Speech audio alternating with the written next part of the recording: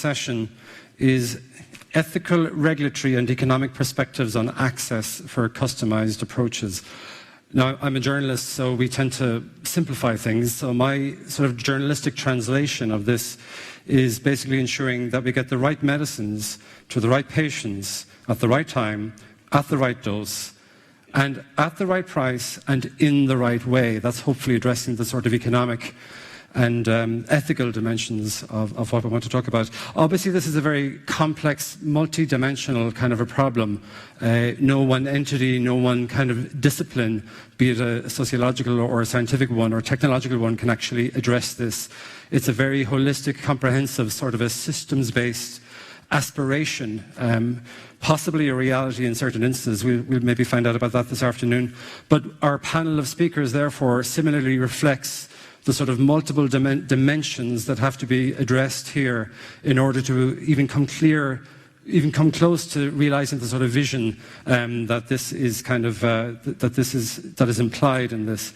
Our first speaker is Stéphane Slizon. He is the Director of Strategy at IMS Health, which is the healthcare information services company that many of us rely on to understand the healthcare market. Stéphane is a thought leader in areas like forecasting and strategic analysis as applied to the healthcare market. So Stéphane, the floor is yours. Thank you.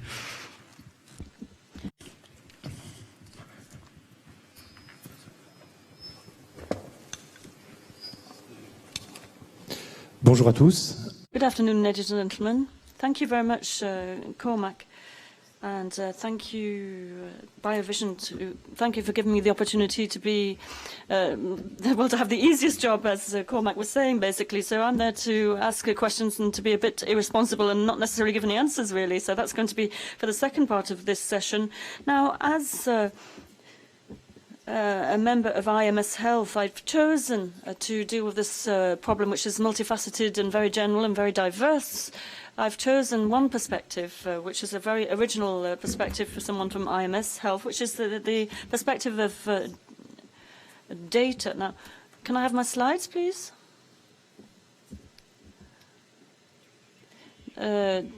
Data, which in my opinion is a sign of the dawning of a new era. So I think we are at the dawn of a new era, because things are really moving forward quicker and quicker, particularly in terms of technology.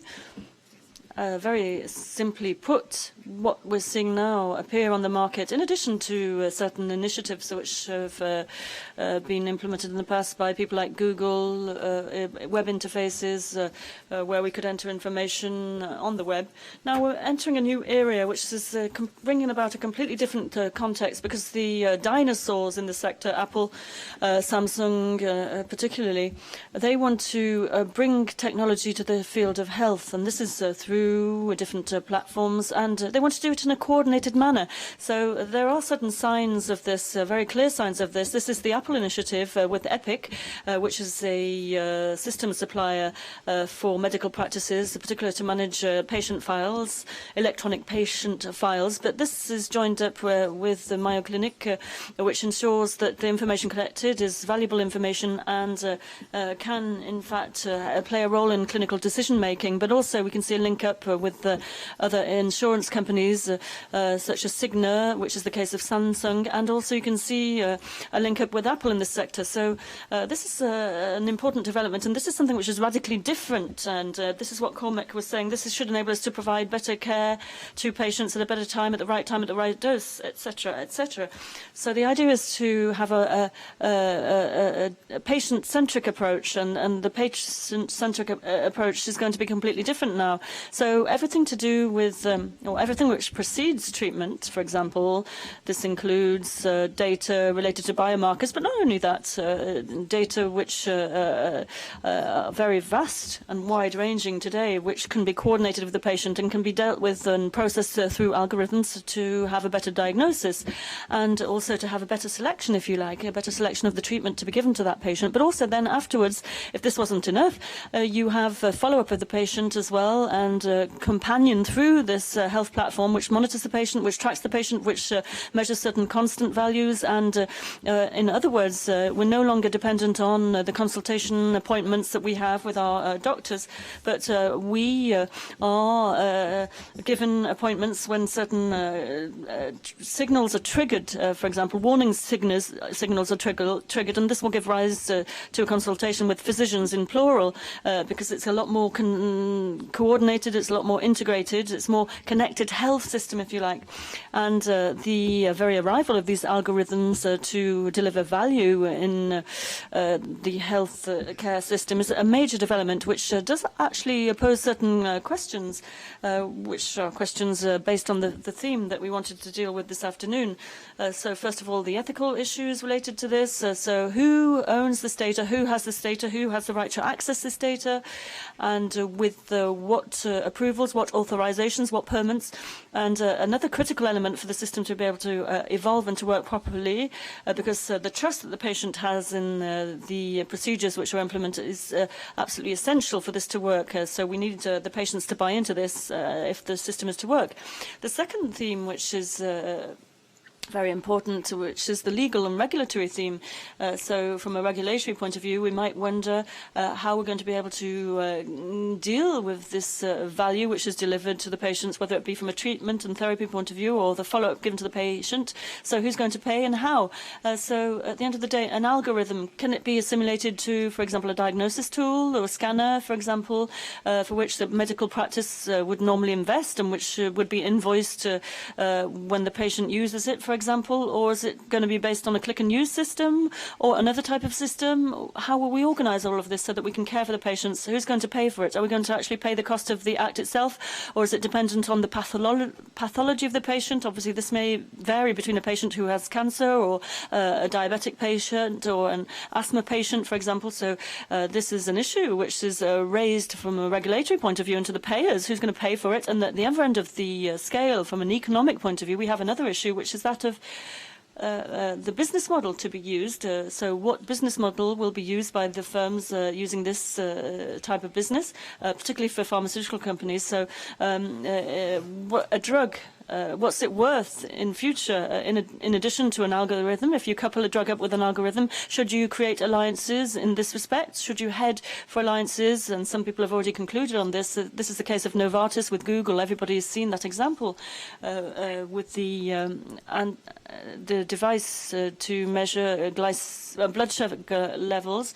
So all of this is going to completely disrupt or create some major upheavals in medical practice, but also major upheavals in all of the industries which focus on this and work around this medical practice. So to conclude, I might say that today we're really seeing the first signs of changes, but all of the factors are already present for this change to be taking place. And I think we can imagine some deep-rooted and sustainable, but even quick changes in this field. Thank you very much.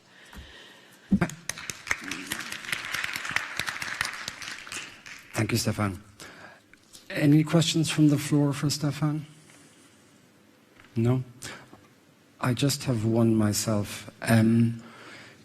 We all know, even as IT consumers using the internet, Facebook, whatever, that the IT vendors or the internet companies are very successful at building, holding, and maybe even controlling consumer relationships.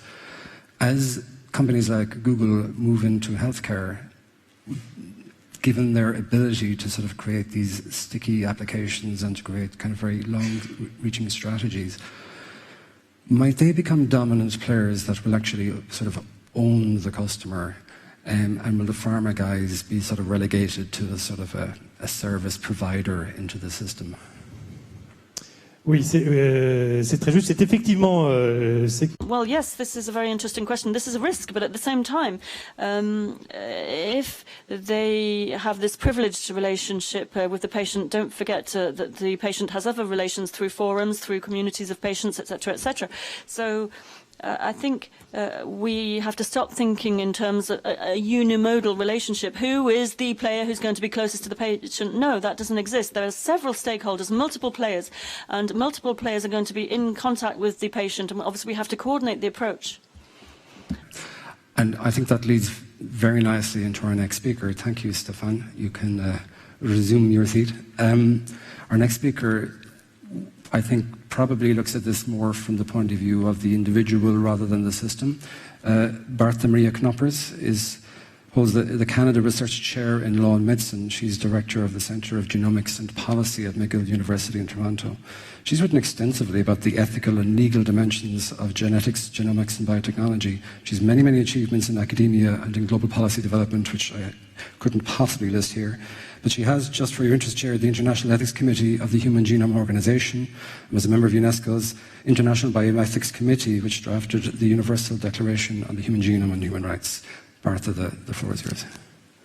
Thank you and good afternoon. Is it working?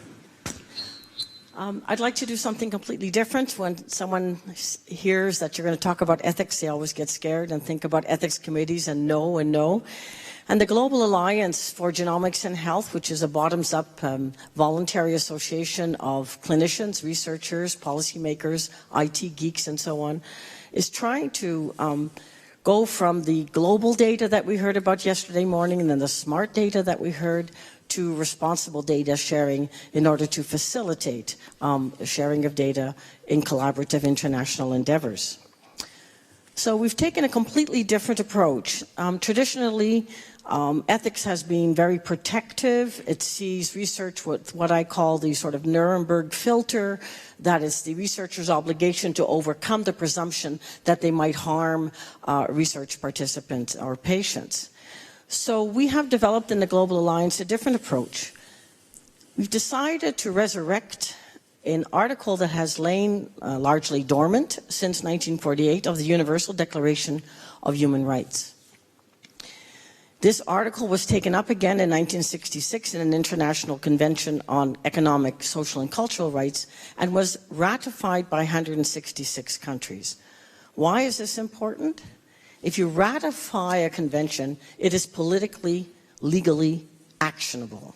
So what does this Article 27 say? Well, it has two basic fundamental rights enshrined in one article, twin rights. One, the right of citizens, of everyone, to share in scientific advancement and its benefits. So that's a right of citizens, every citizen. And the protection of the moral and material interests resulting from scientific production. This means that if you do share data, if you are open source, if you do build infrastructures, scientific infrastructures, that doesn't mean that you do not get proper attribution or recognition for your scientific and your intellectual input. So this is what this framework aims to do, to take a completely different approach to advancing science, but also allowing citizens to benefit and scientists to be recognized. So the next slide, please. Oh, it seemed to be stuck. Oh, it's translated, I forgot to say, it's 7 languages. Actually, as of yesterday, 8 in addition to English, Japanese, Arabic, Chinese, and so on. In order that this simple framework, which has all kinds of policies that go with it, will be usable in a user-friendly sense for citizens around the world. Now, what's interesting about the framework is that it moves data sharing not only from around the global level, but down to subpopulations. It supports what we call projects on, that will stratify from the population level to the subpopulation. Why is this important? Because stratification of all this data into subpopulations of healthy individuals or resistant or susceptible or super transmitters or whatever is very important for the sustainability of universal healthcare systems like you have in France, like we have in Canada. And here we have an illustration of a project, international project with over 65 studies from 30 countries. What stands in the way or what is difficult? Why do we need the Global Alliance? Actually, as a co-lead of this project, it's a Canadian project, out of a 3-year funded project, it took us a year to get ethics approvals, to get through all the interinstitutional agreements and everything else. This is not the way to be efficient, economical, and ethical when you're trying to do international research that involves data sharing. So we have a real challenge here to somehow build a system of what I call mutual ethical recognition between countries. If your system meets certain criteria and your ethics review process meets certain criteria, why shouldn't Germany recognize a project that has such approval in France or Brazil or Vietnam and so on? If we go from populations then to subpopulations for stratification, for sustainability of healthcare systems that allows us to target where we put our money, we also, and this ties in exactly with the speaker before me, start integrating data sharing across healthcare institutions, offices, and systems. And this means that we can build platforms for infrastructure science at the level of the patient, where the patient, through repeated contributions of data or of samples, can in fact become their own control over time, and in that way receive better, again, more customized and targeted, individualized healthcare. So we move the whole data sharing down to the healthcare system. I think this is going to be our greatest challenge. Data stewards tend to become data custodians and sit on their data. And finally, we have this movement, this whole do-it-yourself. This is the participatory part of the 4 Ps we heard yesterday. And I would add the populational at the beginning and add a 5th P. But at the personal level, we now know that citizen advocates, patient advocates are arguing in favor of a do-it-yourself kind of genetic quest, if you like, by sending in spit samples and getting their, in quotes, clinical readout of their genetic futures. Now, I think self-help is a great idea.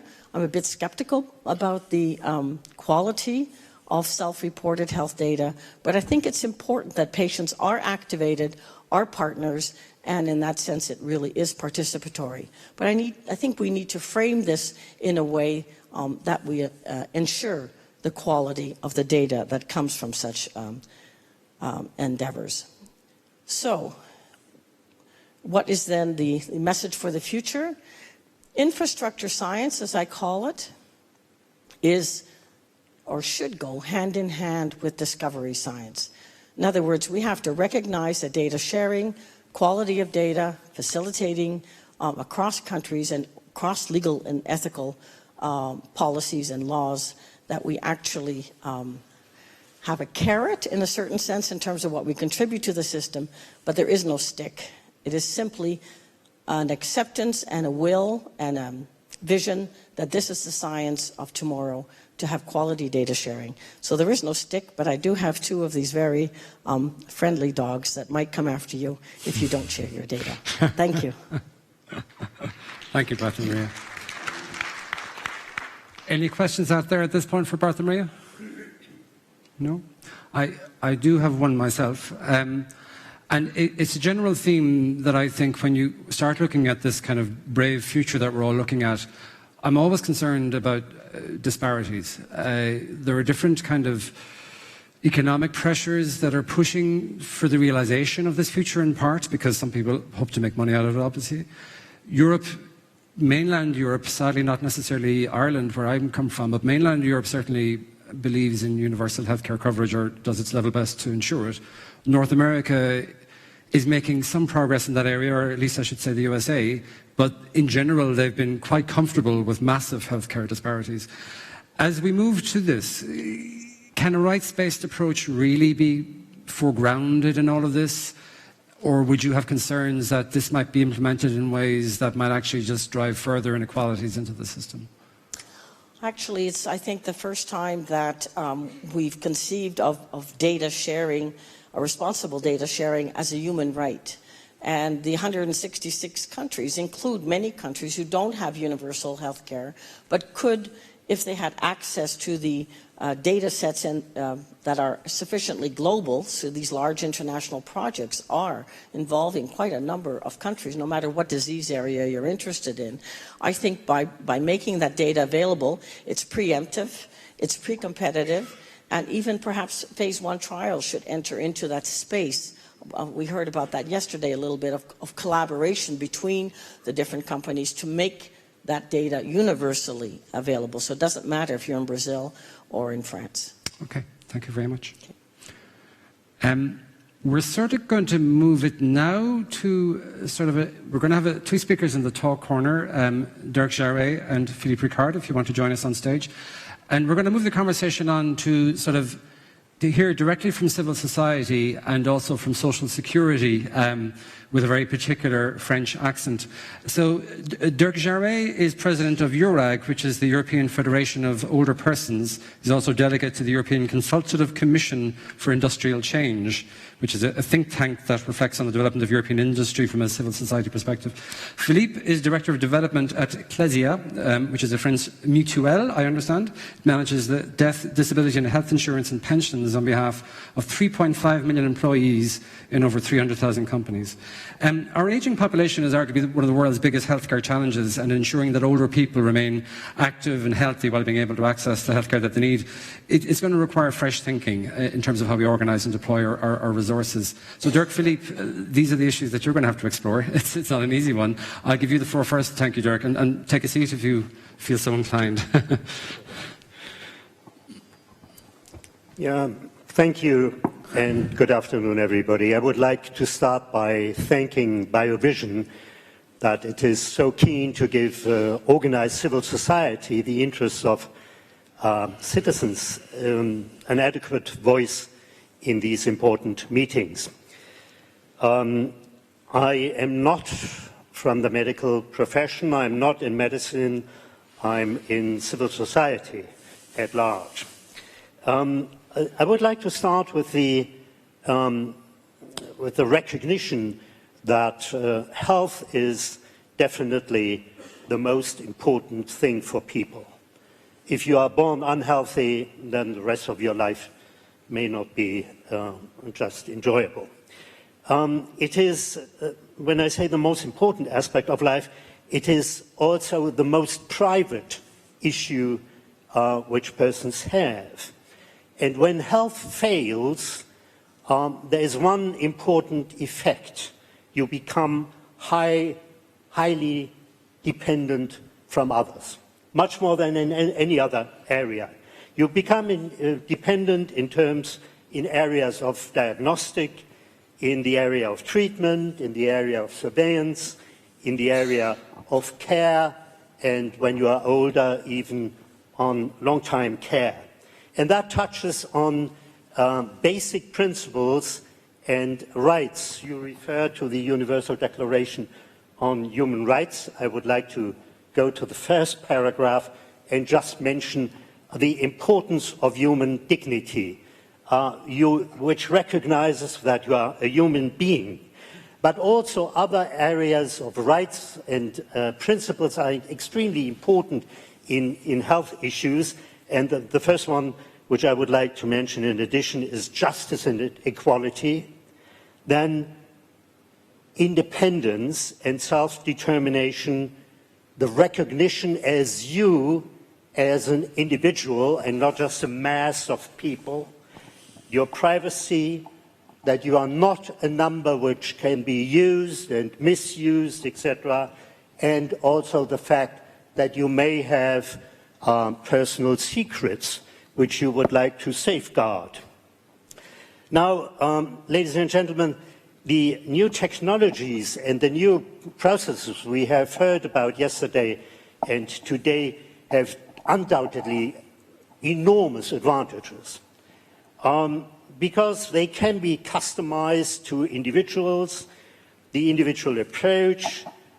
They have an influence on the speed of detection of what your corpse may suffer, the preciseness and the targeted response to it. It may have tremendous effects on costs and may lower costs. I am rather see that this will happen. And it permits that in the future, not patients travel to practitioners, to doctors, to clinics, but that data will travel instead of patients. That opens a totally new dimension, because if you live in a rural area and you have no possibility to be easily treated by a doctor then it can in the future be done by telemedicine, it can be done by telecare, etc. But on the other side of the coin, you have also sort of question marks and even dangers, which especially citizens perceive, because they feel that it can potentially undermine people's trust in medicine.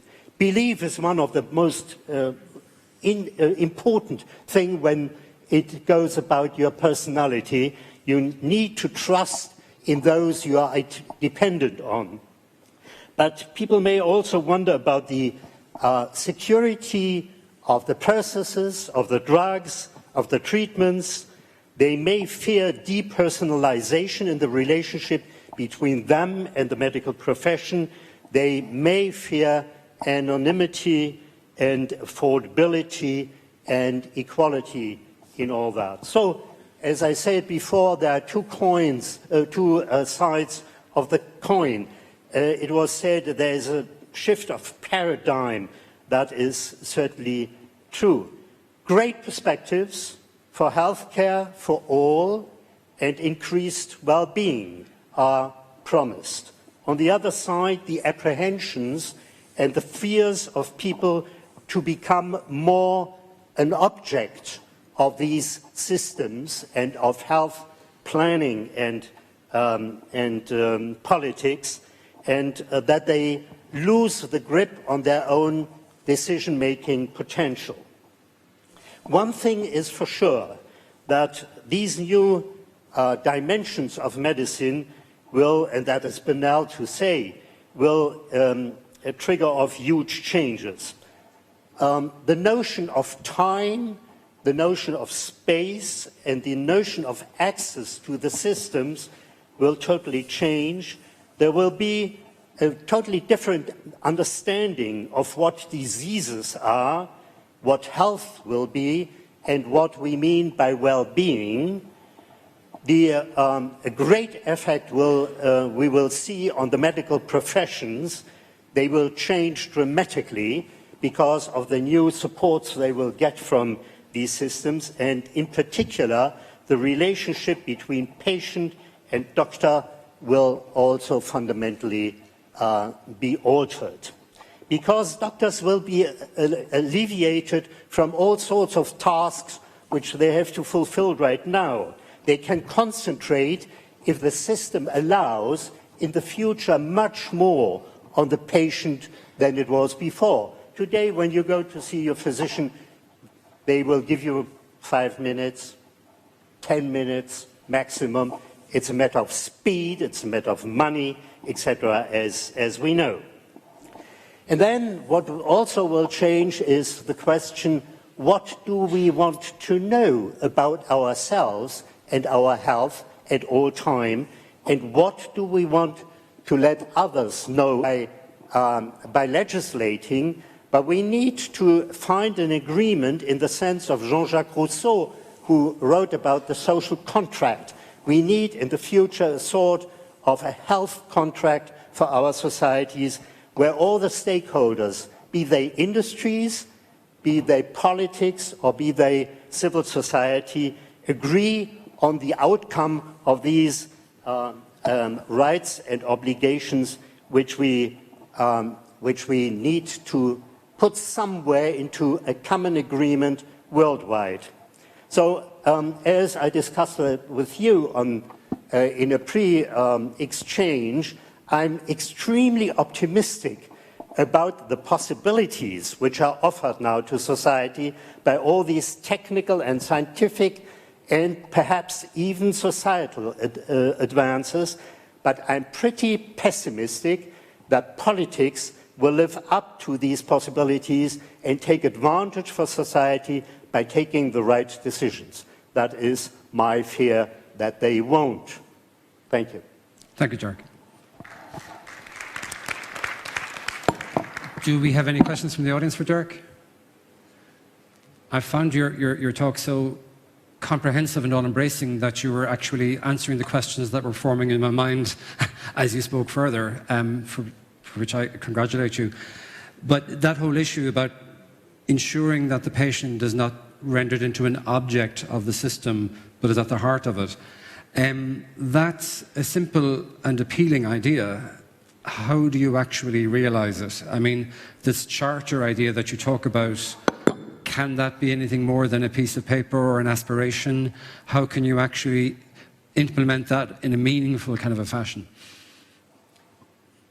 Well, in European history, we had a period which we called the time of enlightenment, where we put the individual back into the center of society, and not the structures of power to determine what people had to suffer, what they could enjoy, either by the church, by the state, by whatever. That enlightenment period meant for European, and I would say even for world history and advancement, a huge progress. Because it allowed people to be aware of their singularity, of their potential, of all what they have, and to accumulate, and that is open source sharing in a way which came into it. And that was really led to progress, and it led also to the connotation of human rights. So in other words, instead of having precision medicine, we need to have enlightened or enlightenment-heavy medicine.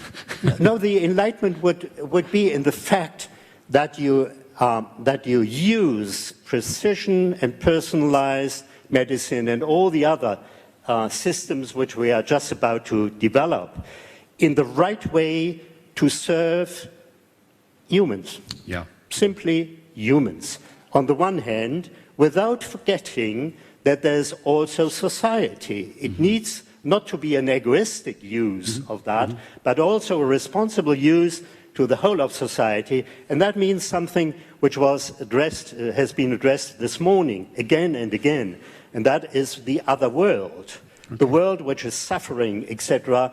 We need also to put them out of that, relative darkness into the enlightenment, and give them the chances which we enjoyed in Europe and other parts of the world. And that is a high responsibility. The responsibility between individual and society, which we need to share. And that is only, I think that Jean-Jacques Rousseau gave us the right example. He said, no societal project will be successful if not the three pillars of society agree on it and support it. And the three pillars are the sovereign, which is today politics, the merchant, which is today the market, and the citizen, which is civil society. If these three agree on the principles, on the rights, the duties, the obligations, etc., worldwide. Now, I want to, at this point, thank you, Derek, I do want to move on, and I think it's going to be an interesting conceptual leap from Enlightenment thinking to the sort of actual gear, the operating system of a successful social system in which people's needs and requirements are taken care of and they can have a life. And so that is your job, Philippe. The floor is yours. Je vais essayer. Bonjour à tous. Alors moi, je représente... Hello, everyone. I represent the insurance sector, so to speak, especially health insurance and provident funds. When you represent the insurance company, you know that at the very heart of the industry, you have the notion of protection. It's about protecting men and women, those who need such a protection, but also providing access to treatment. But it's also an industry which is based on risk analysis.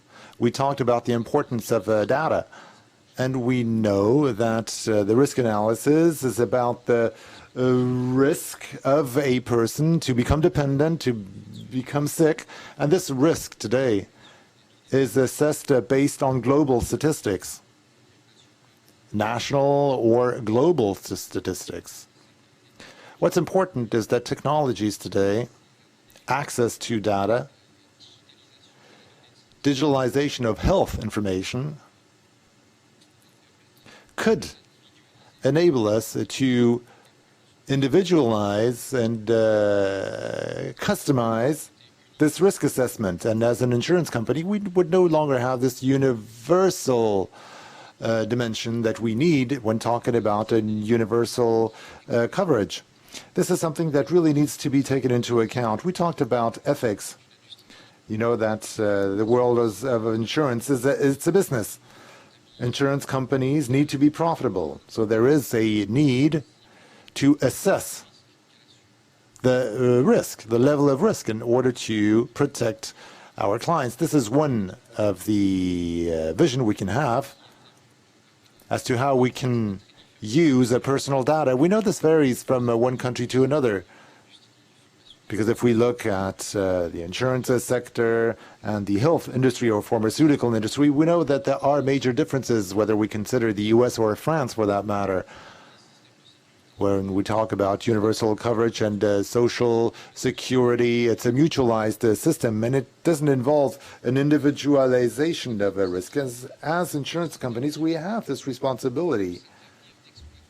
We should not exploit individual data until a person, well, we can't cover you, we can't give you an insurance because your level of risk is too high. So that's something we simply cannot do, and insurance companies do not have access to individual health information, and there are ethical charters that exist in several countries. What's important here is that health data today is not only something that belongs to a physician, it's not only about a medical prescription, it's also about what we call big data.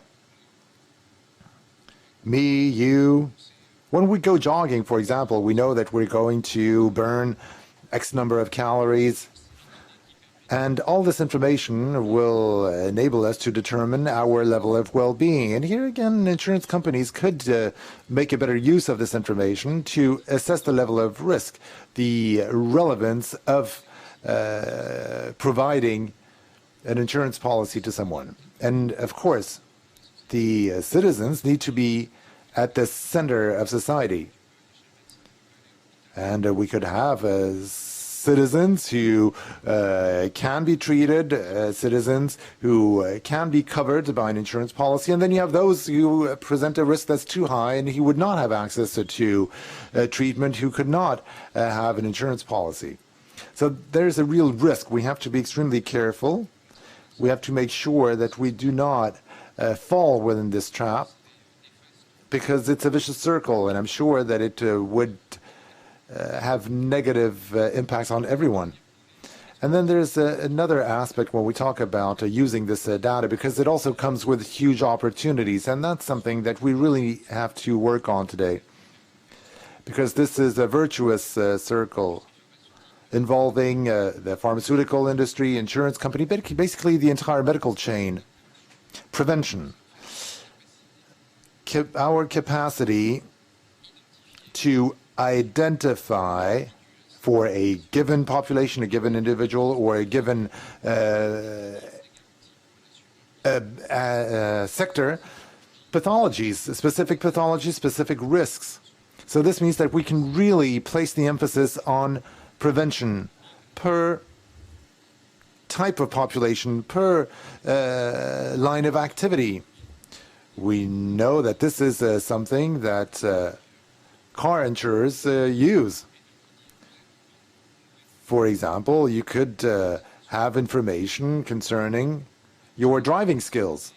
Insurance companies could potentially tell you, well, you're a bad driver and I'm going to ask you for more money. In the field of health, we could theoretically apply a similar approach, but our rationale is different. We need to find solutions to make sure that we help people improve their eating habits, to make sure that people adopt the right position, the right gestures to avoid any musculoskeletal disorders. So prevention here is key. We can give advice to our policyholders. This is what we can do to prevent diseases from occurring in time. And I think this is really the number one mission of insurance companies today. We should no longer limit ourselves to conducting risk assessments. We really have to use all the information we can, not necessarily customize. We must be able to use this information to provide a type of service that will enable to induce a behavioral change. People have to change their behaviors. This is important because this will have an impact on the occurrence of such and such a disease and such a line of business. And underpinning all this, there are a lot of consequences. The relationship to the health system will be modified, and this is a universal approach because this is our societal responsibility. And I truly believe that this is something that insurance companies really need to focus on. This is not alone, in partnership with the pharmaceutical industry, with the entire medical chain, physicians, pharmacists, hospitals, because we're part of this medical chain. We have a role to play in the field of prevention, and we need to use all the information we can. And of course, this is one of the benefits of using these huge volumes of information. We have to sort the information, we have to make it meaningful, but it's not easy. There we go. Thank you very much.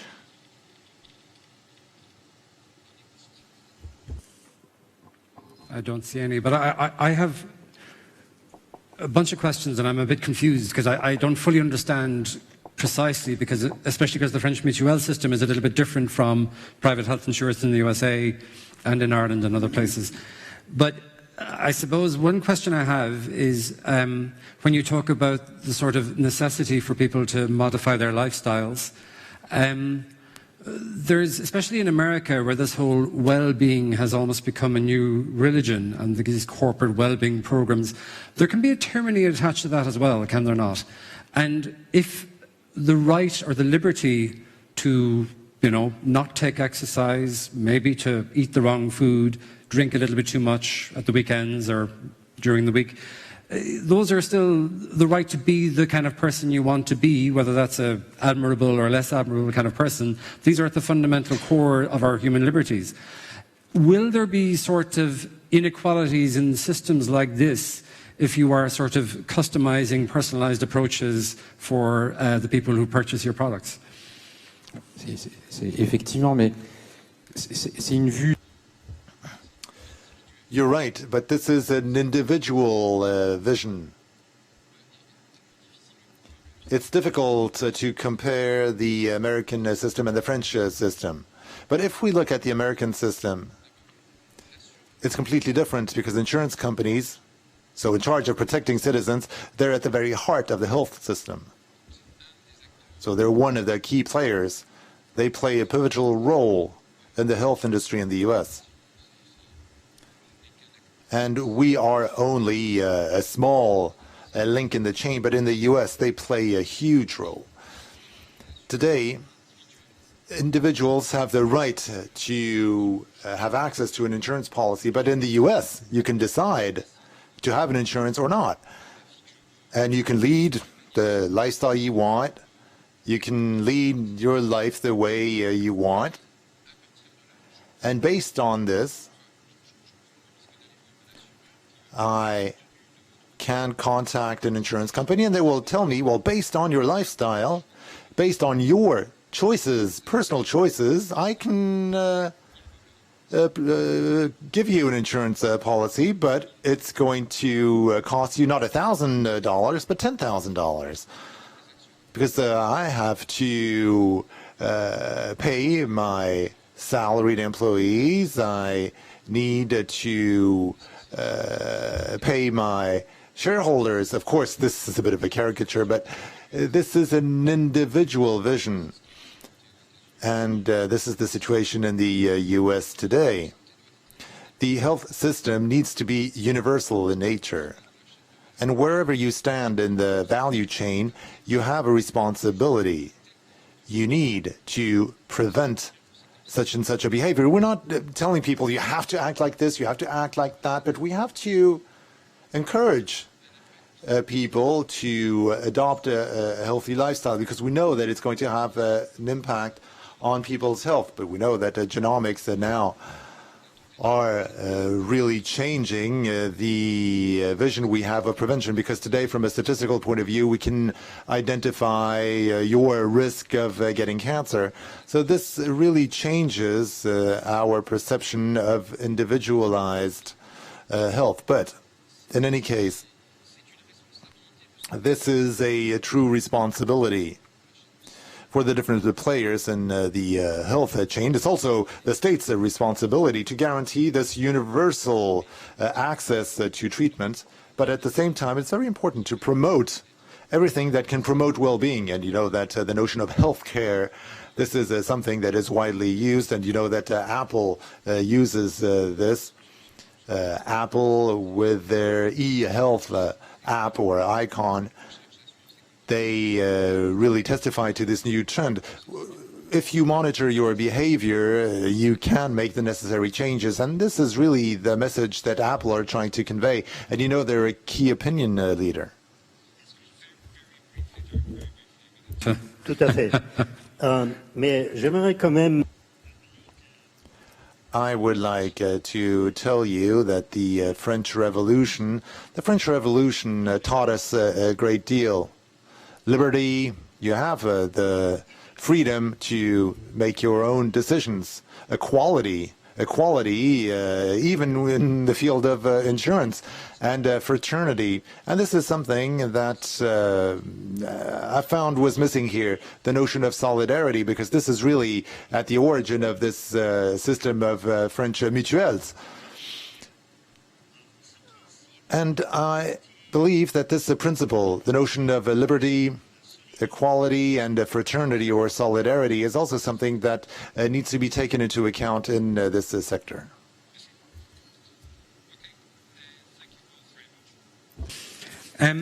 Now, our next speaker, unfortunately, sends his apologies. Jean-Claude Guillain from ANSM, the French drug regulator, unfortunately had urgent media business to attend to today, so he might be on the TV news tonight. So instead, I will invite to the stage toute seule Thierry Chignon. And Thierry is basically bringing an investor perspective to bear on this discussion. He's a senior partner at Mérieux Développement, which is an evergreen fund established by l'Institut Mérieux to invest in innovative healthcare companies. It has 4 focus areas, all of which are pertinent to today's discussion in various ways: in vitro diagnostics and life sciences tools, medical devices, patient management services, and preventive medicine and nutrition. Thierry, the floor is yours. Thank you. Thank you. How should I get the first slide? Shall I press? I would give it a shot. I try. Not yet. Okay. Perfect. Yes, slightly different from what you've heard up to now. And keep in mind that this presentation was supposed to come just after a presentation about some regulation by Jean-Claude Guillain, ASM. So I will try to make it as clear as possible. Just to present who we are very quickly, Mérieux Development is an investment fund or organization, more acting as a family office of the Mérieux family inside the Institute Mérieux, dedicated to healthcare, but inside healthcare, mainly medical technologies, as it has been mentioned earlier on. So we are not investing in some drug, and you may understand why it's important for the rest of my presentation. We are performing two types of investment: early stage companies, i.e. startups, so more venture activity, and the late stage companies profitable, and that will be growth equity. Our recent last vehicle is is precisely 150 million, and we're usually acting as an active minority shareholder. And when I say active, it's because I would like to point out what's written in the red or the underlined sentence in the red box, which says that because of the Institut Mérieux environment on the corporate companies such as Biomérieux, Mérieux Nutrition, and so on, having a strong expertise and experience in some dedicated field, that's number one. Number two, being present in more than 150 countries with some actual subsidiaries. What we are trying to provide to our portfolio company is to leverage this unique expertise. So we are trying to provide more than funding, as I mentioned it on. So I've been asked, because I hope some companies in the room, smaller companies, could be looking for some investment. What we, our investors, are looking for, this slide will be more general, as you would expect, and the other one will be more specific to the customized approach. First of all, we do like innovation. Everybody's speaking about innovation. Should it be incremental or disruptive? Depends. I really do not care, but it should cover some specific unmet need somewhere in the healthcare process. That's important. Having said that, and maybe that's more important for disruptive innovation, it's great to have something which is completely changing the practice, but it could be very difficult to manage afterwards, especially for a small company. So that's why I put the second bullet point, indicating avoid changing too much, I would say, the medical practice. Because if it's changing dramatically the medical practice, it will take an awful amount of time in order to become the standard of care, and that could be very difficult for some smaller companies. Of course, IP is an important one, so strong IP protection, or if no IP, if we are more in the servicing to patient, home care, or home care, yes, that's one, having a very strong know-how. So that's the first one about innovation. Second one, large market. Of course, we can, in the medtech sector, contemplate some very large markets.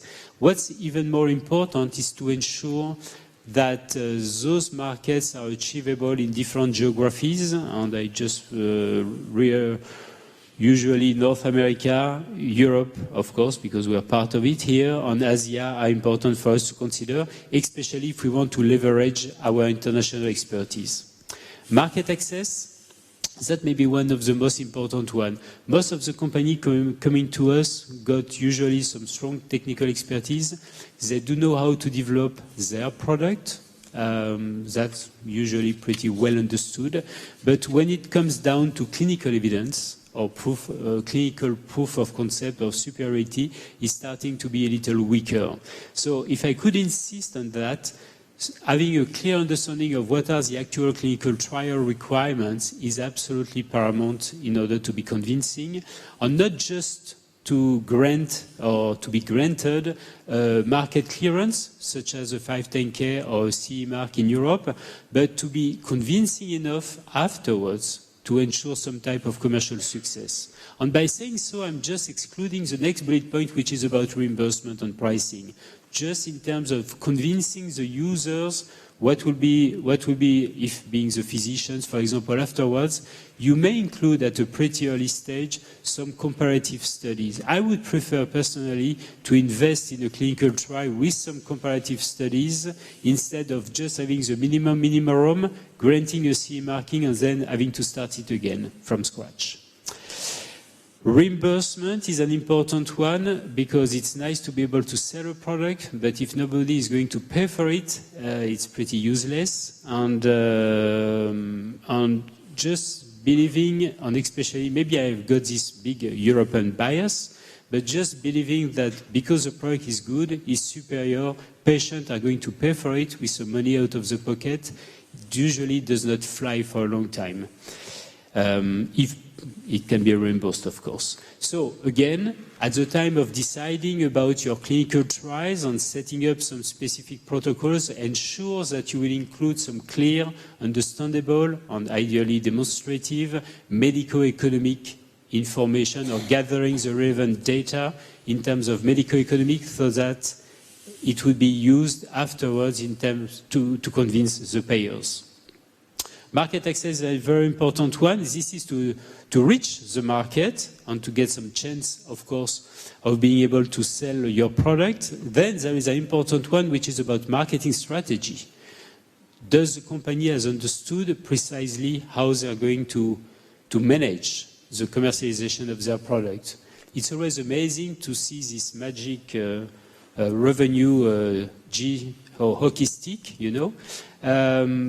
Just by saying, okay, I will hire few commercial people and you'll see what you will see. Well, usually it never works. Do they have a clear understanding of whether their technology will be used some specific, dedicated, limited, expert clinical center, which could be good, by the way, difficult to convince, but at least there's a few numbers of them, so the resource could be somehow pretty limited. Or should they go to see a lot of individual physicians all over the place? And that will require different type of resources. So that's very important to consider. And again, especially on this last bullet point, we usually have almost very limited, if not no information. Last but not least, the team. I like to say to the younger ones of our team, there are three major criteria, so I make it shorter than your slide, which is people, people, people. If we do have the relevant team in front of us, we should be able to make something good. So, team, of course, experience is better, serial entrepreneurs, that's great. Having been successful, it's usually reassuring, even though if they have performed some mistakes, and they have understood their mistakes and they're able to explain them, I would definitely consider that as being a good experience. And being ambitious with a positive way of thinking of the wording, which means, especially for us, having some international objectives so that we can leverage our expertise. So that's what we're looking for generally. Now, of course, because of the customized approach, I've been asked whether or not I'm ready to invest in terms of on those types of technology. So keep in mind, we are not investing in the pharma drug side, we are investing in the medical technology side, and therefore when you think about personalized medicine, without being exhaustive, that would be mainly companion diagnostic or imaging or type of software device that would help to better analyze the patient and to ensure or to improve the likelihood of success of the drugs that could be utilized. So, big question for me, because I've seen quite several dossiers in this area. Is a company, startup in front of us, going to develop independently from the pharma company? If it's a yes, so they're trying to manage that for, again, I should say, a proprietary drug product. If it's the case, there's a big question about the feasibility of the clinical trial in particular. How are they going to manage some data of their companion device without being able to access some of the information which is from the pharma company? Big question. Do they have to reperform some data? How can they get the molecule? That's a very big burden, which up to now I've not seen some good way of I should say, performing that. Just consider it has been managed and the file is good. How is a small company, a startup, going to manage with the payers? Keep in mind, on one side, the pharma company will be, understandably, willing to sell their product to a target population which could be as large as possible.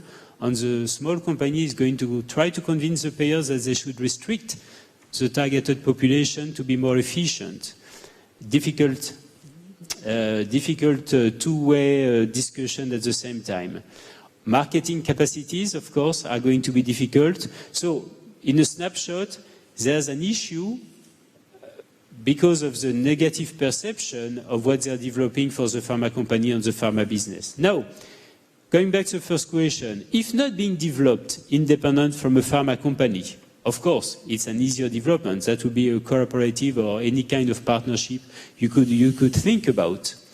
But there is a big point to be considered, is that what is the exact intention of the pharma company in terms of development plan and timing to be successful?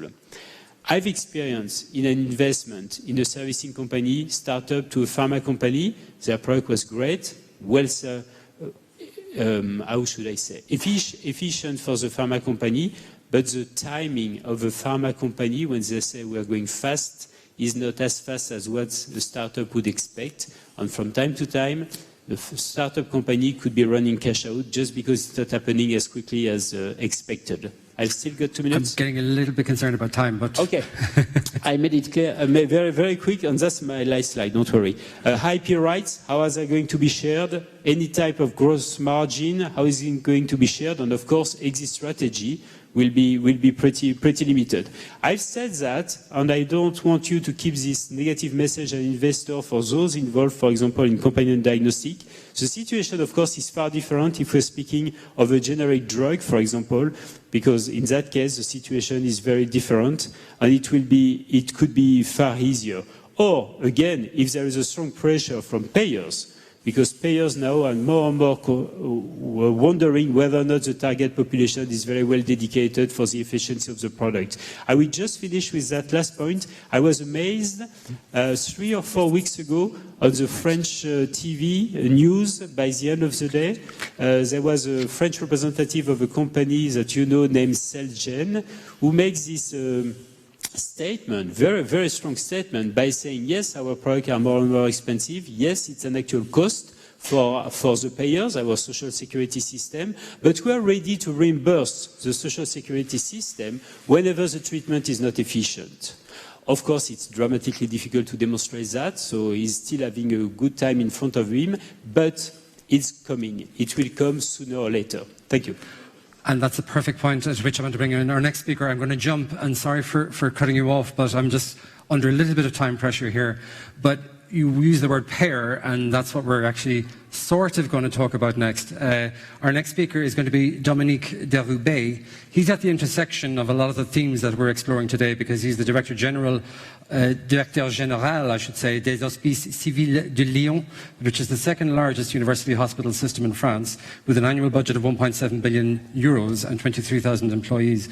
He's got a deep understanding of the evolution of healthcare in France, having spent more than 30 years working at senior levels of administration throughout the country. He will speak in French, so take your headphones if you need them. You can sit down.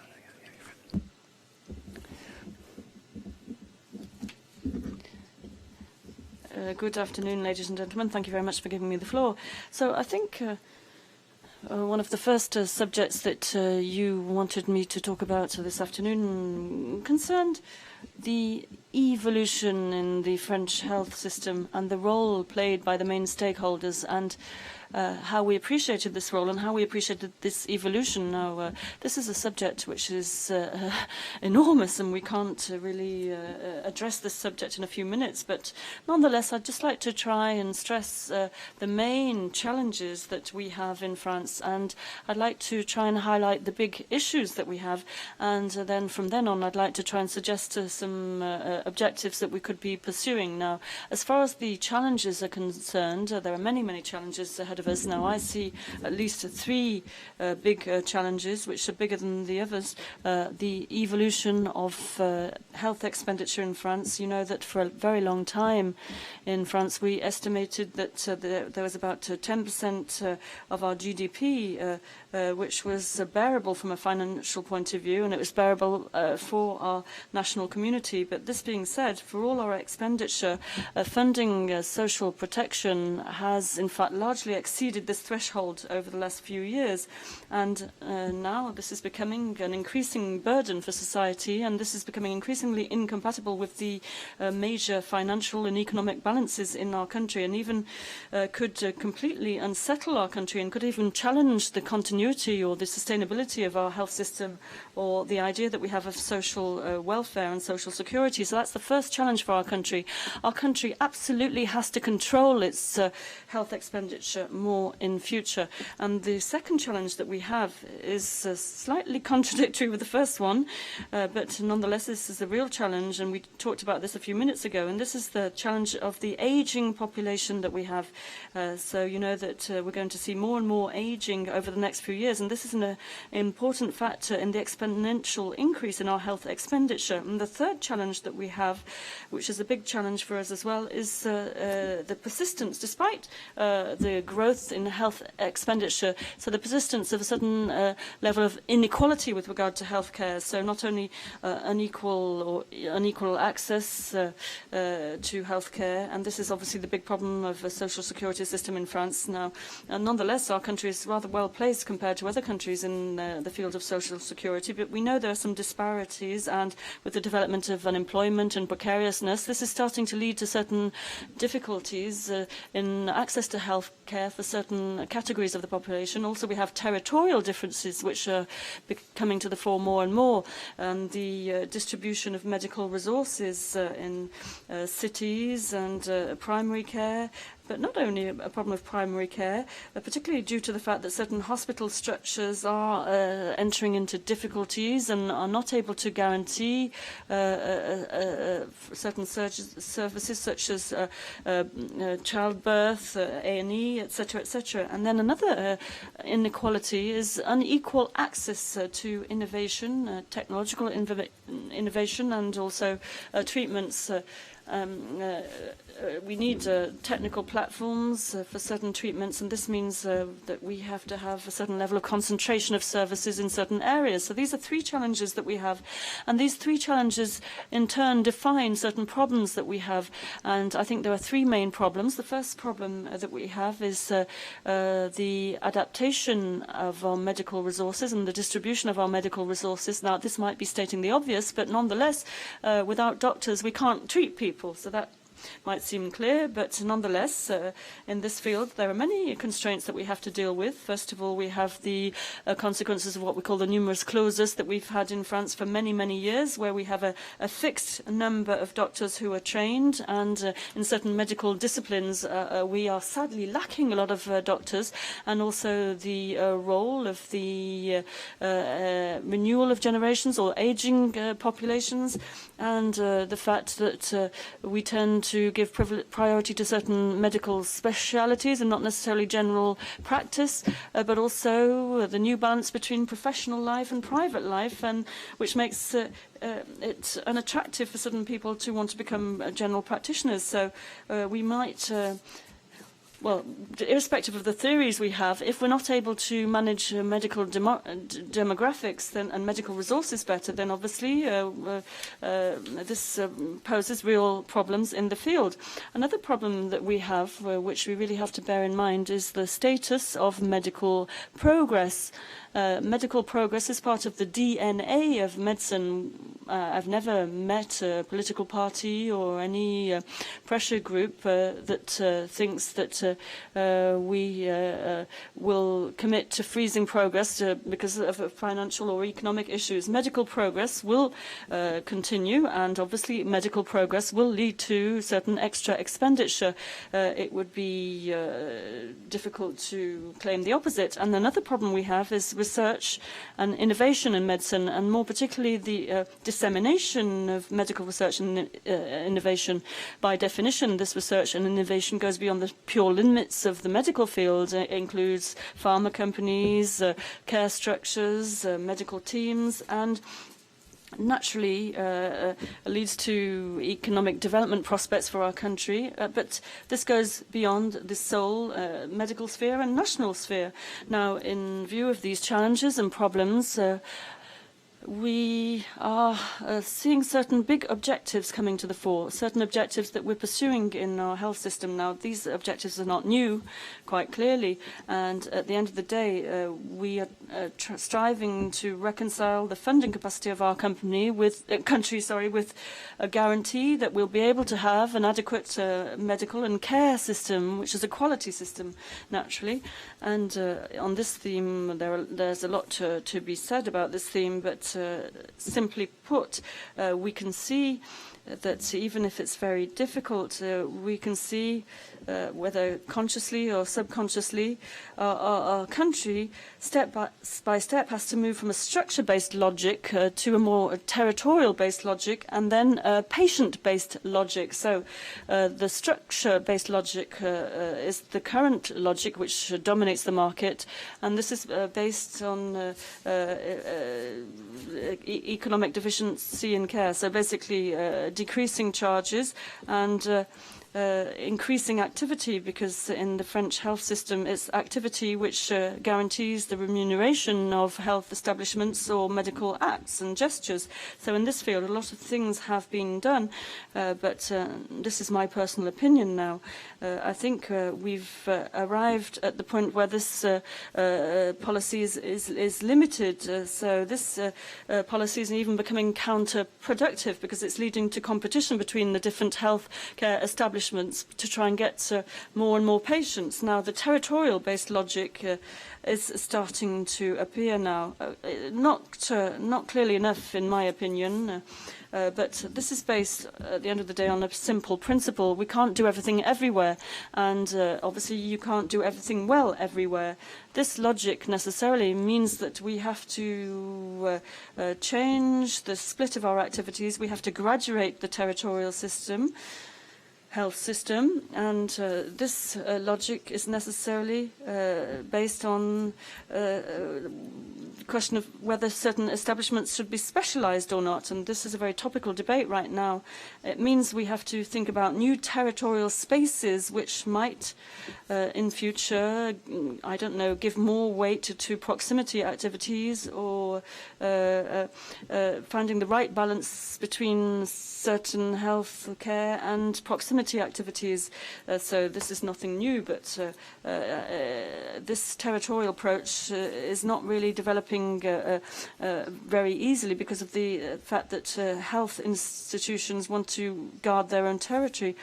And then we have the care policies, the medical strategies. So we have to adapt these policies, not necessarily to the interests of the health establishments and teams, but more towards the health path of the patients. So we have to be more patient-centric, and this is going to lead to a major change in paradigm, which has to be encouraged, obviously, but I don't think we have the basic tools in place today to be able to do this. I don't think we have the methodology, and I don't think we have the funding to do this either. So in addition to these thoughts, just to finish on this theme, I would say that, personally speaking, I'm rather convinced that the evolution in our organization is not going to suffice to overcome all of the challenges we have ahead of us, the challenges I mentioned earlier on.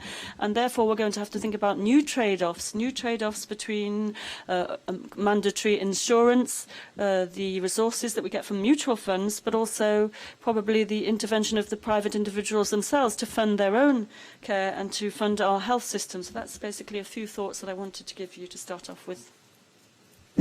Dominic. I'm going to not ask any questions now, because we're going to call to the floor Finn Christensen from Denmark. He's going to talk to us about health technology assessment, and there might be an opportunity maybe to come back as well. This is becoming an increasingly important tool for determining the clinical and economic value of new drugs. And Finn is head of the coordinating secretariat of the European Network for Health Technology Assessment, UNETA, I think it's known as in common parlance. It's a pan-European network of health technology assessment agencies. It's established to promote cooperation and knowledge sharing among European health technology assessment organizations. It's kind of interesting, actually, that I think the sort of EU sort of HTA strategy is that regulation is global, but decisions are local. But at the same time, there's very interesting coordinating activity going on at EC level around health technology assessment. I think Finn can actually enlighten us an awful lot about what's happening here. It's quite interesting. Thank you very much for this opportunity. I know that we need to be finished in time, and I'll do what I can to support the facilitator in that. So I'll be brief. Yes, indeed, this is a European network, and this is actually a global conference. But it's actually, as you already alluded to, it's quite a difficult area to work on because the national systems are different. The prosperity of countries differ, etc. So how can you do anything sensible in the area of getting the evidence sorted out and structured in the best possible way with others? We thought we should start in Europe. In this network, we have all the national and regional institutions that have been designated by the member states of the EU to participate in the network. That means that it's typically institutions that are indeed informing either reimbursement or healthcare decisions at national or regional level.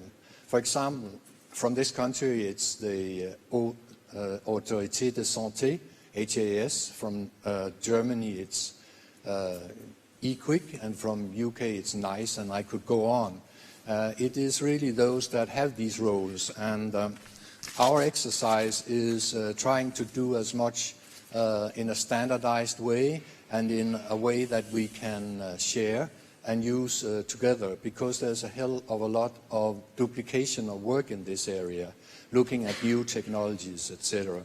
And by the way, when we talk about technologies, it is both interventions and diagnostics. It can be devices, and in this area we are, like anybody else, struggling with new challenges, particularly because of the stratified approach, the build-up of evidence that is different from the evidence behind the so-called blockbusters, and also some of the challenges that in the area of devices and in the area of biologicals, we are often dealing with small and medium-sized companies rather than the big usual companies that we deal with when it's drugs.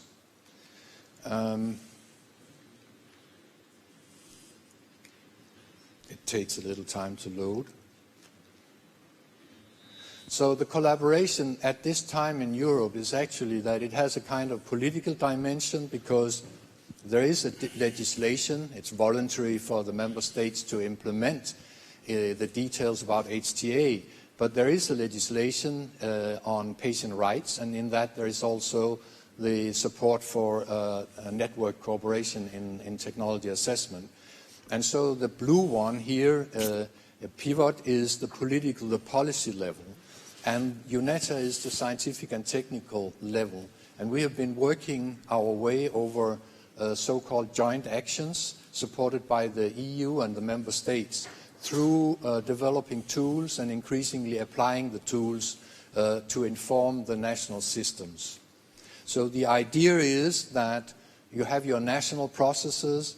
They need to be targeted, they need to be localized to the decision maker in Bavaria or the decision maker in France. But again, very much it's building on the same core evidence. How can we handle that so that we can speed up the processes and get the effective technologies implemented on broad scale, if that is relevant, across Europe? We have a model that we are applying, and it's reflecting that there are several dimensions of value. There is, of course, the clinical value. We're used to that. That is, what can we see in terms of the patient outcomes that are showing a beneficial effect and efficacy or effectiveness of the intervention. But there are actually other elements of value. People will then immediately jump to thinking about economic value, going to considerations about prices. Yes, indeed, these are important dimensions in the decision process. But it actually goes through considerations also about the organizational consequences of the new technology. Now, we heard a piece of advice in this session that small companies should not sort of flag that what they were coming with would make big changes in the health system. Well, I do understand the point, but in fact, sometimes you can see real gains in the system from a new intervention. Just think about the surgeons that used to remove nerves from the stomach of patients if they had ulcer, and now we see that drugs are more or less have just done away with duodenal ulcer. So small things can actually make a big difference, and this broad approach, these dimensions of value, can actually facilitate that these things come forward. The way that we have been evolving is that we started to concentrate on developing joint methods for rapid relative effectiveness assessment of new drugs and new devices.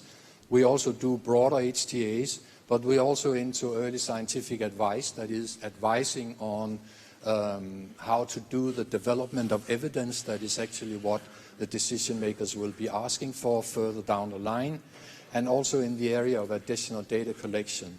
And with the regulators, we are acknowledging that the whole paradigm of assessment may be changing these years as the new approaches of personalized medicine, stratified medicines is coming more into reality.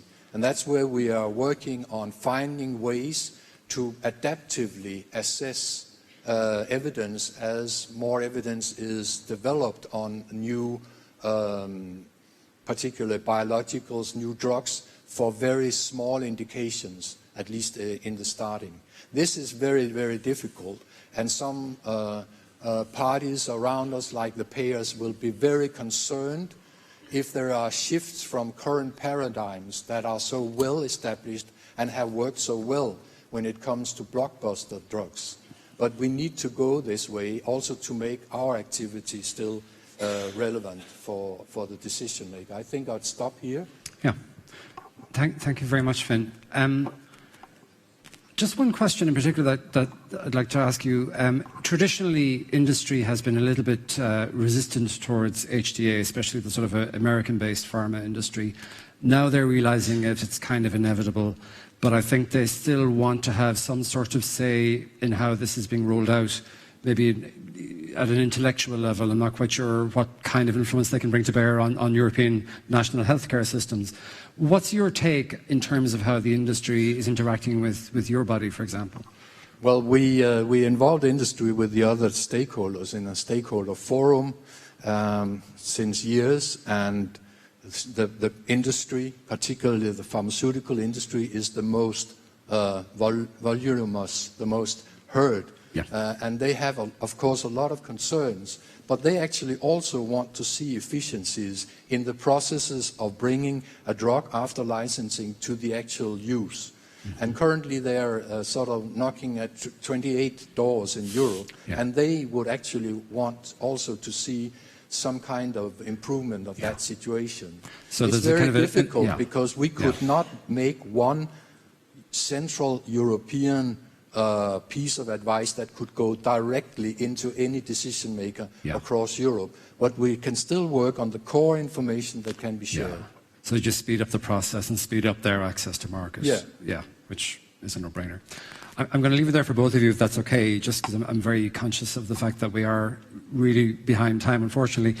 But I'm happy to introduce our final speaker, which is Greg Perry. He's going to conclude the discussion and wrap it all up, which is just such an easy job.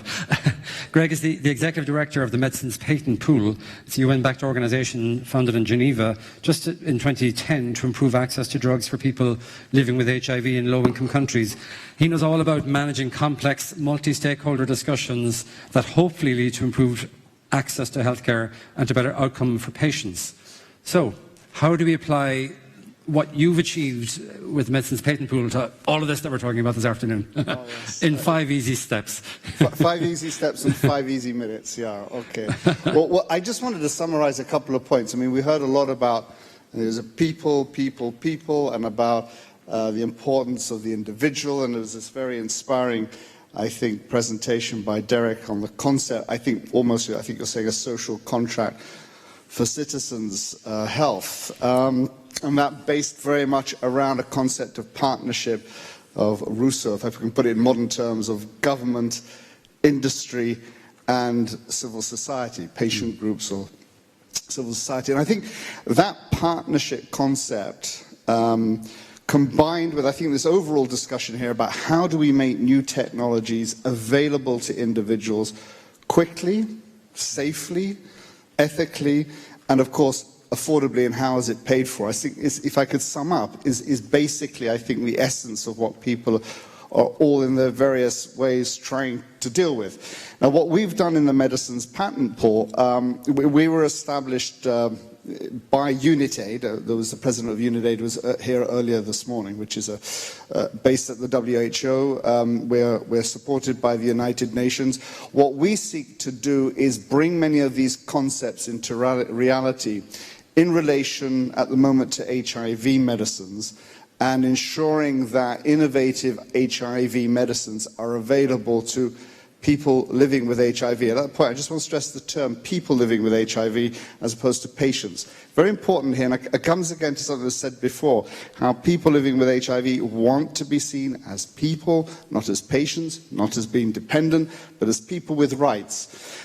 So what we do is we work in partnership with the IP holders, the pharmaceutical industry. We work together with them to share their intellectual property, what's known in towards a pool, so as we can do one or two things, either to sub-license those out to generic manufacturers in developing countries, so we can get the products out quickly, new innovative products quickly out in developing countries, or to use the innovation collectively to develop new formulations and fixed dose combinations, for example, very important in countries of resource-limited settings. So we embrace those concepts which are made out today. We put those into a licensing concept, a concept of patent sharing. It's quite revolutionary in a sense. We now have 12 licenses in HIV. We've worked with 6 IP holders, and we have 10 generic manufacturers who are partners developing 50 or have 50 development projects in process to ensure there's this quicker access to these innovative products in developing countries. Now, at the World Economic Forum, there was this concept of leapfrogging. The idea here is you've got to reach a good mass of people affordably and in quicker time than before. So we incorporate many of those concepts. Now, one of the things, of course, we work in a specific area, licensing IP, HIV. We probably will move over into the area of TB shortly. One area I thought was very important, which was mentioned right at the beginning, was technology and data. The importance, I think nobody can underestimate the importance that simply a mobile phone is going to give in developing countries, and the possibility there is there for diagnostic treatment, for testing, even maybe for pharmacovigilance. There's a whole, I think, mass that we've only seen the beginning on now in the health sector with that mobile phone. And coming back to the individual, it's amazing, isn't it? The mobile phone really is an individual thing. It belongs to the person. It's very accessible and brings the whole world into that person, hopefully that person back into the world. So those were my summary points. The only one issue I'd like to bring up is a concept, again, someone raised the solidarity. I think, Derek, I think that was you again. Of course, we live, most of us, in countries which are relatively well off, in countries which are politically and socially and economically inclusive. Of course, a lot of the people that in the developing countries don't have the benefit either of the economic wealth or, of course, having inclusive governments. And I think that is a very significant challenge for the future. And I think that's one of the key ethical issues. And another question, I was also very struck by the mobile phone usage and the mobile health adoption in countries like India, Brazil and South Africa, which certainly engenders a certain sense of optimism. Also, though, the gentleman from Canada, Dr. Biovision, if I remember correctly, no, Baudet, I beg your pardon, he did raise the point that the kind of quality standards, the clinical validation, aren't really in place for those. Is there a role for a UN body or some global standards body, maybe, to get involved in setting quality standards for e-health applications on mobile phones that will not be just, therefore, something that will be sold on a kind of a consumer hype basis, but actually offers real clinical value to the users? I think it's a great idea. I mean, I have no idea about whether or not that's in the pipeline, but it's clearly point. I mean, we have it in pharmaceuticals, we have it in diagnostics. In pharmaceuticals, we have the World WHO pre-qualification, and I think most of the people in the room will know all about that. So indeed, if we're going to have these concepts used for medical purposes, it's a quasi-diagnostic tool. Clearly, these things have to be applied, and quality. Assured products must be available for people in developing countries. It's not a question of non-quality. And another, maybe a final question, and we will wrap up then, but are there any questions from the floor, by the way, before I actually rudely do that? Anybody want to actually ask Greg from the floor anything? No? Or make a point? A brief one? One final question. This isn't an anti-American question because I write for American publications and I get enthused by a lot of the innovation that happens there.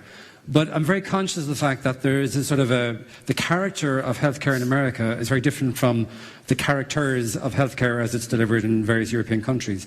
A lot of the technology that's driving this sort of 4P medicine, precision medicine, whatever you want to call it, is being driven from the US. The sort of vision is coming from there. A lot of the sort of the core technologies are coming from there. It's also got a recent political push as well from the White House. Is that a good thing for Europe, or is it a potential problem for Europe in terms of Europe retaining its specific healthcare cultures that I think many of us would feel offers better value and better outcomes for our populations than the American system? Okay, well, I'm certainly not anti-American because all our IP holders that we're dealing with are American companies. So, no, I mean, this is always a big debate, and the US has always been clearly the sort of pioneer in many of the technologies. I don't see a conflict between, being able to develop those technologies and maintaining a system that we have in Europe, which obviously I'm personally very in favour of, which is based on a concept of solidarity. You can use it whatever term you like. And I think we should maintain those, and the US can maybe learn a little bit from us, as we know they are. Yeah. But I think that's also a question for the next session, which I think it's very much about how pharmaceutical industry and pharma industry can bring products to citizens as well as maintain growth. Mm-hmm. So I think we need to bridge those things. It's always this issue, isn't it? Bridging innovation together with accessibility. Mm-hmm. And I think when you create systems that try to do that, I think you're really seeking to make progress. In our small way, that's what we're hoping to do as well. Okay. Thank you, Greg, and thanks to the panel. Obviously, this is a very complex area, and I hope you've been enlightened rather than confused by what you heard this afternoon. Obviously, not all the questions can be answered in any one session, in any one place. This is an evolving story, and I think we're all learning as we're going. One take-home message I have is Finn's point, actually, that gives me a certain amount of optimism, that small things, little things can make a big difference. I think that's one thing I'm going to think about when I go home as well, that small, simple interventions. We talk about frugal innovation in developing countries, but things are moving, things are changing, and we don't have a full vision, but we're trying to get some sense of what it is. Anyway, I thank my panel, and I thank you for listening to us, and please would you give a warm show your appreciation for the panel, and there are very interesting talks this afternoon. Thank you. Very good. Thank you.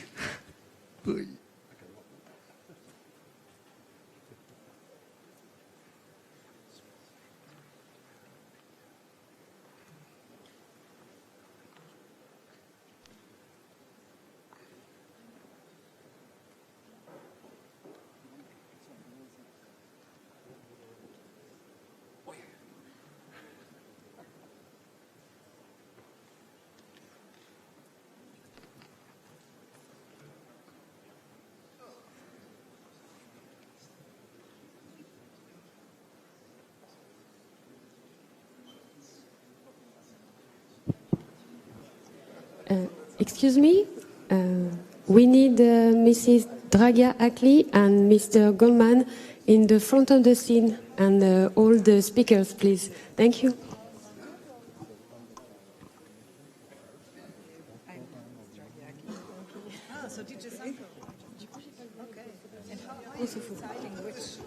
Technology assessments you're doing, you mentioned diagnostics, pharma, and so on. So there's a committee.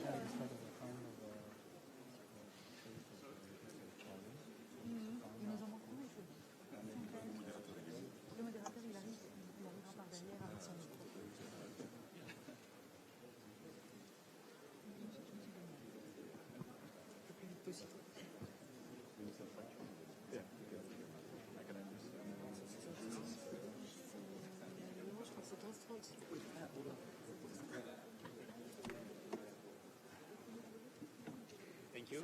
Sorry, we've been too long.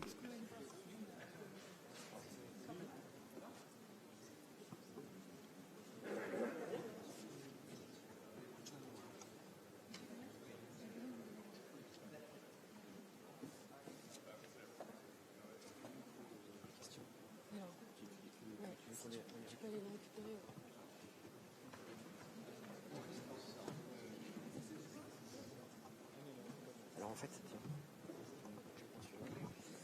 il y a une personne,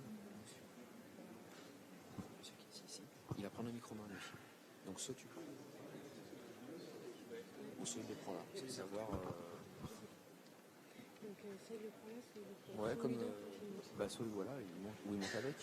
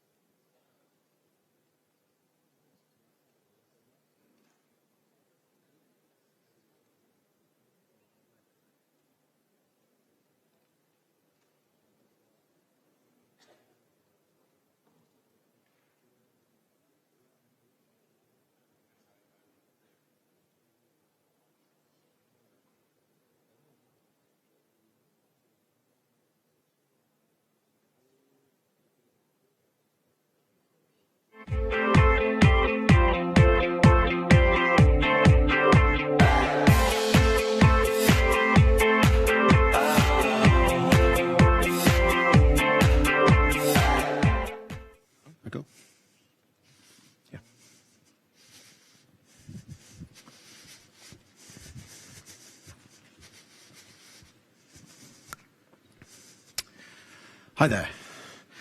So we get to our closing plenary session. My name is Andrew Ward. I'm the pharmaceuticals correspondent for the Financial Times. It's a pleasure to be here. The title of our session is Research and Innovation, a benefit for all citizens and a driver of growth. So I think our objective over the next hour or so is to work out how we can make that title a reality. There's no shortage of effort being put into research and innovation in the sector at the moment, but it's less clear whether this is always optimized for the benefit of citizens and to drive economic growth. We all understand the rising burden of non-communicable diseases, cancer, diabetes, dementia, that result from an aging global population. The Ebola crisis, meanwhile, the rise of antimicrobial resistance shows us we mustn't lose sight of the risks posed by infectious diseases as well. So how can we allocate resources between these very diverse challenges? How can we attract more investment? How can we increase productivity? Is it possible to produce medical breakthroughs that are affordable to society while also producing a return to investors? Some of the solutions will come from personalized medicine, genomics, digital health, big data, but can these concepts live up to the very considerable hype that surrounds them? Sharper science, more collaborative R&D, more streamlined regulation, smarter policy, all of these things will have a big role to play if we are to achieve the goals set out in the title of this session, driving innovation for the benefit of society as well as for investors. So we have an excellent panel to wrestle with these issues. Starting first with Ruxandra Draghi-Ackley, Director of Health Research and Innovation at the European Commission. So Ruxandra, if I can invite you to the stage, and I'm hoping that you can give us the Brussels view of the Health Innovation Challenge. Nice to meet you. And would you like to take a microphone and address, well, wherever you wish, from here, from there? I hope that this is not a TED presentation. It works, okay. I'm very happy to be here this afternoon and discuss with you from our perspective what we can do more for research and innovation and if we would be able to make the most out of research and innovation in Europe. And at the risk of being considered wishy-washy at the beginning, I would say that we are doing this sometimes, and in fact, it depends.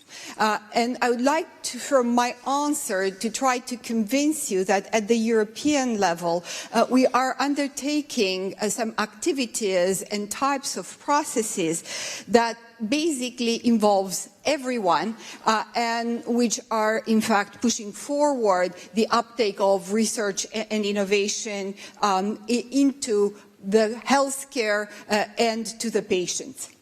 So let me explain, and we'll start a bit with the big picture. As around the globe, Europe is facing the challenge of the aging population, and while life expectancy at birth have increased significantly in the last 20 years, about 5 years, unfortunately, the disability-free life expectancy didn't follow. And while we are able to prevent and treat chronic diseases in a much better way than we were, for instance, capable of doing so 50 years ago, for instance, the success rate after a heart attack of an intervention is increased by 40%, and in many types of cancers, the survival increased dramatically. There are very significant differences throughout Europe. So, for instance, the survival rate in Sweden after a cancer is 20% higher than in Poland.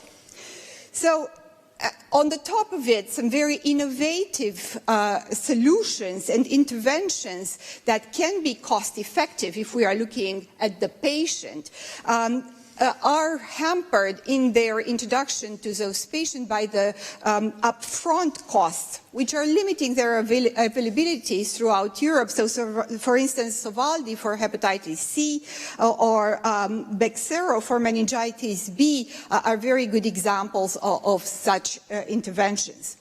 And despite a lot of new omics coming and the inception of the individualized medicine, very many common diseases are still treated with types of interventions or drugs that are not, in fact, treating the patient to which they are administered. So, this is not the whole picture, because also on the other side, you have the public expenditure for health, which of course, it is meant to increase both for chronic conditions and chronic care, about 2% of GDP each in the next 30 years. But the challenge is that if we are looking at the healthcare costs between 2009 and 2012, in fact, it decreased in most European countries, while it increased about 5% in the previous decade. So, and if you are looking at what is coming through the pipeline, which is research and innovation, I would say that the European programs, Horizon 2020, are a glimpse of hope in what is happening in the type of crisis in Europe, which is a decrease in the budgets for research and innovation. A little also hope from the private side, because in the last year, in 2014, we have seen an increase in investment in biotech of about 2.4 billion euros compared to the previous year. So how can we learn from the European level? And I would say that much have been said about collaboration, about working together, and about the support that these models of cooperation have been putting forward. So, for instance, Europe is fostering the biggest public-private partnership in the world through the Innovative Medicine Initiative, investing with the pharmaceutical industry and other industries some 3.3 billion euros until until 2020, capitalizing on another 2 billion investment that had occurred in the first iteration of IMI. Looking at, for instance, neglected and poverty-related diseases, we have developed a cooperation with the member states in the context of the European and Developing Countries Clinical Trial Partnership, again, leveraging the investment of the member states. And then we do have, and I'm very happy to see Alain Baudet here in the room, a lot of international consortia where, together with the other funding agencies, we are working to tackle very complex problems where no national funding body can do it alone. For instance, rare diseases, cancer, genome, or traumatic brain injury. So what I'm trying to say is that all this type of collaborative activity are demonstrating that we can do it if we work together. And taking the example of the personalized medicine, the right therapy at the right time for the right patient, I would say that the European example, together with the global partners, is to work with the right partner at the right time to deliver the right results. And I would say that that example will have to be capitalized on and avoid two issues. First, that those interventions are not arriving to the patient. They are uptaken in the healthcare and the health system. And then, of course, that would involve the fact that we at the European level would need to ensure that we have the right rewards, the right incentives, the right regulation, obviously foster the dialogue, including in health technology assessment. The previous speaker was mentioning it, and in fact create the entire ecosystem that would allow that the research and innovation results are in fact arriving to the patient. Thank you. Thank you very much indeed. Some fascinating comments there. Just a couple of follow-ups, and we'd have to make up some lost time, so we're going to have to rattle through all our sessions today, but I'm going to risk just a couple of quick ones. You've worked in academia, medicine, industry, now in government. I think you've spent a bit of time in the US. It gives you a great vantage point from which to assess European competitiveness in this industry versus the vibrancy that we all see in the US life science sector. How is Europe doing? Can it compete with the US? I do believe that through these cooperation programs, and in particular through the Innovative Medicine Initiative, we are now moving towards the fact that Europe can be seen as an example of cooperation. And indeed, to be a leader, a global leader, means that you can sit together at the table with all the stakeholders, ask the questions, and then try to find common solutions. And I'm very happy that Michelle Goldman, who has been the Executive Director of Innovative Medicine Initiative, is here today, probably will share some of the thoughts of how difficult it was at the beginning to establish this dialogue and to establish the platform, probably because the confidence among the various stakeholders was not there, and the difference that it makes. So I'm very optimistic seeing the results that are coming now from the IMI projects, including changing guidance, changing regulatory approaches, with the fact that regulatory agencies are working together within the IMI projects, that there is a lot of hope that indeed Europe will become the global leader in this arena. Just a very quick one on data privacy, because I know this exercise is a lot of debate in Brussels and within the industry. We know the concerns that exist among the public, among politicians about the privacy of healthcare data. We also know the importance of that data to making research more efficient. Can a compromise be found? I'm an optimist, so I'm sure that a compromise will be found. Of course, that the proposal of the Commission for the new data protection regulation is now in the discussion with the colleagues from the European Parliament and from the Council. There are very different point of views. But why I'm optimistic is also because we are part of various international consortia. And I think that taking that example, we can move forward. While the data is in fact shared within the members of the consortia, so taking into account all the ethical considerations, all the confidentiality, if you wish, the data is shared in a very logical manner among the researchers and had helped very much to progress those areas. So because Alain is here, I'm going to give an example from our International Rare Disease Consortium, where this data sharing policy has been discussed and put in place from the very beginning. The goals of the initiatives are to deliver by 2020 a diagnostic means for most rare diseases, which there are about 6,000 to 8,000 of them, and new therapies for 200 diseases. We are now, the initiative was launched in 2011, and because of this data sharing, we are now at more than 3,000 diseases where diagnostic means have been put in place, and we are at 147 therapies. So I'm very optimistic that by 2020 we will get to 240 therapies, more than what we have foreseen initially. So I think that the right use of data can create significant value, and the right way forward will be found. Well, let's hope so. I'd love to talk more, but I'm afraid we're going to have to move on. But thank you very much for your comments, and feel free to leave the stage. Thank you.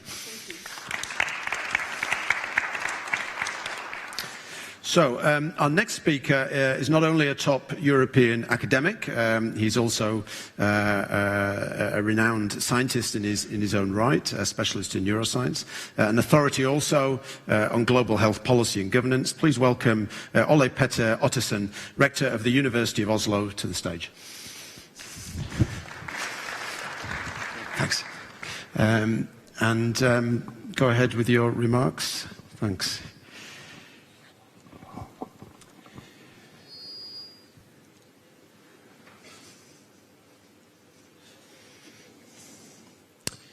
So first of all, it's a pleasure to be here, and I'm not here in my capacity today as a neuroscientist, neither as a rector, but as somebody who's deeply engaged in global health issues, as you pointed out. So I was convinced by the chair to focus entirely on some issues related to global health. And what I will focus on, in fact, is one single word in the title of this session: all, a benefit for all citizens and a driver for growth. I think one of the major challenges ahead is simply to ensure accessibility and to reduce the tremendous health inequities that we have in our world today. So the take-home message is quite clear, and the question is extremely simple. Just a fraction of the world's population benefits from the sophisticated technological advances in medicine that we have heard so much about during this particular conference. And many do not take part in innovations at all within the field of medicine. There are tremendous health inequities still, and in many parts of the world, these health inequities are on the rise. So we have to organize and govern ourselves in a different manner, and I should say, this is also what I consider innovation, but at a very different level. So Biovision has this goal to ensure global health through customized approaches. And I would say that governance, global governance, should be customized for health. Because inequities are harmful, we all know this, and that's true also for those at the top. And the Ebola crisis is a point that we should really make lessons from. Many people now, they are very aware of the fact that Ebola has obviously much to do with infection by medicine in a classical sense, but it's also a matter of global governance at fault. And Paul Farmer said it very eloquently: the terrorism of poverty, that's Ebola. So what we have done, and I was the head of this particular endeavor, was to form a commission, an international commission, to look into the global governance aspects of health, to try to understand how decisions that are taken outside of the health sector, in all other political sectors, impact health, very often in a negative manner. We're talking about the political determinants of health. This commission consisted of 18 different people from different parts of the world, 15 countries being represented. And we looked into 7 policy arenas outside of the health sector, and these are shown here, to try to understand and analyze what are the health impacts of the policies in these different political arenas. One example of how important this exercise is shown by this, I would admit, rather extreme example. There are tremendous and very valuable initiatives taken in this world today. Vaccine initiatives, other technical interventions aimed at specific diseases, and they are wonderful and they provide results. But they are extremely fragile. They're dependent on a political landscape which are conducive to those technical interventions. We saw this very clearly when the Syria crisis came up. Just about a year ago, we had this lesson from the WHO, a global health emergency in Syria. Polio was almost eradicated. But then, because of this conflict, many of these efforts were in vain. Polio is again on the rise. So this shows that we have to pay attention, although this is an extreme example, we have to pay attention to the political landscape outside of the health sector. Another very important issue, I was just visiting Latin America. As was said just a few minutes ago, non-communicable diseases, including diabetes 2, is on the rise, despite the fact that we know much more about these diseases when it comes to their mechanisms than ever before. In Latin America, this is also a growing problem among children. So it's irrelevant just to point to the personal choices involved when it comes to lifestyle and so forth. We have to look into the political mechanisms that are at play when it comes to this rise in diabetes 2 among children. Marketing of unhealthy food is one typical example. So within the field of food security, there are multiple examples that we analyze in our report, and that should be taken into account in an innovative fashion when it comes to the idea of promoting global health in the future. One example, financial speculation in food commodities. This is something that is done by people who are not held accountable for the effects. And we know that financial speculation in food commodities was one reason, one of several reasons for the food crisis that we had in 2007, 2008, because of the price volatility. There are other examples when austerity packages, bailout packages are formed. There is very little attention paid to the possible health effects. Again, we are looking at decisions made in political arenas outside of the health sector that severely affect health. So the Commission comes up with a number of proposals, a number of innovations, I would say. And there is no time to discuss these here today, but 2 of these proposals are shown here.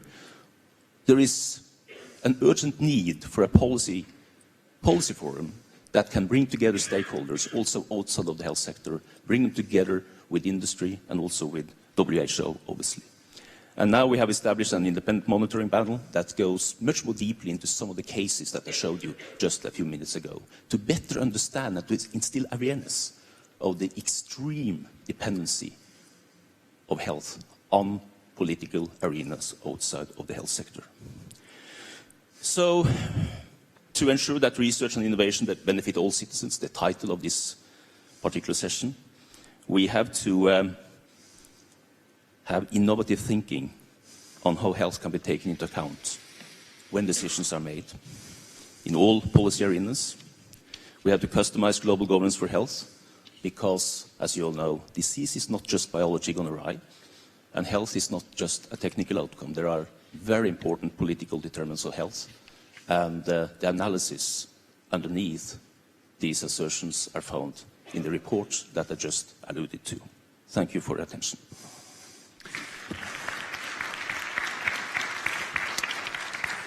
Thank you very much indeed. There's so much we could talk about there, but I'll be in big trouble if I let the schedule slip any further. But I would like to just try and pull together your interest in health economics with your scientific background in neuroscience. Tell me whether you're optimistic or pessimistic about the progress towards a treatment for dementia. Well, obviously, I'm an optimist. That's quite clear.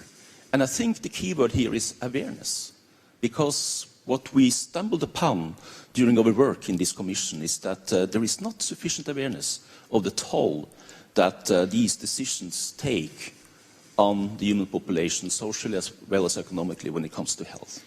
So awareness is a key, and I think we need even more scientific evidence to support the idea that we have to bring innovation to the fore, also when it comes to the policy arenas.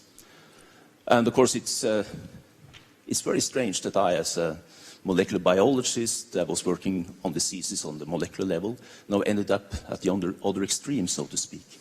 But it has all to do with the imperative to act. As a physician, of course, we should act when we see that health is being endangered, and the scale by which health is endangered in this realm of the global governance system is enormous.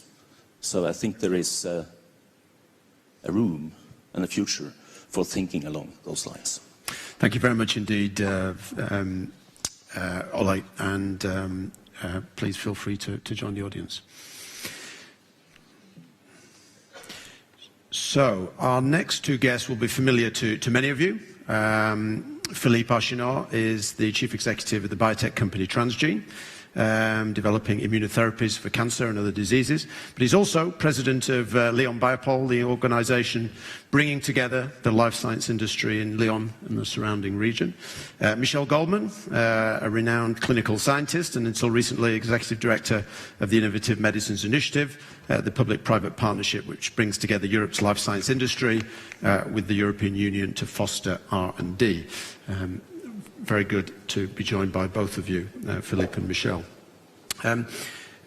Michel, you've had the perfect vantage point with your role at the IMI to see industry, public sector, academia working together. Having left that role quite recently, did you leave optimistic about progress towards adopting new models or pessimistic? I'm optimistic, and I will let you know why. I think that what has been demonstrated is that indeed by joining forces you can do things moving forward and indeed reaching the patients. But for that first you need money, but money is not enough. And as the CEO of the Michael J. Fox Foundation for Parkinson's said, money alone won't bring cures. You need to think about new ways to use the money that you need, and this is what we try to do at IMI. Of course, as Ruxandra said, we had a large budget, but what we try to do with the Commission, with the European Federation of Pharma Industry, is really to make medical research evolving. And there are key aspects that were not and that are still not sufficiently considered that we have to move forward to remain optimistic. First is to make sure that data are standardized. We need standards to move clinical research forward, and to establish standards is not something very attractive for academics, but I think that through IMI, with the help of other organizations such as CDISC, we demonstrate that the development of standards can be extremely rewarding. To learn from success, to learn from failure. For example, our consortium in IMI on schizophrenia demonstrated that by gathering data from 8 different companies on, I think, more than 10,000 patients enrolled in different trials, you can demonstrate that you can reduce the duration of the clinical trial and the number of patients to be enrolled. But we have also to learn from failure. I think you asked the question about dementia. And you know of all these phase 3 trials which failed. And there, when you try to combine data, it's not so obvious. So you have to develop standards, and you have to develop standards that will be approved by the regulator. And again, I think it was, and it's still one of the strengths of IMI, is to engage regulators. And one of our success was indeed to lead EMA to develop new guidelines in the case of Alzheimer and autism. Now, I think this has been alluded to. There is also a new type of research which aims at changing the design of clinical trials. You know, these placebo-controlled randomized crossover trials, I mean, they are not efficient. We have to use new tools, new statistical approaches, and there the key word is adaptive. You need adaptive clinical trial design, which are important to accelerate the process, but they are also important for the patients immediately, because it will increase the chance for a patient enrolled in a trial to get an efficient product. Also, we heard about, you know, the research which is needed to really develop this new pathway to indeed make sure that the new medicines reach the patients. And there also we need the regulators, and especially in Europe, together with the Commission, together with IMI, you know, these new adaptive licensing pathways are explored very intensively. And finally, I would really insist on new methods to assist risks, benefits of drugs and vaccines. And the example of vaccine is very interesting. Again, through IMI, it was possible to bring around the table not only industry and academia, but also the ECDC and the European Medicine Agency to reflect together, to develop like a blueprint to indeed assess the risk benefit of vaccine. So I think that if we succeed to move forward with these new approaches, we can be optimistic. Philip, feel free to respond to anything that Michelle's raised. If I can also just throw in a question with both your transgene hat and also as the head of a cluster trying to foster collaboration. This industry, open innovation, it sounds like a nice concept, but this industry has traditionally been based on the value of your own intellectual property. It's been quite secretive. Is the industry ready for the psychological shift required of more collaborative, open R&D? I think it is, things have changed dramatically, and I see as example a project that we've been driving recently in Lyon, and it's setting up from scratch with different stakeholders of a new technological research institute. Because I think that everything that Michel said is obviously correct, but it failed to change the paradigm, and in fact we still stay in a mode where one usually large industry player is asking a question, and it's a make or buy type of thing. He's either doing it alone or doing it with somebody else, but it doesn't truly change the paradigm. I think we have to come up, because that was enough in order to answer simple questions.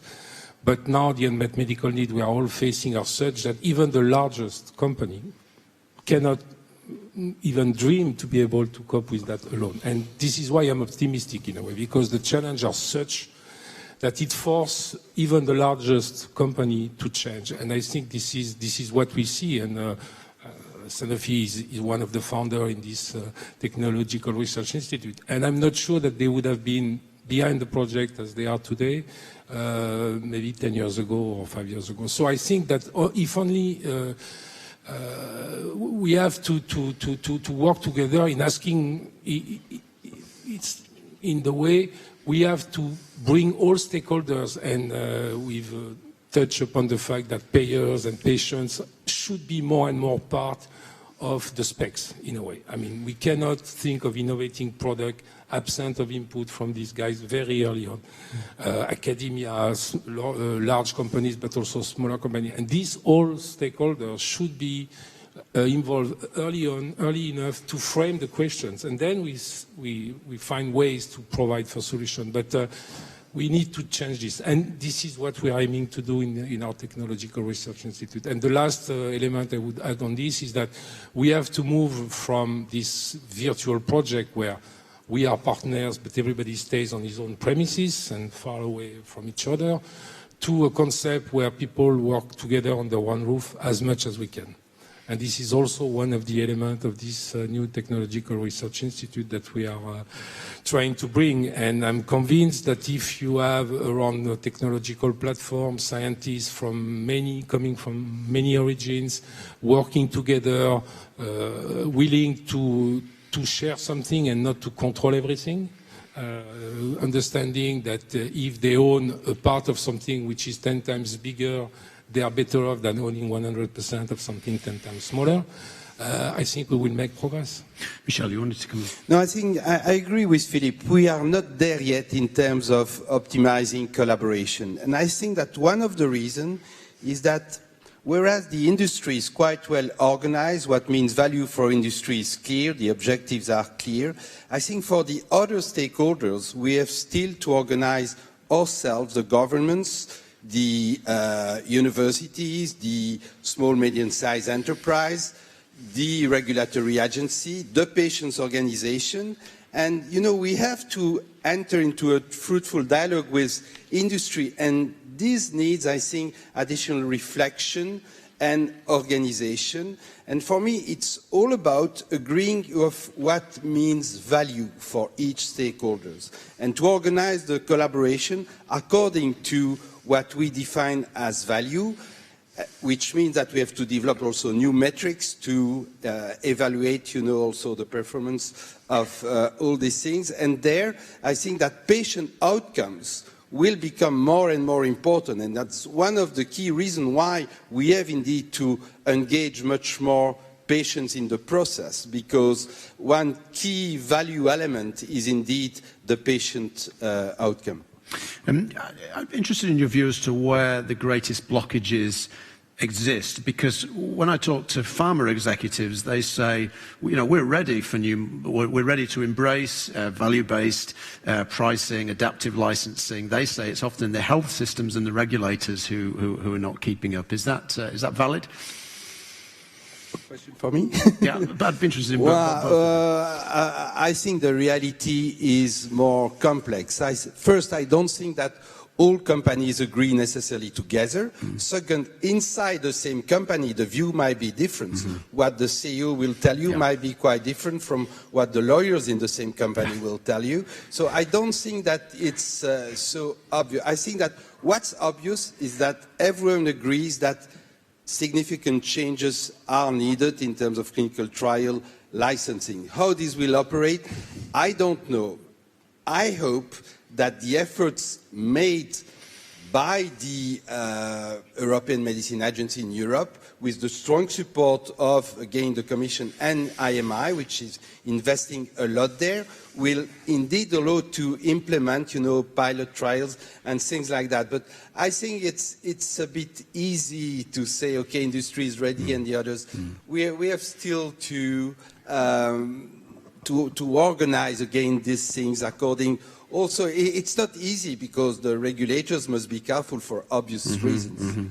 But I don't think we need to, at this stage, agree on the final game, because we don't know what it's going to be. I think what's important today, and I think we are there, because, again, the productivity of the R&D of pharma is overall declining, the cost of any development is increasing, the challenge to solve are increasing. So there is at least a willingness to try something else, to try something new, to try something different.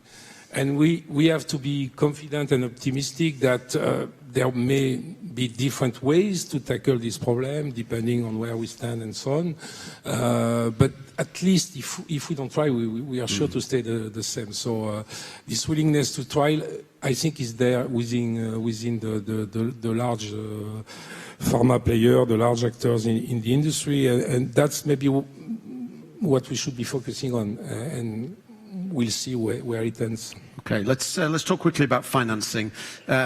We've seen some improvement in Europe. You know, there's, as Ruxandra said, you know, there has been an increase in financing over the past 18 months or so. But when Selectis looked to raise serious money recently, it went to NASDAQ. How can Europe close the financing gap? If I knew. No, I mean, first we have to be more specific, because I think it's quite heterogeneous. If we look at public subsidies in a way. I think if we put together what the local governments, the state and Europe puts together, we may end up matching what the US government is doing.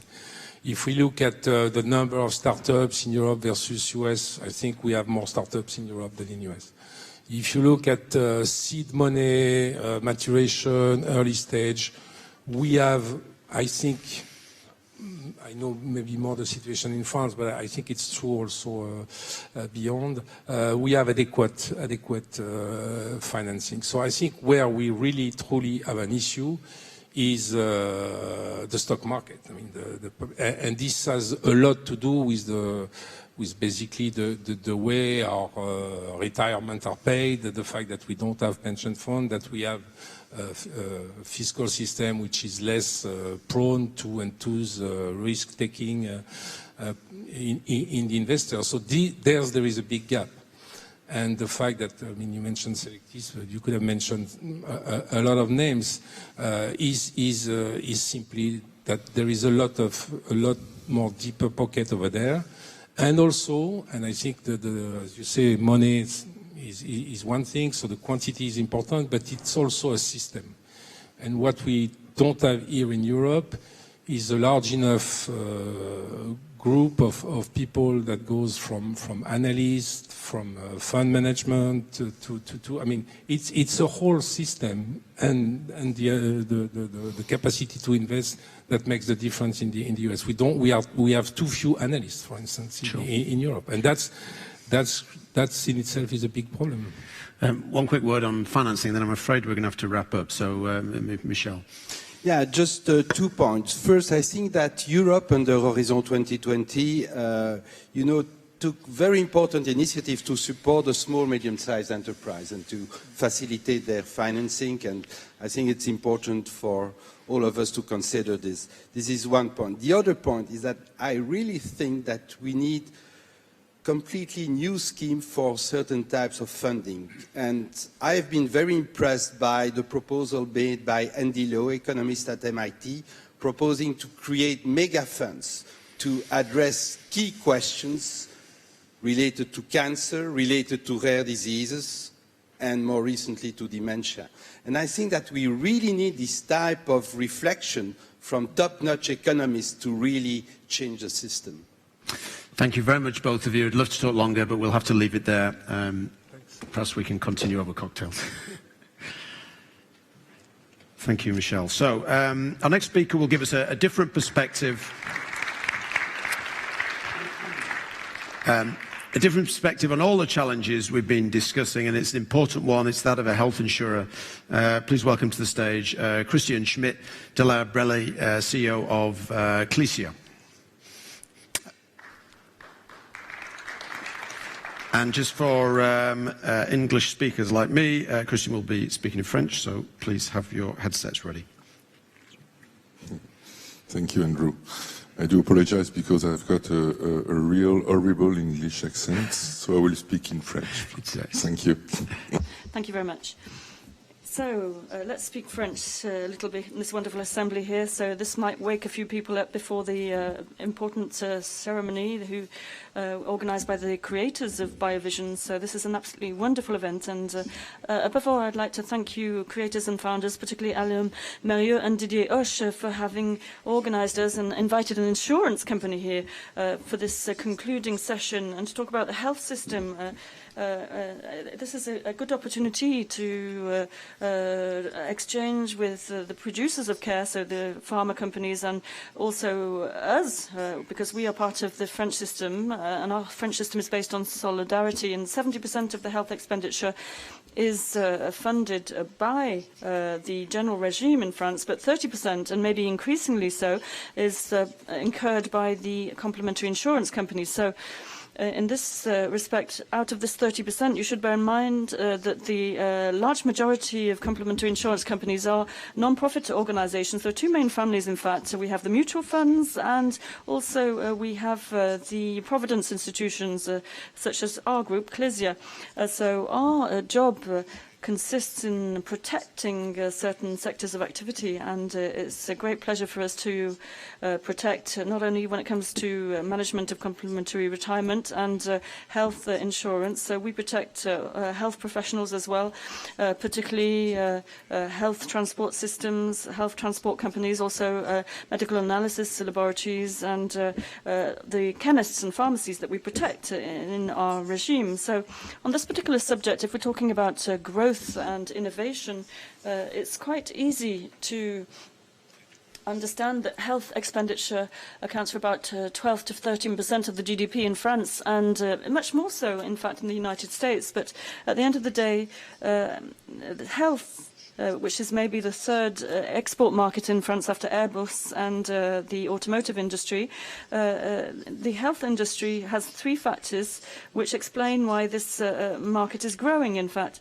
First of all, people are living older and older, and therefore they're getting sicker and sicker. The second factor is the fact, well, it's quite a simple fact, in fact, the fact that the cost of access to health care might be higher than it was in the past today, thanks to the improvement in technologies, so that we can screen and detect pathologies. In the past, we used to use ECG machines, and now we use scanners and MRI systems, and obviously this costs a little bit more.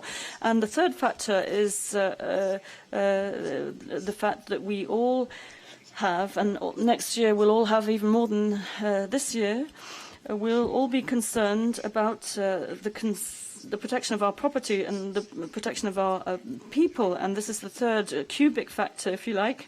So this is the third factor which explains the growth of this health market.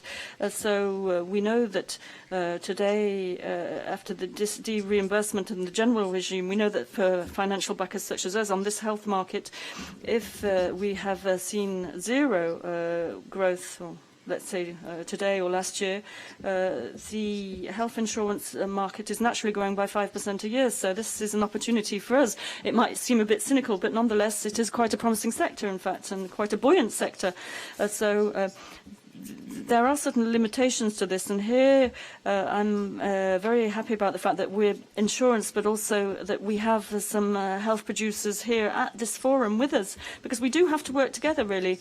And although our expenditure is increasing, at one point in time the health budget will not be able to make way for other budgets, and therefore we have to make sure that we find innovation in our markets and find subjects that we, as the financial backers, are very interested in. One source of innovation, which is maybe for the longer term, is more control over data, health data. And when I talk about control over health data, this means we have to control innovative processes, and this should enable us to have more efficient work and therefore provide more coverage for the risks that we're supposed to protect in the health insurance sector. And secondly, I think we could focus on the fact that in some cases we should eradicate some of these pathologies. And here we see the link that we have as complementary insurance companies and the need for us to invest or help invest in research so as to eradicate diseases and pathologies. And this might seem quite altruistic as a name for us, but at Clesia, we're one of the leading funders of public-private partnerships in the Bone Marrow Institute in Paris, for example. So our philosophy is that as complementary health insurers, if we are able to remedy the cost of complementary insurance, obviously we have to try and eradicate the disease, and this will limit our costs. And also we could think about innovation through prevention, and we are working on rather basic prevention systems, so it's not necessarily very sexy or very bling-bling, as we say in France, but we are working with a big operator on vaccines in Lyon, which you probably know whom I'm referring to here. And we are working on the next winter campaign, and we want to disseminate an awareness-raising campaign for all of the people that we serve in Clésia. So we work for hundreds of companies. So obviously our logic or our philosophy is rather simple, because if we work on prevention, and if we are able to vaccinate a maximum number of people, obviously this means that our employees will become more productive and they'll feel better in the company. And also the company won't have any people who go off work because they're sick. And this protects, in turn, the SMEs. For example, in a company canteen, on average, well, in some cases you only have 4 people who work there, and if one person is missing from the canteen, then you have 25% people less working in the canteen, and this poses problems. So we have to work on prevention through all of the investments that we're doing with transport companies. So the idea is to minimize the consequences of any problems in the transport system as well, because we have to protect road haulage companies who are involved in the medical system, and we're thinking about installing defibrillators in all of these vehicles, road haulage company vehicles, and it should be natural on the part of our citizens. For example, if somebody sees somebody suffering from a heart attack and they see a truck driving past, they should, well, I know that in this truck there's going to be defibrillator, or in a bus there's going to be defibrillator. So these are types of innovative projects that we're working on. And we work as insurers with the pharmaceutical companies. So we're working on different forms of innovation so as to make sure that we really do promote prevention, because prevention is extremely important. And the idea is not necessarily for us to live older and older, but to live older and older, but less and less sick when we get old. So our market objectives shouldn't prevent us from achieving this aim as well. So this is why we're working with different companies. We're working with the pharmaceutical companies, particularly on issues such as the interaction of drugs for our pensioners. We pay a lot of pensions to our companies who are members of our insurance system. And you know that there are 128,000 people admitted to hospital per year among our pensioners. So obviously we have to find a solution for this, and it might seem quite commonplace or quite obvious to you, but if we can avoid any problems with the medical interaction or the interaction between the patient and medical drugs, then this can prevent us spending a lot of money. So we have a very noble mission, which is to fund complementary health insurance, but at the same time, this doesn't prevent us from working with pharmaceutical companies so as to help grow our health industry as well. And in the French dictionary, we used to have next to the word insurance, we used to have the word thief next to the word insurer. But everyone thinks insurance companies are thieves, but we don't want to be considered thieves anymore, because in fact we are there to protect the population as well, and we work hand in hand with the pharmaceutical industry so as to make sure that we protect our increasingly old population, but a population which is less and less sick. So now we are, according to our schedule, out of time. We have one more panel left. Can we take 10 minutes? So let's, with no further ado, let's quickly welcome our 2 remaining panelists. So Philippe Luscan, Executive Vice President of Global Industrial Affairs and President of French Operations for Sanofi. And Joshua Geim, Chief Technology Officer for the Consumer Businesses of Johnson & Johnson. Please come and take a seat. So we've got to try and compress everything we want to talk about in 10 minutes. So let me first throw it open to each of you. You've heard what everyone said.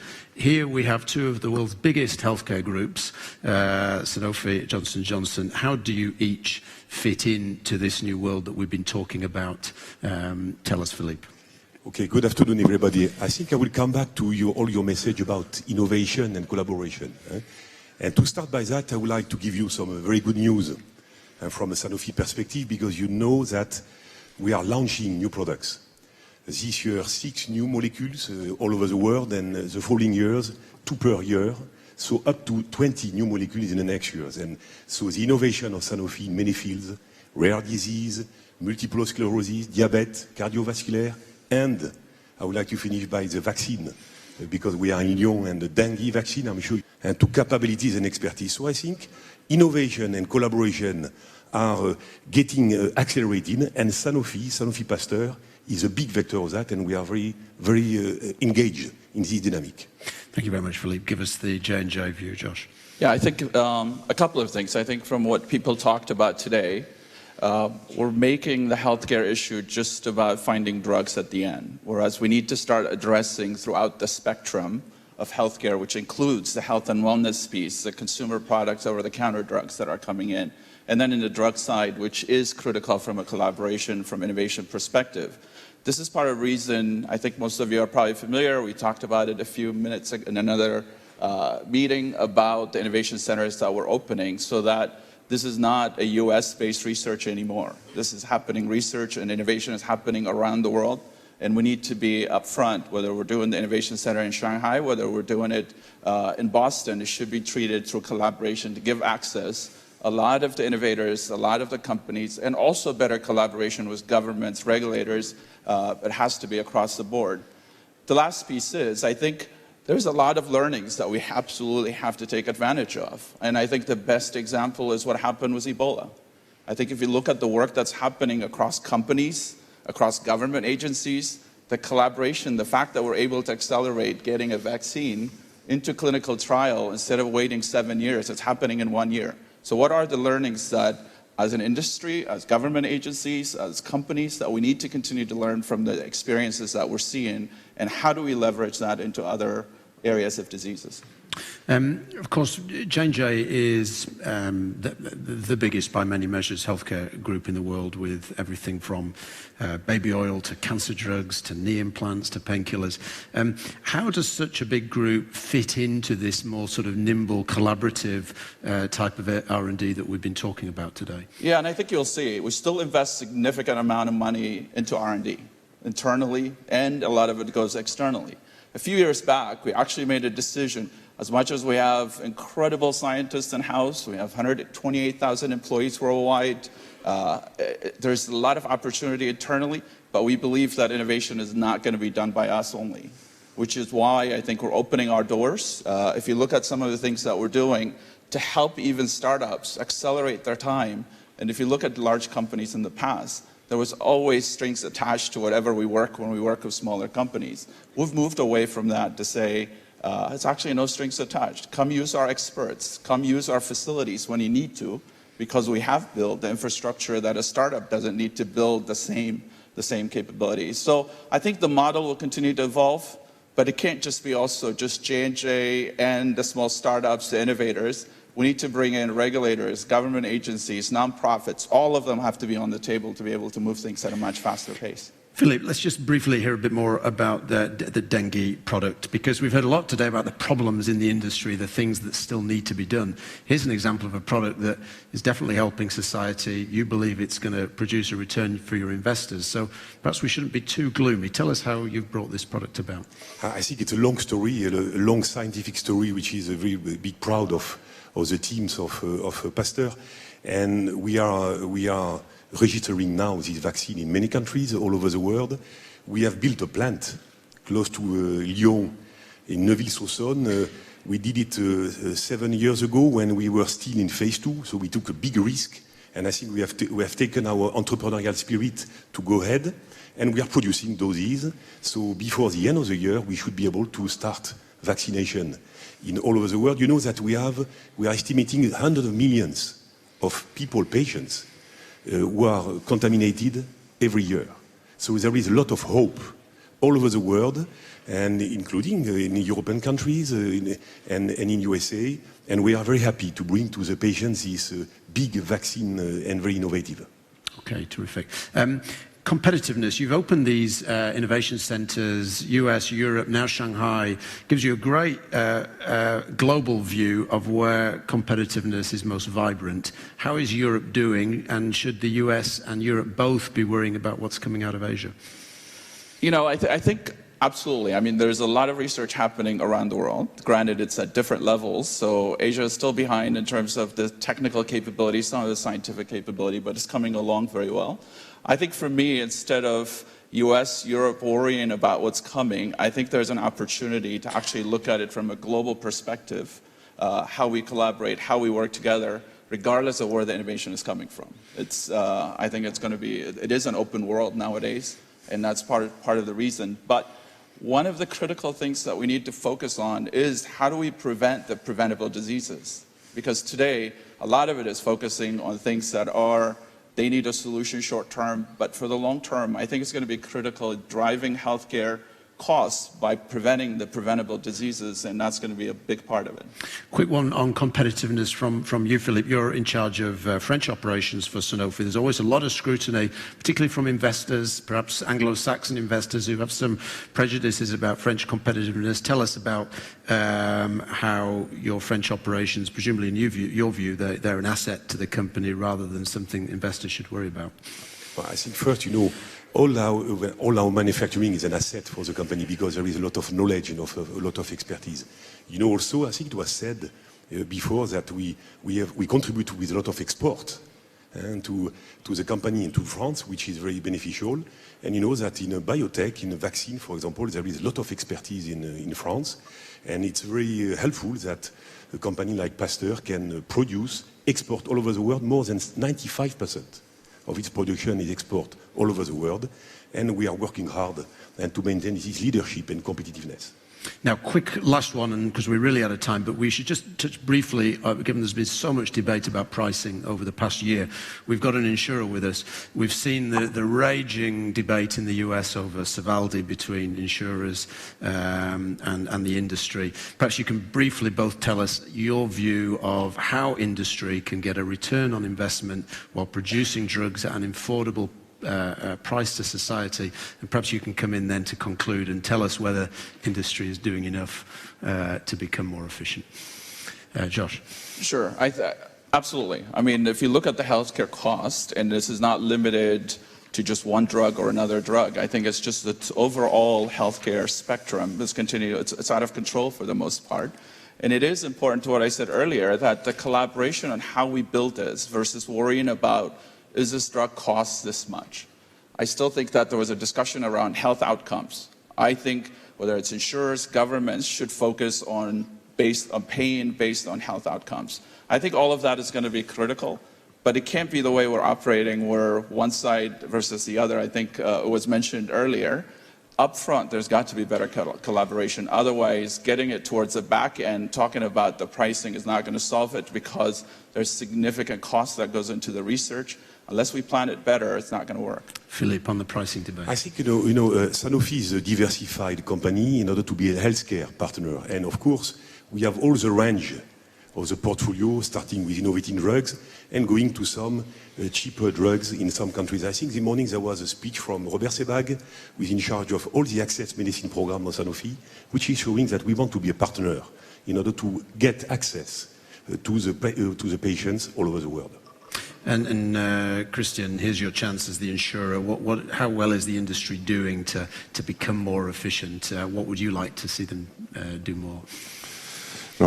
Je pense qu'en France, vous l'avez compris. Well, I think in France, as you've understood, the model is mainly funded by the general regime, but I think we're only at the start of all of this now, and I think we have to have determination on the part of all of the parties, whether it be the insurance companies or the big pharmaceutical companies and industries. We have to start to work together so as to get a better solution and so that we can grow the market together and make sure that our fellow citizens can keep the system which is based on solidarity, at least from a funding point of view, but also benefit from all of the technological breakthroughs in medicine, whether it be on the part of the industry, but we know the patients, we know the pathologies, and I think we're made to work together, really.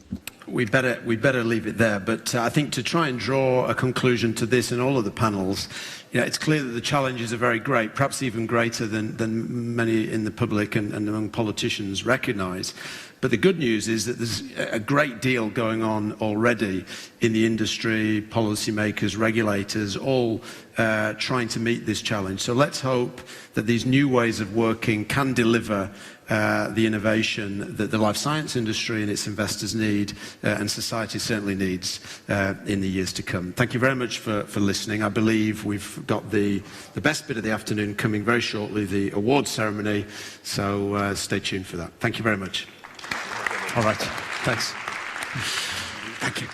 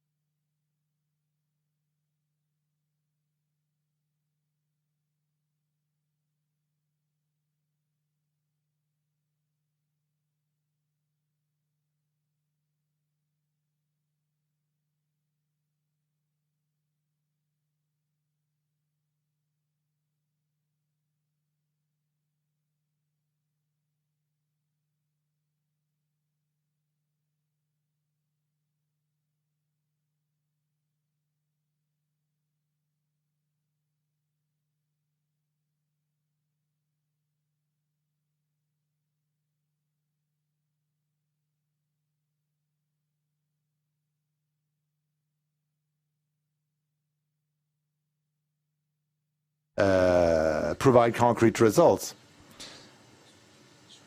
We wanted to place the emphasis on innovation at the very crux of our action. It's all about gaining new knowledge, but what's important is to help territories develop. We know that there's a link between the socioeconomic world and the academic world. This is a very strong link, and this is one of the major assets of the Lyon-Saint-Étienne University. We wanted to give this prize to a young researcher from the University of Sao Paulo.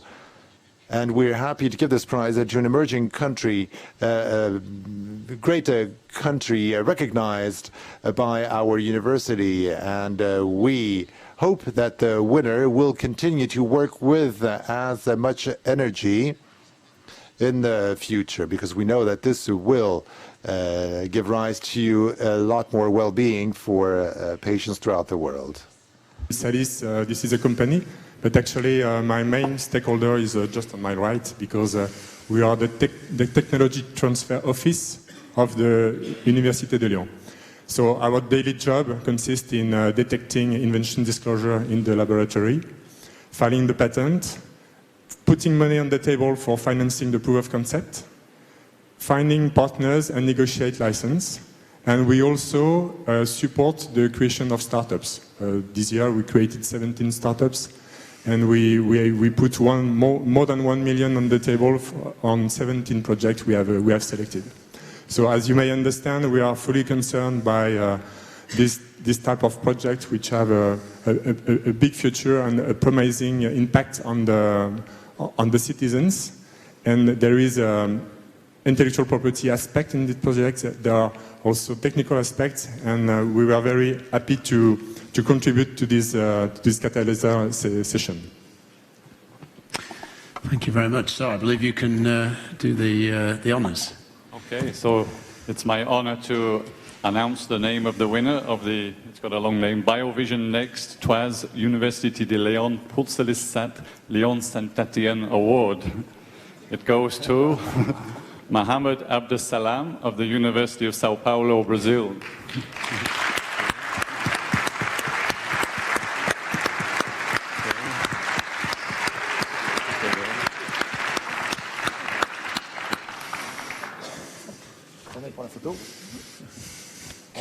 Thank you.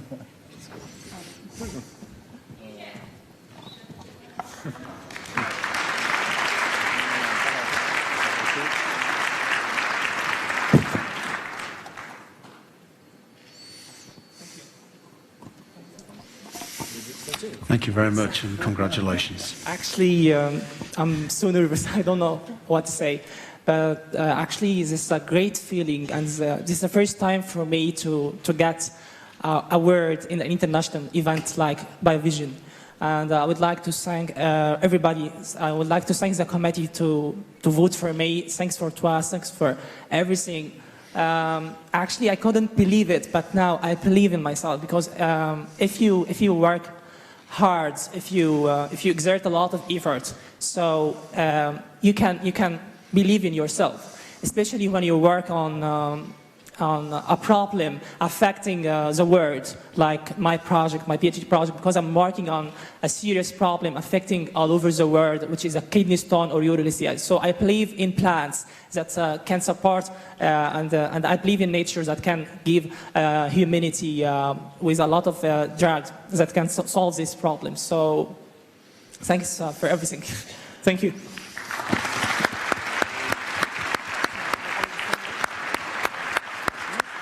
That's it. Congratulations. Yep, I think you can return to your seats now. Thank you for your presentations. So, to announce the next winners, this time we're looking at the Catalyze Prize. Can I welcome to the stage Michelle Goldman, co-president of the selection committee. Yeah. Ah, two of you. Okay. I am Holland. That's you.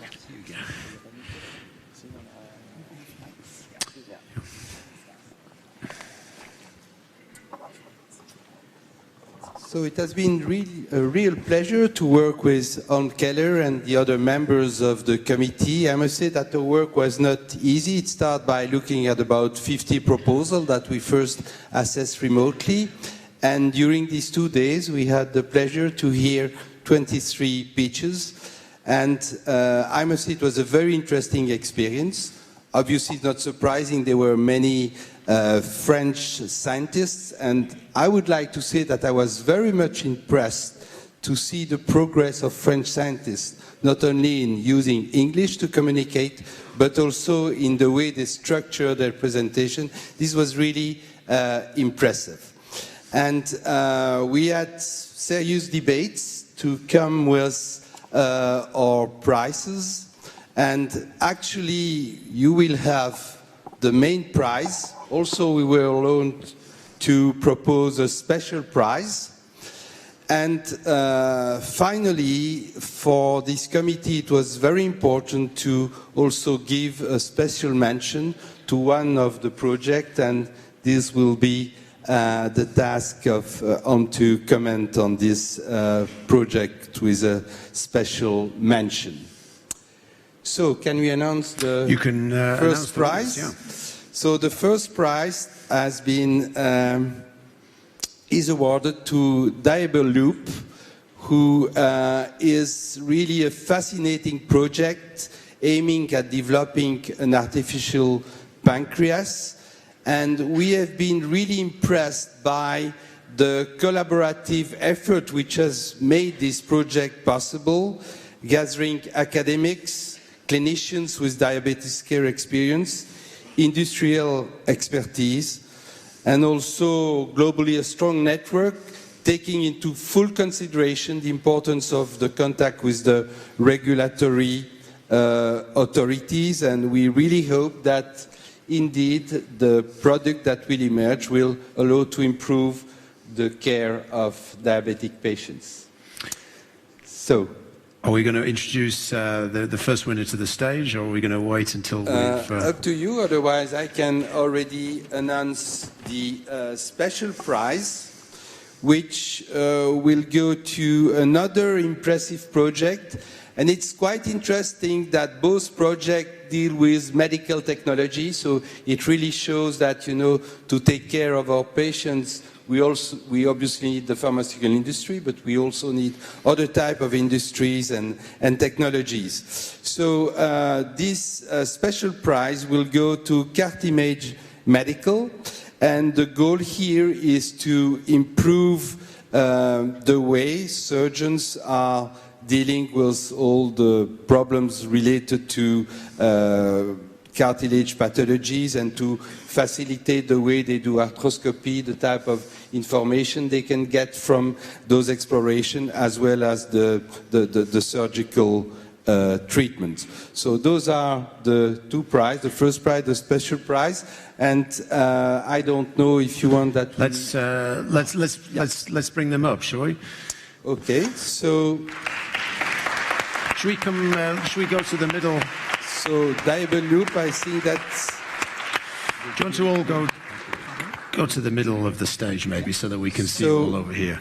And the president of the company is Guillaume Charpentier, who will now receive the award. No. So, is this the award here? There we go.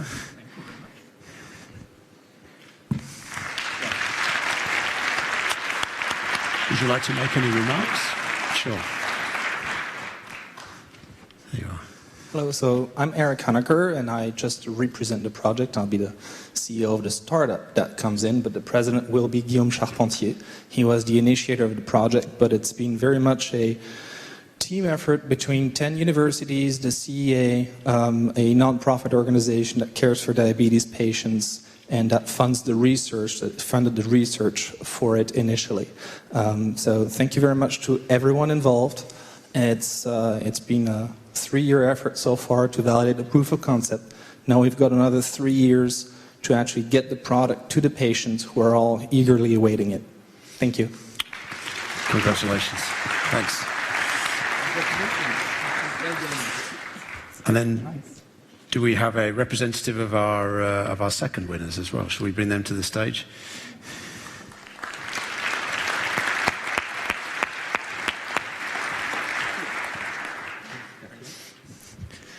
Please come over here. Don't sell it on eBay.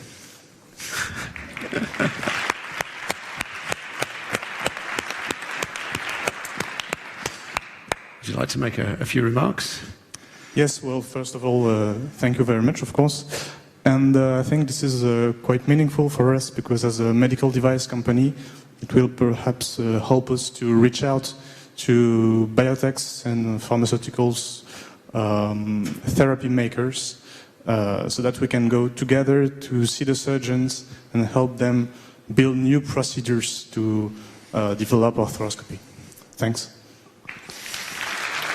Congratulations.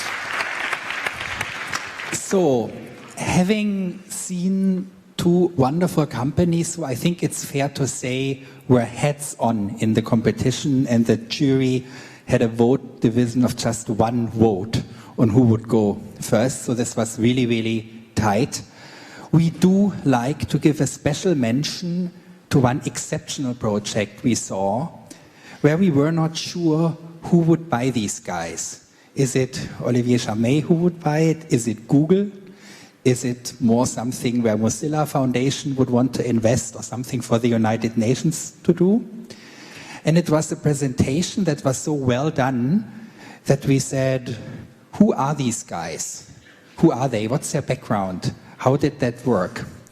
We saw a project on knowledge management that proposes a product that could potentially revolutionize the product flow in pharmaceuticals and biotech. And these guys already have a prototype. They come out of Lyon. So we would like to get on stage Nova Hub, Nova Discovery. François Henri, where are you?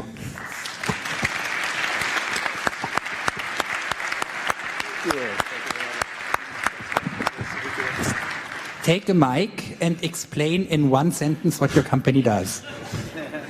Good luck with that. No, I would really like to thank the team. It's been an enormous team effort, and I wouldn't be there without the group working at Nova Discovery, and especially extend my gratitude to Jean, who's been putting crazy hours over the past few days to get the prototype ready for Biovision. I'd like to thank Biovision's organization committee, of course, and the jury members, and just like to take the opportunity to say that this is a very good illustration that Lyon, as a technology cluster, France and more largely Europe, has game-changing technology potential, and that we should really take care of these companies. And if you have any questions about the technology itself, shoot me an email or go and visit our website. Thank you very much. Thank you. Thank you. Great, thank you very much. I think that completes the Catalyzer Awards. So we now move on to the Investor Award, and to present this, I think we have Florent Gros, the co-president of the selection committee, and do we also have Jacques Bernard Taste? Yeah. Florent. Yeah, hi. So it's a pleasure to be here. I'm representing 10 investors selected from various funds in Europe, in France, Switzerland, different places. And over 40 projects, companies presented over the last two days. I can just make a remark, very high quality. Over the years, the quality of the presentation and the project really increased. So again, it's a sign that of maturity of the various projects. Then we had to decide who are the best. Knowing that those companies were already pre-selected, there were at least 60, 70, I think even, that applied for presenting, and so over 40 presented over this forum. So I'm glad to announce for the biotech the winner, which is Alizé Pharma. So Thierry, you can come on stage.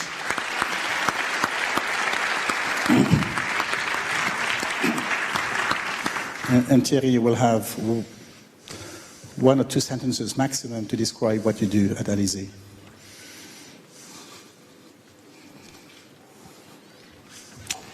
Congratulations. Here you are. Thank you very much. It's a great honor, and I really appreciate the recognition given to Alizé Pharma, this company we have created back in 2008.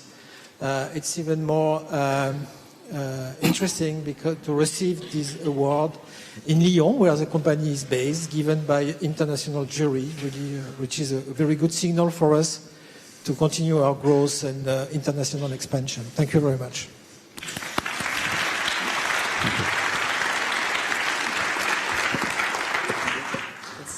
And it's a very good choice from the jury because Alizé Pharma is a great company, and we are happy with the newspaper Biotech and Finances to offer 1 year of subscription for Mr. Abira, which hasn't got the money to buy it, I think.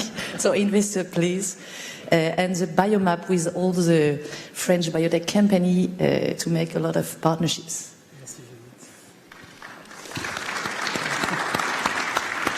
Thank you.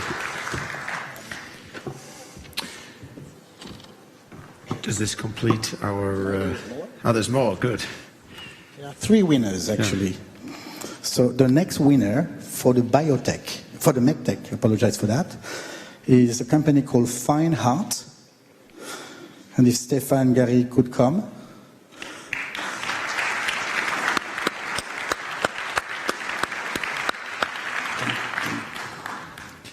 Thank you. Okay. Okay, just a few words. So first of all, thank you for Biovision, for the organizing committee, and also for the quality of the pitches, because I could see very, very high level of science.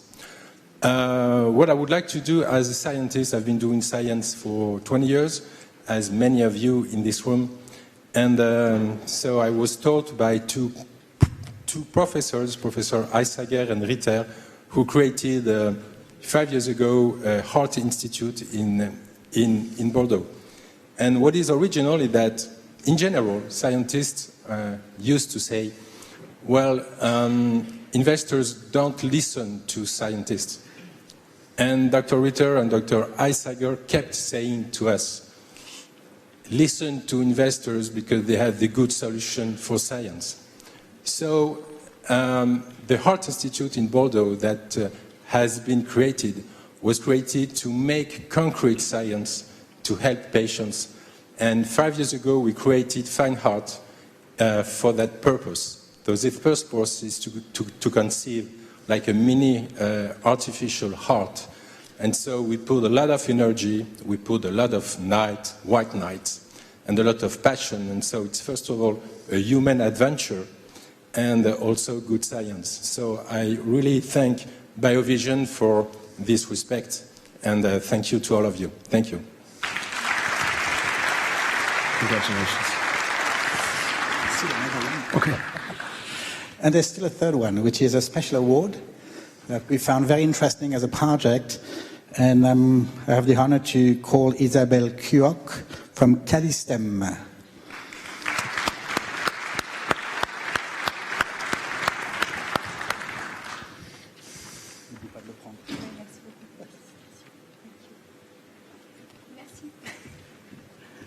Okay, thank you, Fabian. Thank you for the organization of Biovision, because really it's a marvelous opportunity to present the company and its project. We truly believe in this project. It's a long work. Since more than 30 years, people are working on spermatogenesis for men outside of the body. You are probably aware that for today, the men who do not have any spermatozoa cannot have any children, and there is no solution right now on the planet.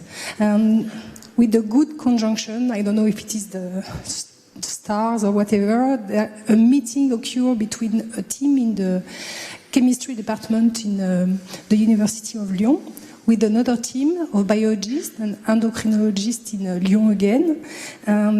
by chance or by intelligence, you will say what you want, they succeed a major challenge, which was to proceed the full maturation of primitive germ cells outside of the body. To be clear, what does it mean? It means that it will give help and hope for men, more than 1,000 men on the planet who do not conceive any children because they can't. And today we believe and we hope to be able to help them. Thank you. Thank you. And I believe that completes the Investor Awards. Thank you very much. So, one further award we have for listed companies. And to introduce this one, let's welcome to the stage Jean Rognetta, President of PME Finance. Hi. Let me give you a microphone. Thank you. I understand we're running late, so very shortly. The gentleman from Fine Heart said a few minutes ago that investors don't listen to scientists. Well, you know, investors don't listen, period. So what we try to do is try to reconcile investors with, you know, real economics, turnover, facts, and as well innovation. So we created this prize. It's a big one, actually. Futur 40 is the 40 fastest growing SMEs quoted in Paris. And, well, number 2 and number 3, for real growth, growing in the hundreds of % a year over on average for the last 3 years, is a biotech company from Lions. That's number 2. And it is Valneva. I will be calling Michel Greco on stage, please.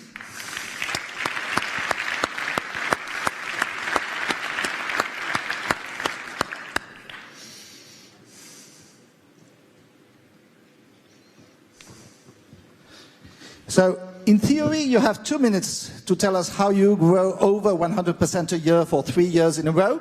But let's cut it down to 1. Michel Greco. Thank you.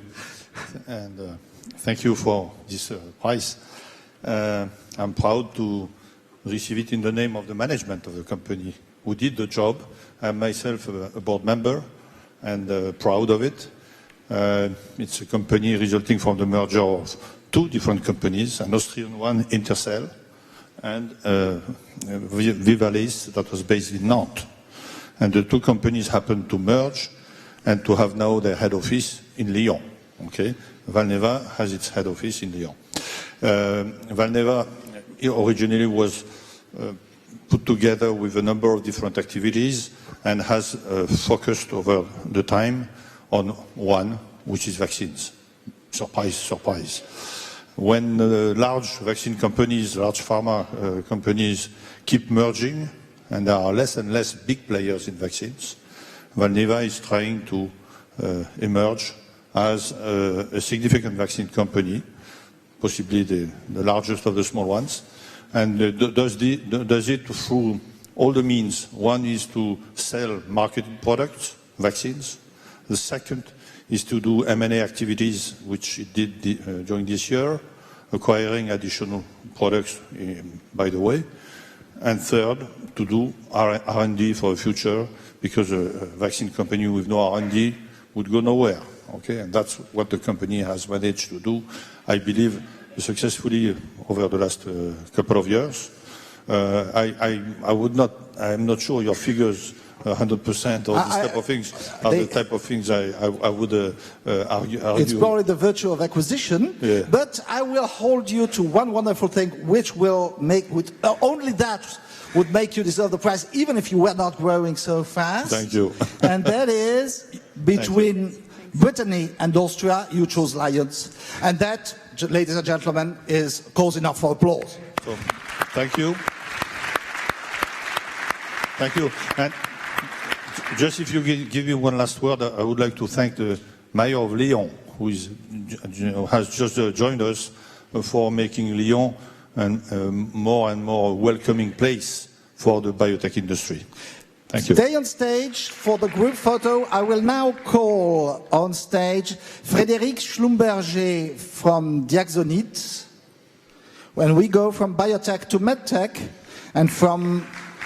2 to 3 in the PME Finance Morningstar Growth Palmarès.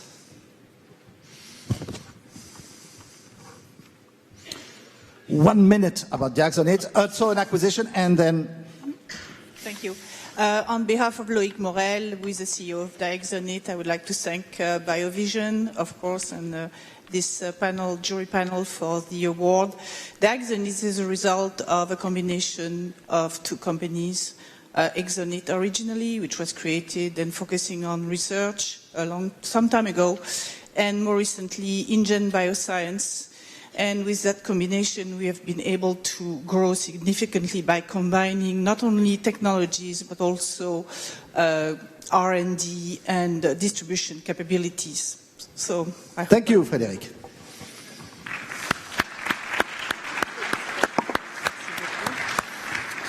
That is for growth, and now for innovation. For innovation,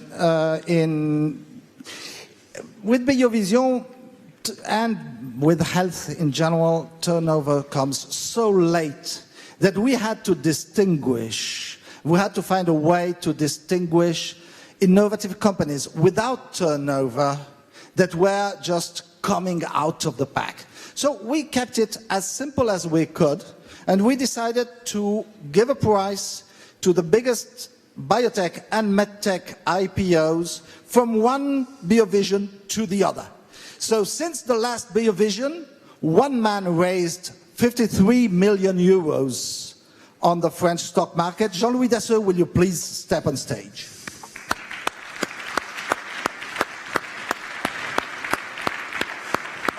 $53 million is unheard of since 2000 and since Transgène. How did you do it, Jean-Louis?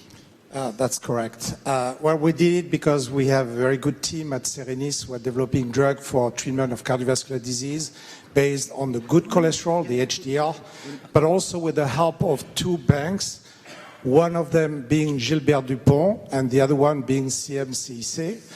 And I have to say... I'm sorry, Jean-Louis. Frédéric, come back. There's a group photo at the end. I'm sorry, but... Jean-Louis. Yeah, I was saying with the help of two banks, Gilbert Dupont in Paris and also CIC. But I have to say also with the team of Lyon from the CMCIC. So we were very fortunate to have these two banks helping us. And yes, we have raised more than 50 million euros on the Euronext. And we're very pleased because that will help us to do two clinical trials. One being a phase 2 clinical trials in post-SES patients having a heart attack, and we want to prevent the second heart attack. And the second clinical trial will be a trial in rare disease, people having no HDL, and people that have a very high risk of cardiovascular disease. And now I will work for the MedTech Best IPO. I will ask Tom Egelund to come on stage for Supersonic Imaging.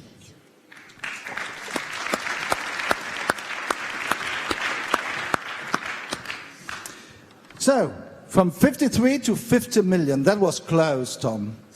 That was close, sure. Supersonic Imaging is a company that revolutionized ultrasound by swifting it from a hardware traditional business to a software business. We've been able to increase speed and level of information in ultrasound. The company started 9 years ago, and a year ago we made this great IPO. I was not there, so I can take the liberty of really praising people who did that. They did that, and that was a good initiator of acceleration and growth into the future in terms of innovation and in terms of distribution. I would dedicate this prestigious award to an excellent cooperation between four parties, between medical professionals worldwide, between excellent innovators and scientists at French academic institutions and in our own company, and then a very good support and cooperation with investors who worked with us all through the 9 years, through to the IPO, and have helped us get where we are today. A great promise for the future. And if my memory serves me right, the company was born in Aix-en-Provence. So we actually have lions, Toulouse, Aix-en-Provence, and Paris. Gentlemen, these are the French 4 musketeers, 3 of them from the south. I don't know why. Please take your prize, Tom.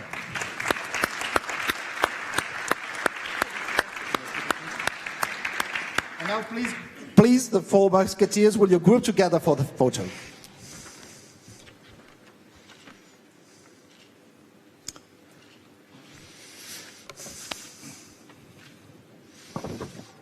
Okay. Congratulations. Thank you very much. So, thank you very much. Okay, so at this stage, I am going to hand over to somebody who can actually speak French, Alexia. Alexia Kafalas is going to do the second half of the award ceremony.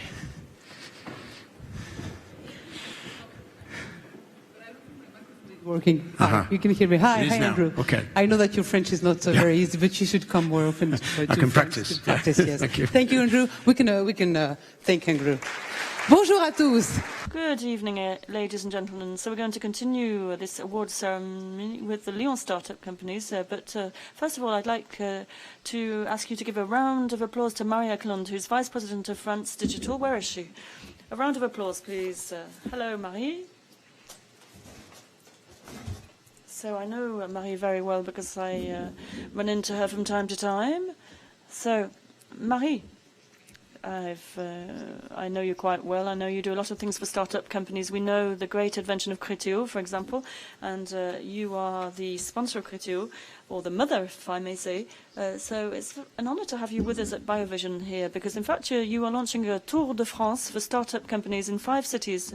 But the whole of France can take part. Yes, absolutely, the whole of France can take part. The challenge for us at France Digital, well, this is an association which unites entrepreneurs and associations in the digital industries, the idea being to create an ecosystem and to showcase this ecosystem internationally. So it's important for us to join forces and to show that the French scene is not just a sum of different locations, but it's a scene which can shine internationally. So we organize competitions with startup companies, and it's going to finish on the 11th of June in Paris with a big finale and a big event focused on innovation. So today was a semi-finals. So today, yes, we're very happy to be launching in Lyon the semi-finals, and we're particularly happy to launch this international event, but also an event focused on biotechnologies, because for us these are the big vectors of innovation, and today obviously we have to face the same rules of the new economy, so we have to think international,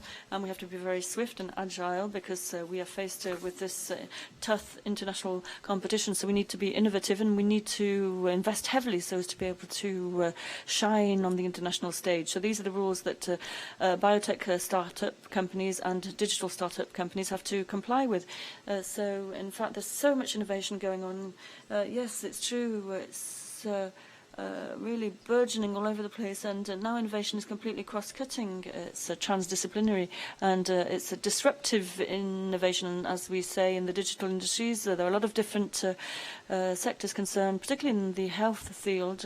There's a lot of work that we can do together on new research developments and breakthroughs, but also there's something which I think is very interesting on a like-for-like basis, which is if we're able to integrate the right use of data in real time, and the fact that people are now connected permanently, locally speaking, then we will be able to predict more things for patients rather than have to cure things. So we'll be able to collect the right data and analyze this data, and also we'll have better care offering, because if we coordinate all of these different actions, then we'll be able to do less with more, or more with less, depending on how you look at it, and we'll be able to manage epidemics. We saw this during the Ebola virus outbreak, and we saw that on a like-for-like basis, just by integrating the right usages in terms of data collection and the interpretation of this data and communication, we saw that we were able to largely improve the care given both to patients but also to manage the big epidemics. And for me, these are signs of convergence and signs of the fact we have to create bridges between health innovation and digital innovation, and we have to work very quickly. We have a lot of things to do together. Okay, well, it's got off to a very good start. Thank you very much. So now we're going to welcome Jean-Frédéric Géoluquier, who is the founder of Europe, and he's the president of the first edition of the Lyon Startup event. So, hello. So I'd just like to say a few words. Let me give you a microphone first. I'd just like to say a few words about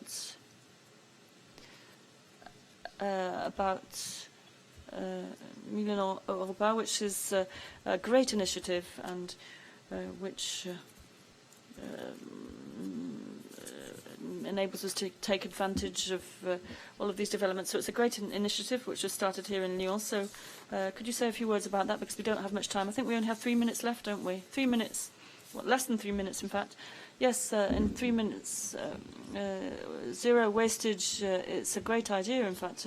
This is why being sponsor of the first Lyon Startup edition is so interesting for me, because I like the idea of being a creator of ideas. So I can't spend a day without having an idea. And my first idea was, how can we feed the children in school canteens, and how can we avoid waste? Because I think there's about 30% waste rate. So we've come up with some very simple ideas, some great ideas, and now these ideas are spreading very quickly. So let's move on to Lyon Startup. So this is a great first edition. Yes, Lyon Startup is support to startup companies with a competition. So earlier on in my office, I was wondering how I was going to have a great idea once again this evening to present Lyon Startup. Well, Lyon Startup, I think I had to talk about the first key success factor for Lyon Startup, which is the number of projects, which all through the year have been part of this competition.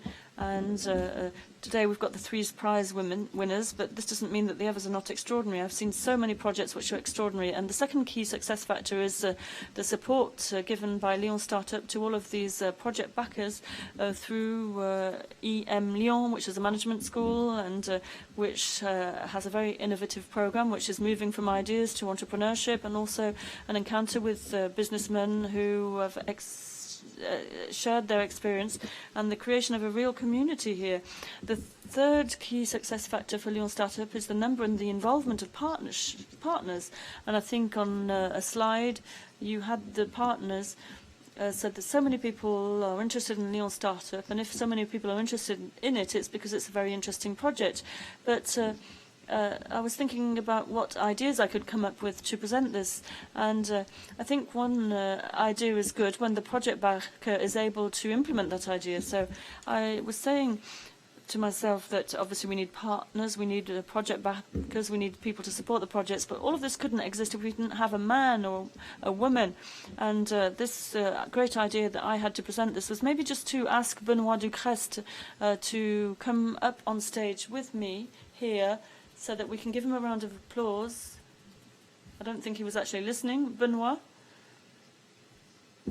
could you come up on stage? Because you're really the man able, who's been managing Lyon Startup for 1 year, and it's thanks to you that it's been such a great success. Yes, thank you very much. And this wasn't planned.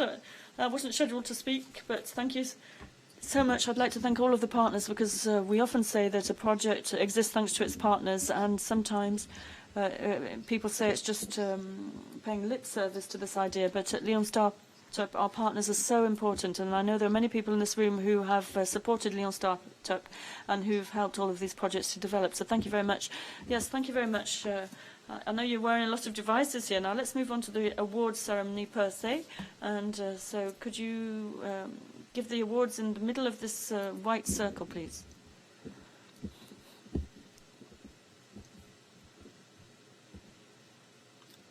I haven't got my notes with me.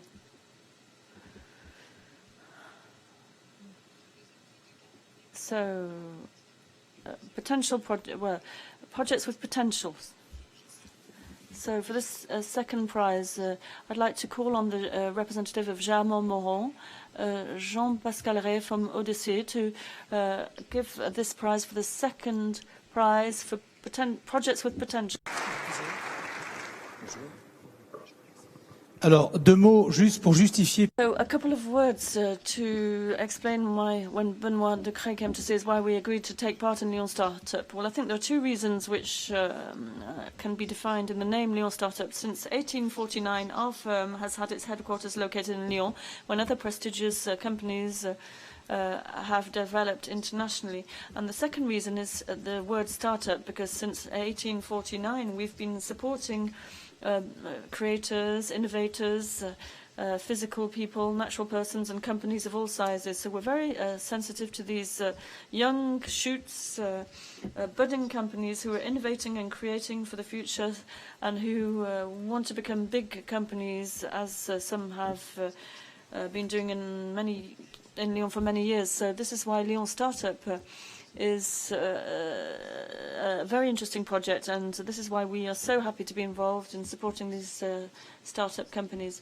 Yes, also, it was obvious that we wanted to take part in this because it's been 20 or so years that we've been part of this ecosystem now. So we are chartered accountants ourselves, so our work consists in helping with regulatory issues and standardization issues, but also helping on financing issues and business plan, business models, and strategic thinking and strategic orientation. So it was natural for us to be part of this startup initiative because we've been doing this for 20 or so years already. And with Jean-Marc Moreau, who is in a completely different business to ours, he's in industry, we're in chartered accounting.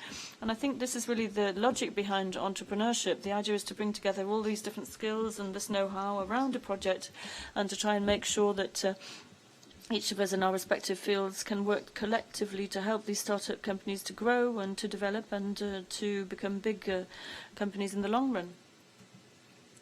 The prize, then, I don't know. iStick.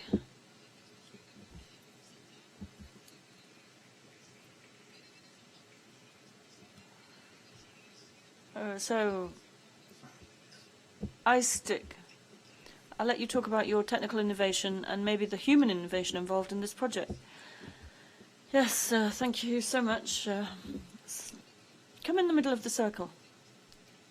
Yes, thank you so much for this prize. Delighted to have this prize. I'm not here, unfortunately, with the rest of my team, but the project iStick, I've got a minute. I'm going to do in 30 seconds. My name is Alex Bayon. I'm 24 years old. And imagine yourselves in the middle of the desert. It's very hot and you're sweating and you've got a bottle of water in your bag. You've had that bottle of water there for 2 hours and you want to quench your thirst, but the problem is the water is hot and you can't drink it. This is why we've invented iStick, which enables you to cool your drinks wherever you want, whenever you want to. So thank you very much.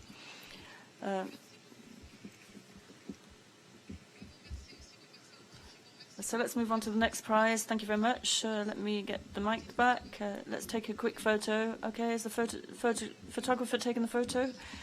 Very quickly, because we have to move on to the first prize for projects with potential. So could I ask for the representative of Sanofi to come up? Olivier Charmet.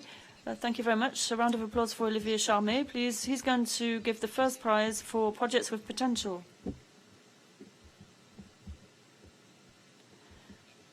So what's so good about the prizes in Lyon Startup is the diversity of the different projects. We've just seen this with the iStick. Now, I'm very happy to be honoured and very honoured to give this prize for the projects with potential to Prototypo. So this is a project to create a font. Now, you might wonder what the relationship is with biology. I can see at least two links with biology. First and foremost, writing is probably the DNA of culture, and secondly, I think there is a certain degree of similarity between the personalization of character fonts and personalization of medicine that we've been talking about for the past 2 or so days. So congratulations to these two creators who met on the web in Lyon, Louis Venubabe and Yannick Maté. So a round of applause. Oh. Merci beaucoup. Sandra, venez. Donc So we are developing Prototypo. So it's a software program that you use to create your own font. I know printing and typography is not necessarily one of your main concerns, but I'd like to quote Steve Jobs. Don't forget, we remember Steve Jobs for his sense of aestheticism, not for his modesty. And he said it was thanks to him that we have wonderful fonts on all of our computers. Now, our objective is to make sure that with Prototypo you can create your own fonts, and it will be easier to look for an existing font. So we've looked for participatory funding, and we've been able to convince our first 1,800 clients who are mainly located in the US. Thank you very much.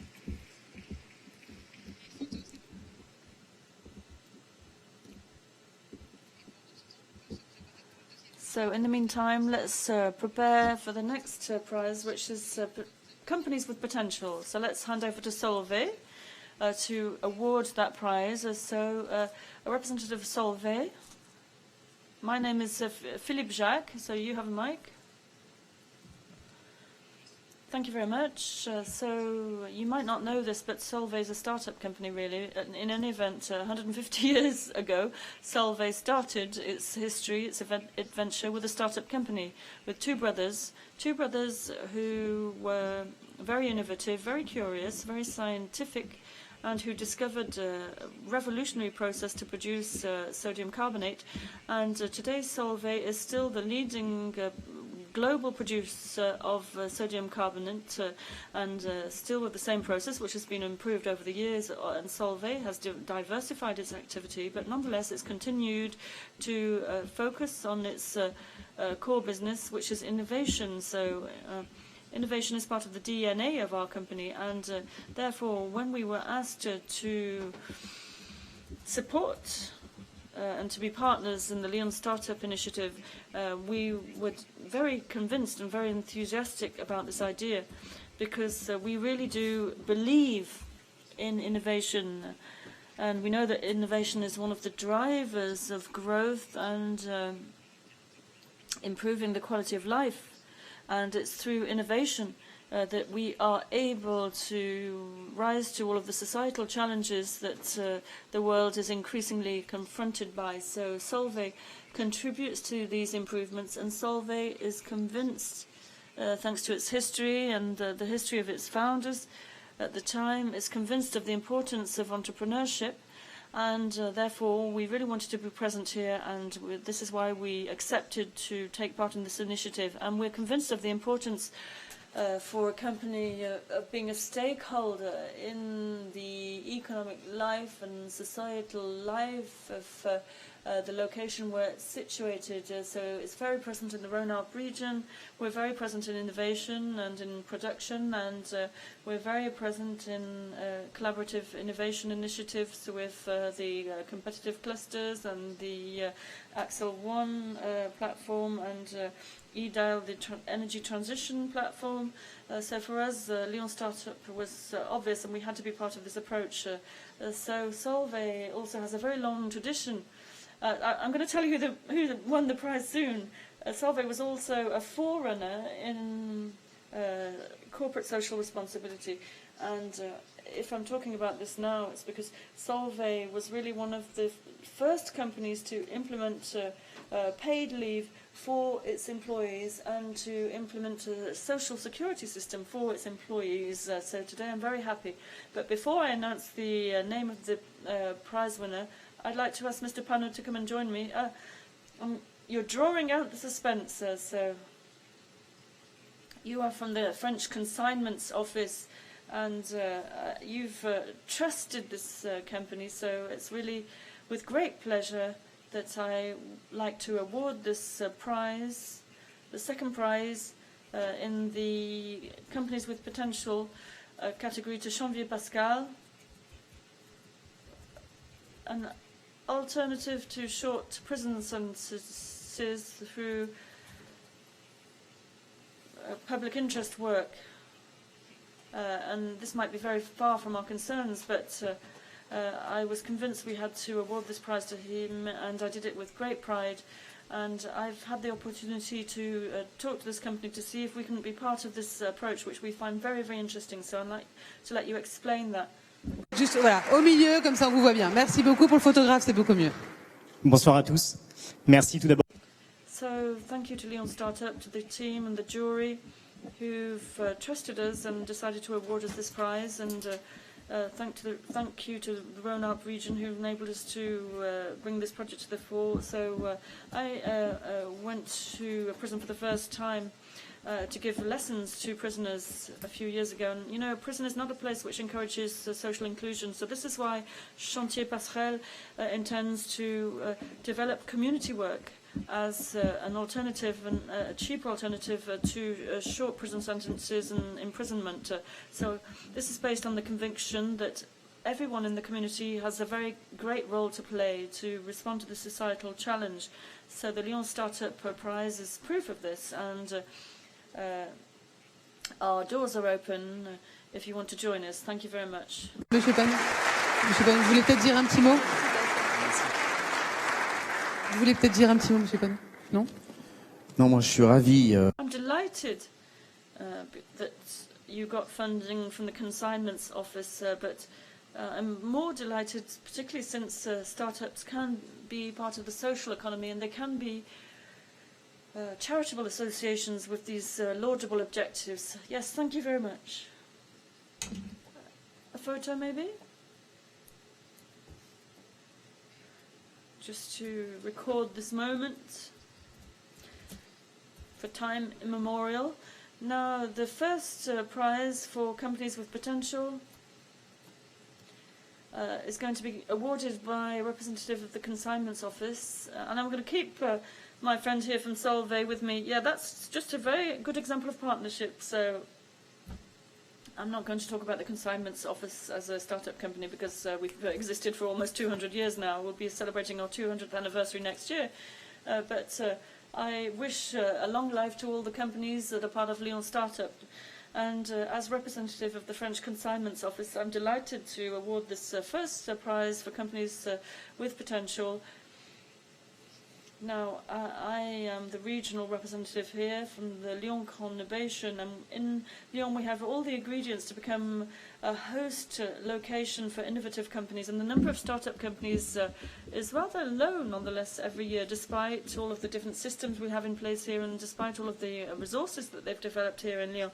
And the Lyon Startup Programme, which is supported by the University of Lyon Foundation, that we're one of the founding members of, this initiative suggested that we take part in this Lyon Startup Programme, and this is why we wanted to work with the local authorities and private patrons to become one of the leading partners. So the Consignments Office does a lot for businesses. In 2013, incidentally, 187 years after it was created, we created a subsidiary de B France, which aims to subsidize and fund seed capital and startup companies. And in parallel to this, at the Consignments Office, we support networks to help create startup companies. Just to give you an idea, in the Rhône-Alpes region alone last year, we supported and funded 3,100 startup companies and 29,000 in total in the Rhône-Alpes region, without counting the number of entrepreneurs and businessmen involved. So we provide support, and this enables us to implement our strategy on the territory. And myself, I was part of the final jury, and I found the discussions very rich and the projects very rich, and I noted that there are a large number of startup companies which were looking for equity, and they were looking for funding. We saw that earlier on, and this is the case of the first prize that I'm going to award now. And I would be delighted to support the prize winner with our subsidiary in its search for funding. So could you stay here with me here? Because I think you might have some partnerships or synergy with this particular company. Yes, it's true that when we saw the diversity of the projects presented and selected, we were quite disappointed that there weren't many projects in our core business, chemistry. And then when we saw the results of the jury yesterday, we said, well, this really is our core business. And I think we can announce this now, can't we? Yes, it's shown on the slide here. So after a long path, apparently there were 200 companies who presented their projects. There was a long sorting process. Certain projects changed a lot from the time when they were selected and today. And it's a great pleasure for me to invite Manuel Osere from the company Watch Live, who's going to explain his company and what they do.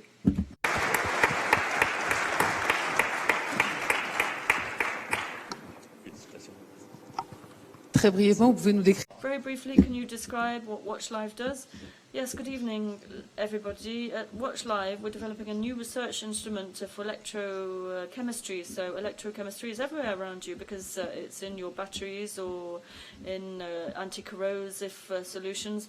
And you know, scientists in this field, despite the considerable investments made, they have a big problem because, in fact, they can't see the reaction live. At Watch Live, we've developed the first microscope which enables us to see this reaction live. Thanks to our instrument, and with the help of our instrument, scientists from across the globe will be able to make considerable progress in the applications that we're all concerned by. So thank you very much. Congratulations. Thank you very much. Thank you to all three of you. A group photo, please. And I'd like all the prize winners to get ready with Mr. Gérard Collomb, the Mayor of Lyon, to come and take a photo with all of the prize winners. Could you all come on stage now at the same time, please? All of you. But I'd like to keep you on stage afterwards, Mr. Mayor. Messieurs les photographes, venez, venez. Oui, prenez vos prix aussi, voilà, parfait.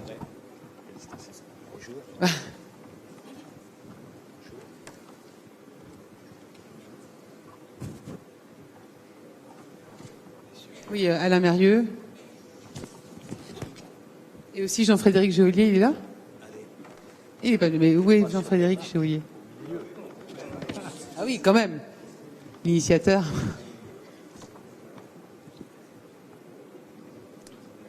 Dépêchez-vous parce que c'est assez rapide. Voilà.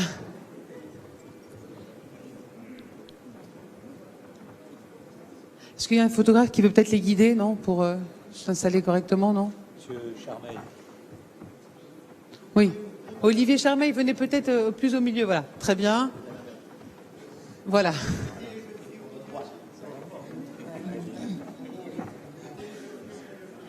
Les jeunes filles au milieu. C'est vrai qu'elles sont rares, c'est un peu dommage, mais...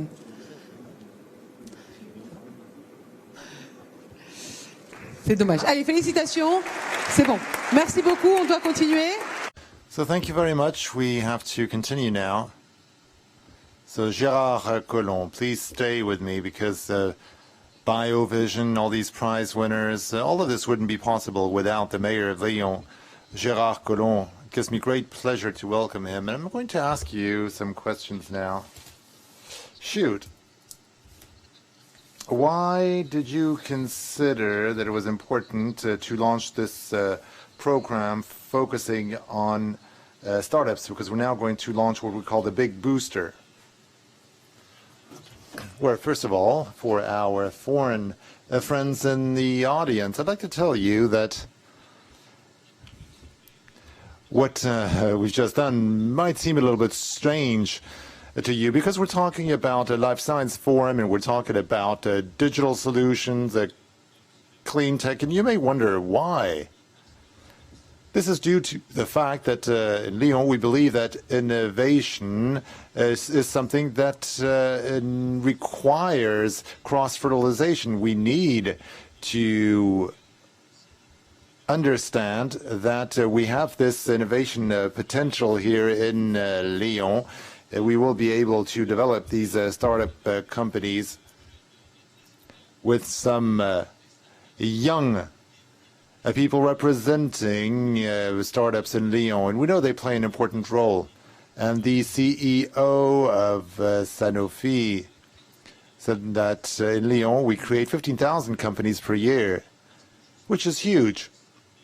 And this is due to the fact that we're constantly looking for innovation, to push back the borders. That we talked about startup companies, and these startup companies are international by nature. And we need to encourage their development here in Lyon, but we have to provide them the means to go global. This is the reason why we've created the Big Booster program, and the Vice President in charge of innovation will tell us a little bit more about this program. In a nutshell, what is it about? It's about enabling these startup companies to have access to other markets. For example, to enable them to go to Boston in the U.S., a huge city in terms of innovation, in order to be able to benchmark themselves against U.S. companies. This will enable them to secure a certain foothold in the U.S. It will also enable a certain number of Boston-based startup companies to come and discover Lyon. We had the founder of 1001 Meals who was able to come and discover innovations in the different areas, including the food industry. Now, Big Booster, how can it help existing projects?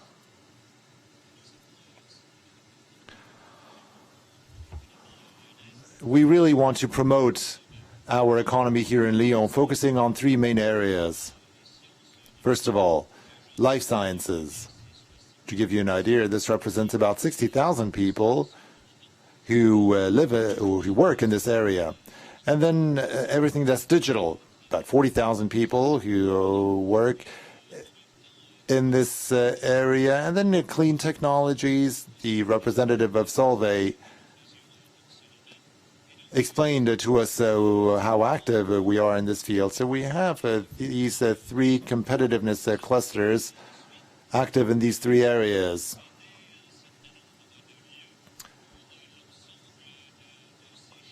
We also want to promote these different activities, focusing on life sciences. We now have a platform such as Axinov, which enables companies, especially young entrepreneurs, to develop their own activity. In the Chemistry Valley, we also have the Axel Watt platform, focusing on the processes, new materials. This enables us to encourage new technologies and new innovations. And we know that you have a huge co-working initiative in Boston, and we tried to do something similar in an area in Lyon called Confluence. We're going to bring together all the digital players, and then we have to bring together what we call innovation boosters. And we have a representative of Axedeo who's just received the label, the first label obtained by a French company recognized as a digital innovation booster. This is what we're trying to do here in Lyon, in a close partnership between private companies and public authorities and local governments. You know that Lyon was ranked as the first European city in terms of business opportunities. We know that Boston is a dream for a lot of people because of the quality of research there. When you go and visit Harvard or MIT, of course, you can only feel very humble with regard to what we're doing here in Lyon. But we felt extremely interested because we also have some friends in Boston, and the former governor had visited Lyon. We have strong links with the mayor of Boston. We had a look at Mass Challenge, and we wanted our startup companies to go to Boston. Of course, we have other cooperations in place. We're present all over the world. We're present in Tokyo and China, but we believe that Boston is a great place to create these links between our companies, our young startups, and Boston-based players. Now, stay with me, because we'll be talking about this cooperation in greater detail in a minute. Let me give the floor to Serge Lambert, who's the president of the board of directors of Sanofi, the world leader in terms of vaccines, and number 5 in the pharmaceutical industry. I think you are based in Boston as well, aren't you? And the reason I was invited here tonight is that we are based in Lyon. We have a lot of sites. We have our head office here for Sanofi Pasteur, for Merial, and Genzyme is also present. We have 6,500 employees here in Lyon, and we are continuing to invest significantly here in Lyon. But we're also present in Boston with 1,500 researchers working in different areas, orphan diseases, immunology, and oncology. So, of course, we have a very strong link. It's the head office of Genzyme, a company we took over in 2011, a highly innovative company. And they helped us with our transition to biotechnologies, because we know that this is really a part of our company's future. 100% of our pipeline of new biological products and 72% of our entire pipeline is biological. So, of course, it was a natural link for us. So this is a link between Lyon and Boston. When I traveled to Boston, we were lucky because we were welcomed by Sanofi, and we organized a great meeting with the entire life science community in Boston. Over 1,500 people. A lot of French expats, or? Well, we do have a lot of French expats in our teams, but also at Harvard or MIT, there's a very strong French community. But what's important in terms of research, development, and innovation is to have a certain concentration of talents, and this is what Lyon is doing. This is what Boston was able to achieve, and this is also our approach in the development of our research structures, because everywhere in the world, and we're currently doing this in Shanghai, we need to concentrate our means in a favorable environment. Now, to make it happen, Mr. Collomb, you talked about Axedeo. Christophe Dumoulin is going to join us now. He's the business director of Axedeo, a startup company that didn't go unnoticed. Axedeo was created in 2013 in Lyon by Laurent Fiard and Christophe Dumoulin. Maybe it makes more sense to move towards this white circle. Axedeo is a Lyon-based initiative created by Lyon digital entrepreneurs. When we created this in November 2013, we thought that in Lyon, we really had to get our act together if we didn't want to be eaten up by Paris. So we decided to create a digital booster for digital companies, delivering solutions, B2B solutions to companies. So that's when we created this company, and thank you very much to Mr. Collomb, the mayor of Lyon, because you gave us the possibility to visit Boston and see what others were doing in Boston. And I have to say that everyone in Boston worked in an extremely professional manner, especially with regard to the promotion of startup companies. Now, you are now recognized as a booster, and the notion of big booster, the launch of big booster, is that important? Yes, we know that a startup company, if it's not global right from the start, it's not going to work. And if it's not present in the US, there is no chance of survival. That's how things work. You know, that digital solutions are not limited to one country. And what's important for startup companies is to gain new customers.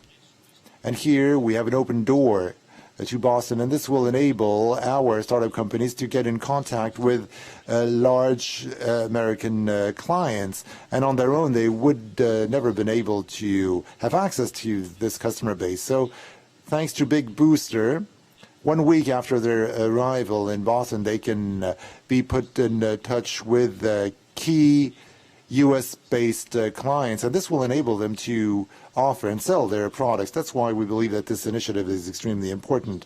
And then, when we're talking about global innovation, we have to make sure that we're able to test these innovations in different countries. If you want to go global, you have to be able to prove your concept in different countries. It's important to have your first customers in France, but then you immediately have to go to Boston to determine whether your product is in sync with the expectations of U.S. customers, because we know that once you have access to the U.S. market, you have access to other English-speaking countries, Hong Kong, part of China, the U.K., Canada, and certain Asian countries. So this is extremely important to our eyes. And then we have to be a part of this community, this ecosystem. We know that we have very strong ambitions, and we have to make sure that we are part of the movement. We have to make sure that our startups no longer fear going global. Thank you very much. Gérard Collomb. We know that innovation is critical. This is really the driving force. Yes, we cannot imagine the future of the pharmaceutical industry without innovation. Fundamentally speaking, it's really our driving force. It's the only way forward. I'm not going to dwell on this, but we have no choice. We have to be innovative. And we know that it's difficult in the pharmaceutical industry, because we know that when you grow in size, sometimes you tend to become rigid. And for many years, we've decided to opt for an open type of architecture with constant dialogues with biotech companies in the field of life sciences, but also in the field of digital solutions, because we know it is through this constant interaction between companies who are eager to place the emphasis on breakthrough innovation and the activities of our platforms and our technologies. This is what will enable us to reach the desired scale, because in many cases, we find it very difficult to reach the right size. And we've been doing this with different companies, small companies, larger companies. We did this with Regeneron in the U.S., $40 million today, but at the time, the figures were completely different. It's been 15 years now. We also work with innovative startup companies in the U.S., in France, but also in other countries. We're always looking for these breakthrough innovations, because we know that healthcare systems can no longer accept innovations that are only marginal innovations. We know that breakthrough innovations are those that will be financed by the healthcare system of tomorrow. This is how medicine will move forward, and we know that pharmaceutical companies will focus their efforts on these breakthrough innovations. Marginal innovations is no longer an option. And you know that competition makes this even more necessary. We know that the financial pressures linked to the health sector is extremely strong, and we can no longer accept public expenditures for marginal innovations. A round of applause. Gérard Collomb, if you could stay here on stage. Let me add one word.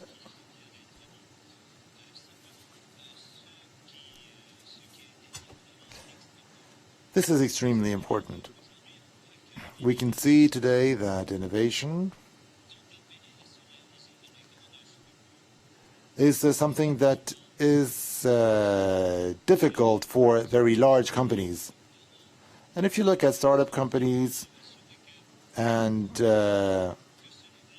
PhD students, that's where a lot of innovation takes place. This is why we need to create this very tight-knit network, this ecosystem. And Boston is able to attract a lot of companies. It's due to the fact that in Boston you have a lot of PhD, post-PhD students who really want to focus on these breakthrough innovations, and it's a great opportunity. This is what we're trying to do in Lyon.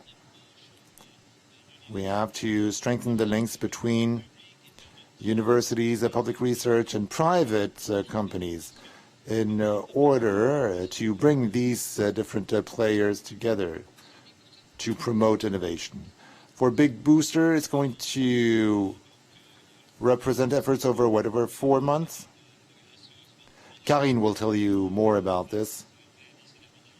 So we're going to start in Lyon with the first selection, and then we'll continue in the United States. Will you be present?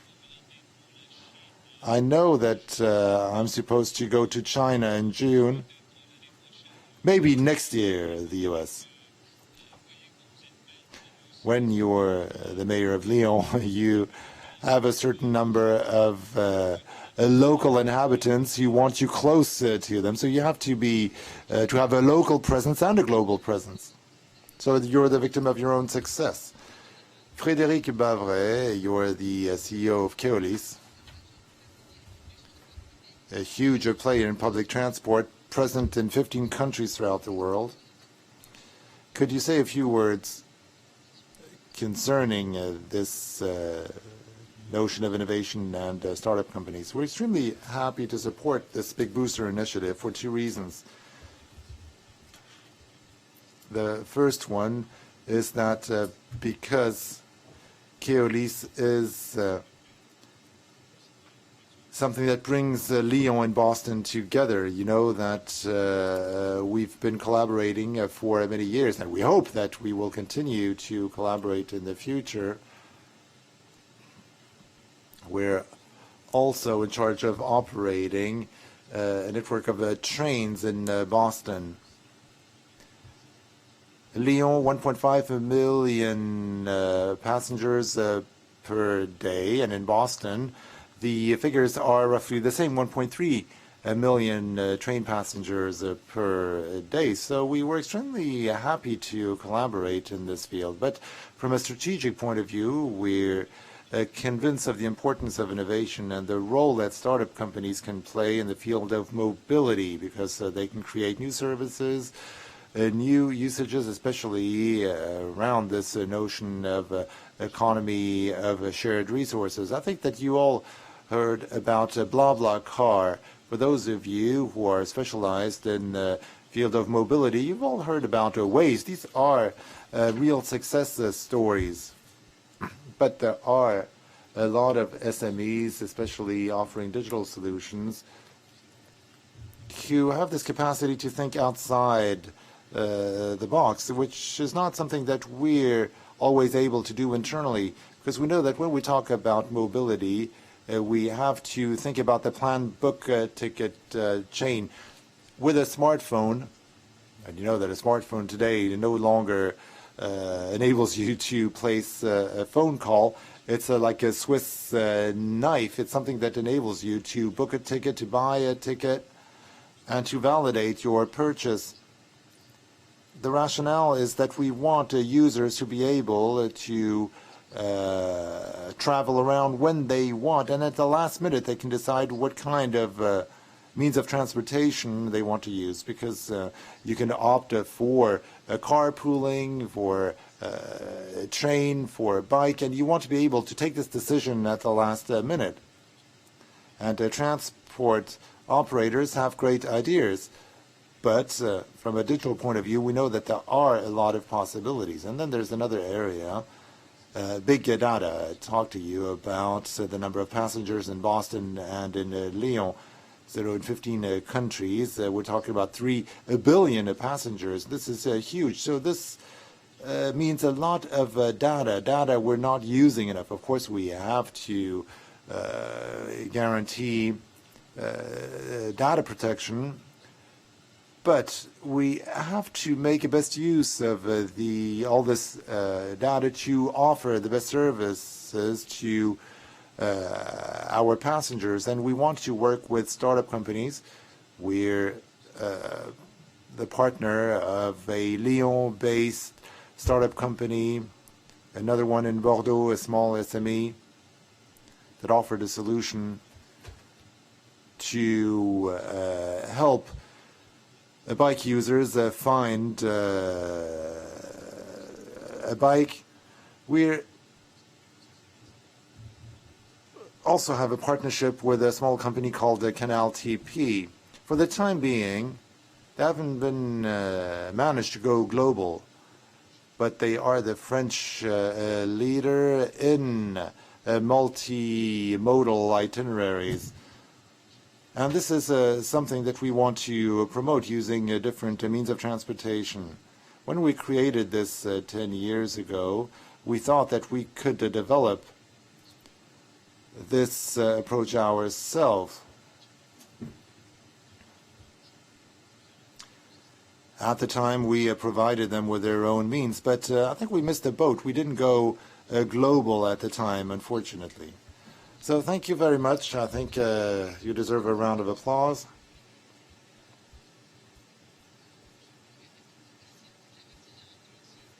Thank you very much, Gérard Collomb.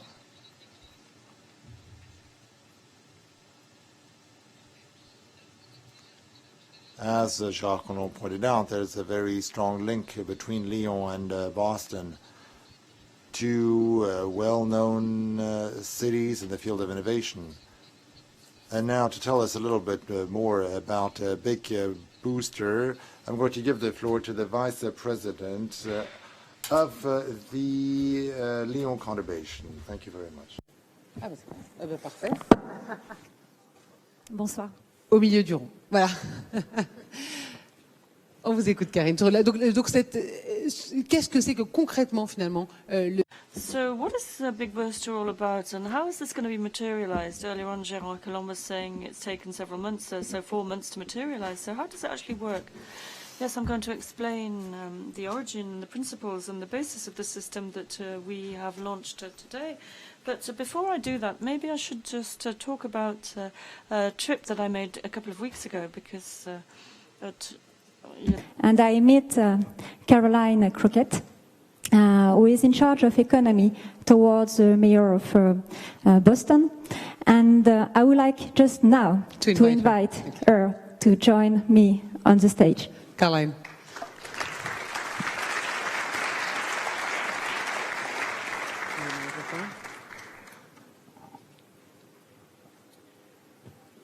Who's next? Slide. Okay. Caroline, maybe you need it, right? What's next?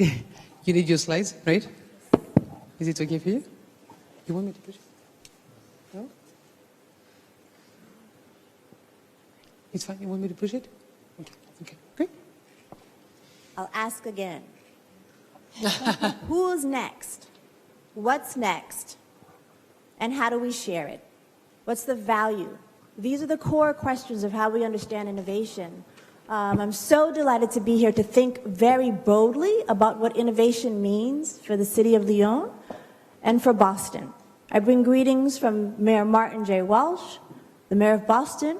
It's been wonderful to be welcomed here and be greeted so well, to meet your wonderful mayor, all of my wonderful hosts. It has been fantastic. So I wanted to share some ideas and some reflections that we've had in Boston and to offer our wholehearted support for the Big Booster project, which we know will allow us to really dig into this question, our sharings, our learnings about where the value is, what's next, who's next, and how can we think about the Atlantic as just something that connects us.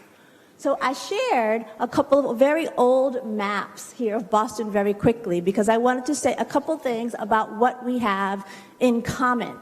We have some hills in our cities. You have people who have been talking to me about your hills for the last couple of days. It's been wonderful. We have some hills. Boston takes its name as a city of moving water. The name was Shamet, a Native American name, and the name of our state, Massachusetts, means land of the great blue hills. So we talk a lot about hills there, and you see we have this issue where we are this little peninsula, it's kind of funny pointy shape in 3 parts, with lots of water around us. And so we've had lots of challenge, even from the beginning early days of English occupation, almost 400 years ago, to figure out how to grow, how to share what Boston is up to. Next slide. So the issue has been how to move beyond our waterway. So I want to share this map, which shows you really quickly what the city looked like originally, which is the gray. The white line shows you all the places where we have built out the water line, landfill. Hundreds of years of landfill have allowed us to have this large metropolitan footprint. Today, we have really pushed our population numbers up to about 640,000 people, pushed down those hills. We cleared the hills to fill in the lines that you see and are continuing to grow. The section here along the waterfront continues to be a challenge for us to figure out what to do with our waterfront. So as Boston has emerged, kind of as this economic power, as political power in our own mind, maybe, and maybe elsewhere, we've had to really struggle with the land. Land issues, land growth, revolution based in our land and our history, and also how to grow. Show the next slide, yeah. And so this area that you see is taking you to the front of the city, our seaport. And the land here for many years just there was just emptiness there. And so what we've done is to say, what could this be? Kind of what is a way that we could open up a bigger conversation about Boston's growth, Boston's future, how to share the value of our population, of our industries, of our growth. And so what you're seeing is an image from the 80s, the 1980s, that shows you that there's not much there. You have a very big, bustling skyline, but this center, almost the center edge of the seaport, which was empty. And this, as you know, wound up being the site for an innovation district. And so what the innovation district has allowed us to do is to take 1,000 acres of the city and to say we are going to think about what this means for startups, for tech, for new kinds of businesses to really push us into an area we had not grown before. So the former mayor, Mayor Menino, takes on this idea of an innovation district as a way to incubate new businesses, to think very boldly into the future about what's next, this very question. So the next slide really quick. And what we've been able to do is just to show how this land use question could be a bigger economic driver for us, limited by our waterway, but really trying to open up a discussion about where do we want businesses to be located, not outside the city, but inside the city. And what could that mean for how the city itself is fueled, how the city itself recreates itself, how the city literally churns on this idea of the future. And so now, when we think about the innovation district, we think about a place that has attracted hundreds of new businesses into the city, has created more than 3,000 jobs since its creation in 2010, has become home for Mass Challenge, which you guys know is an incubator, a real supporter of new businesses, really allowing us to launch and accelerate new opportunities. Another reason why the Big Booster is so exciting for us, because it gives us a chance to really leverage what we've learned about competition-based learning and using that as a way to build out what is the inside urban economic powerhouse, which we hope the city continues to be. And so for us, this is about, in Lyon, the most exciting thing is to feel that this is a kindred spirit of thinking about the future of the city. So Lyon is fortunate to have lots of history, much more history, I would say, than Boston. We celebrate 400 years in the United States, like that's a very long time. I know by European standards, it's laughable in terms of an old city. But we do feel like a sense of history, but it's pushing us to consider, again, what do you do with that? For us, we also struggle with trying to make sure that there's work for everyone in the city. And that's a struggle because there are populations within our city who are not tapped into tech, new tech, pharma. And we've got to figure out a way to make the connection, and really excited that Lyon can help us do that. So delighted to be here, been welcomed, it's been wonderful, and I look forward to more of the conversation. Thank you, Caroline. Thank you. Thank you very much. Thank you. On peut l'applaudir. Thank you, Caroline. It's great to have you with us for the introduction of this initiative, Big Booster. It's stunning to see how your ecosystem resonates with ours. And I will say that what's next for us is Big Booster. So, What is Big Booster? What is Big Booster? Have we understood the interest of Big Booster? How does Big Booster actually work? Well, let me give you a presentation on this Big Booster program in more detail. So I think you can show my slides. So the aim of Big Booster is to accelerate innovation. So the idea is to make things count on the international stage. And one of the main features of Big Booster is that it's going to create the metropolitan Lyon ecosystem with the Boston ecosystem. So it's a program which is going to structure our relations with the city of Boston in the long term. So it's like what Jacques Cartier did with Montreal. And the second specific feature of Big Booster is we're going to be opening links with Southern Europe, but also with the French-speaking markets.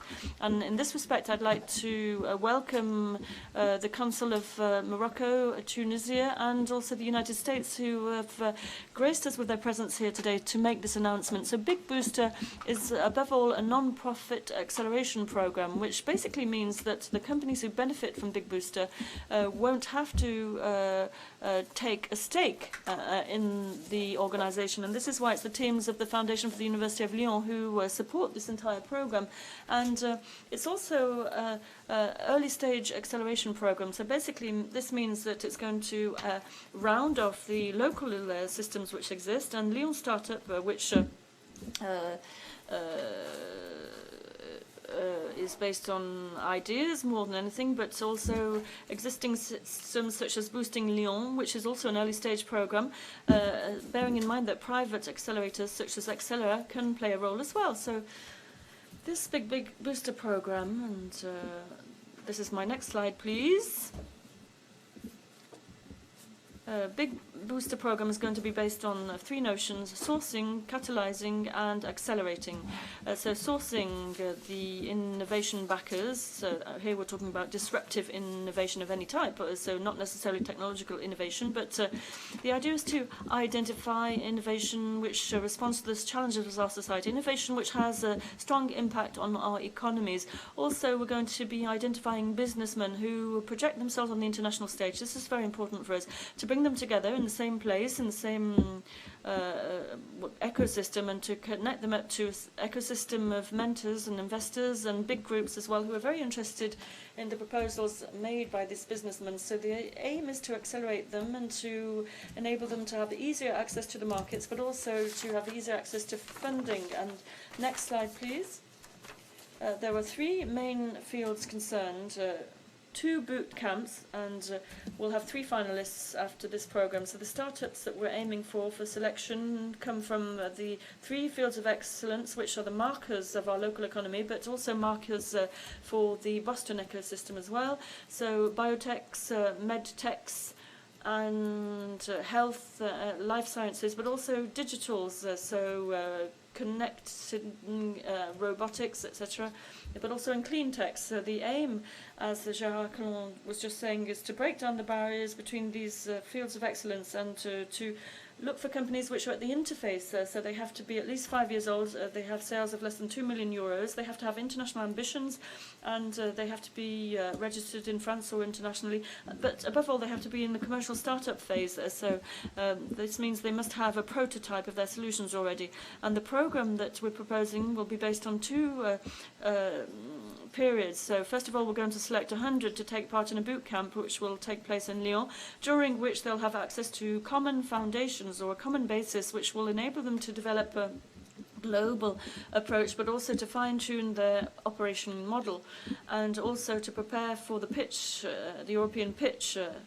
And then, more particularly, we're going to be working with experts in the field of expertise, and then they're going to be leaving for a boot camp in Boston, and 20 of them will leave for a boot camp in Boston, but also they'll have to learn the American pitch. Now, you know that Match Challenge, who we have a representative of here, has a 1-minute format to present a business. This is a true challenge, 1 minute, but also they'll be able to meet the stakeholders in the Boston ecosystem, and I hope they'll make some great meetings there. And the finalists are going to be revealed during the next edition of Biovision. So we have constructed this program so as to showcase and to surf on our events programming. So this is what you'll see now on the next slide. Big Booster is going to start effectively as of June for Inarobo, July, which will take place from the 1st to 3rd of July 2015. And then the boot camp in Lyon will be held at the same time as Blenway Mix, and this is a leading event in the digital industry. And this is going to be followed by the boot camp in Boston at the end of the year, or maybe in January, February next year. And this will lead to the final at Biovision 2016, which will also mark the launch of the second year.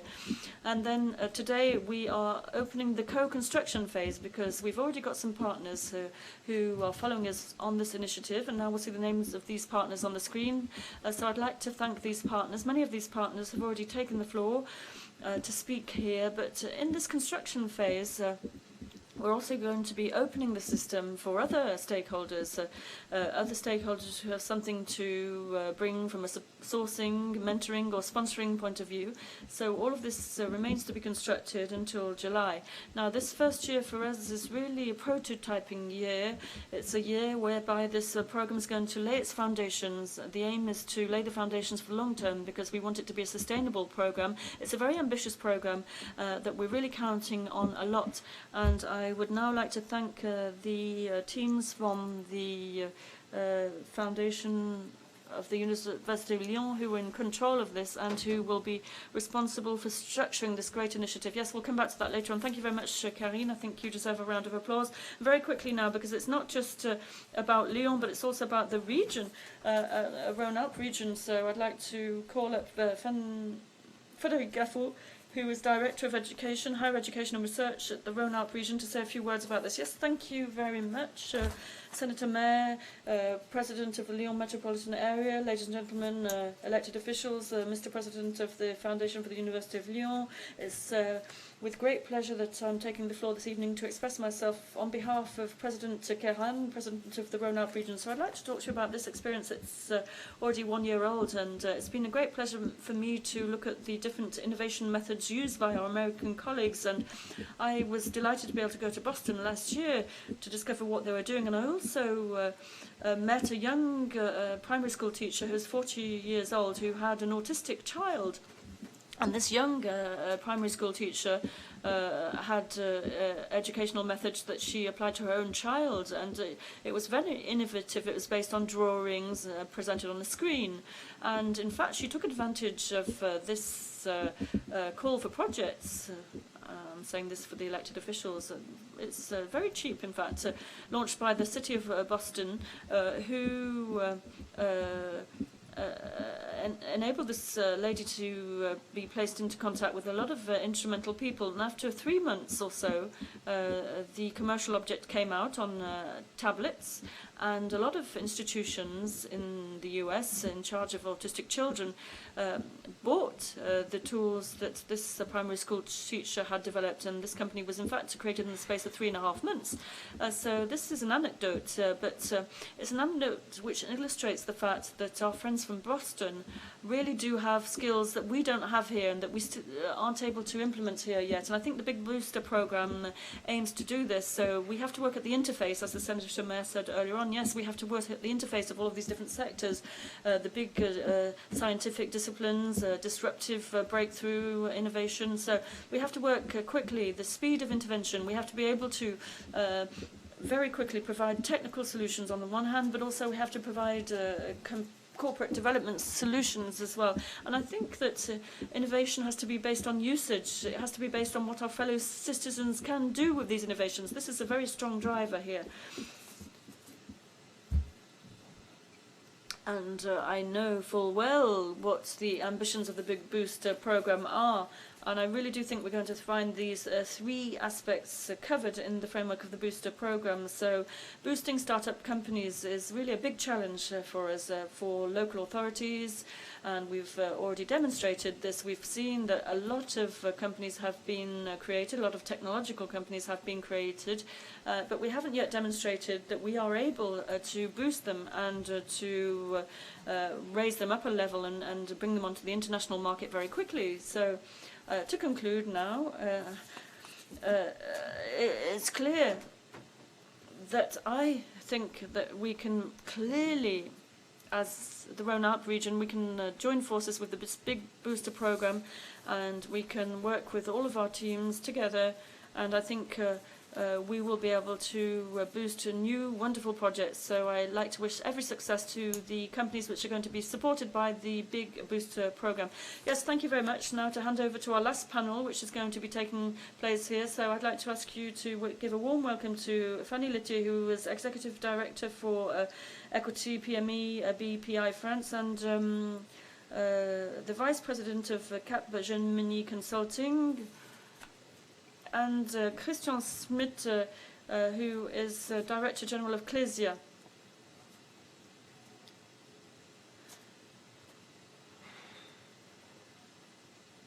So let's start with ladies. Ladies first, please. With Fanny Lettier, I know that BPI France, we were talking about you earlier on, so you have an innovations department which supports the startup companies. So is Big Booster a follow-up to the projects that you're already working on and that you're continuing to work on? And was it clear for you to be part of a Big Booster program such as this? Yes, thank you very much. BPI France is the bank of entrepreneurs, so wherever you find entrepreneurs, you will always have innovation, and you'll always have BPI France. So this is our DNA at BPI France. Our job consists in supporting innovation in every single form. Since we were created in 2013, we've really tried to review the concept of innovation, so what we call new generation innovation, so as to review our support offer and to enlarge our support offer. Now, we like technology a lot in France, so we like to support technological companies. It's very important, in fact. In France, we have some real assets. So we have a lot of engineers who are real technology enthusiasts, but that's not all innovation is about. Innovation is much broader than technology. Innovation might be just thinking about how today, with our products and our services and our business models, how we can convert ideas into action so as to respond to social and environmental challenges which we are confronted with. So innovation, new generation innovation, is technological innovation, but it's not just that, it's also non-technological innovation. So the Big Booster program, I would like to congratulate all of the stakeholders who've decided to implement this initiative, and we are keen to take part, because this really comes back to a lot of things that we're trying to do at BPI France. So with BPI France, we have an SME accelerator, but it's more for mature SMEs, in traditional sectors, and we coach them on a lot of subjects such as strategy, organic growth, and external growth, international development, intellectual property, but also on other issues that we're not that accustomed to working on in France, such as networking, lobbying, sales development, marketing, strategic marketing. So the Big Booster program, I think, is very interesting because it's not just that. So here we're not talking about mature SMEs or traditional sectors. We're talking about biotechs, medtechs, clean techs, sectors where everything moves extremely quickly, sectors where as of day one you have to be immediately international, so things are accelerating. But I think this is a good thing, because in France we're accelerating a lot in France right now with our entrepreneurs, so I think we have to go for it now, and I think we have a lot to learn from our American friends who for a long time have known that by working between the academic world and the business world and working in the regions, that we will be able to roll out initiatives which are global initiatives. So that's basically it. We have a lot of good signals, positive signals in France, which show that it works. Look at last year, for example, 16 IPOs in the biotech, medtech, and clean tech fields. So it's not bad. It's even rather impressive when you look at what's been going on over recent years. And we get the impression, BPI France, that this is just the start. And we know that in the Rhône-Alpes region, we've invested millions of euros in innovative projects last year. And a lot of this money was coming from the clusters as well.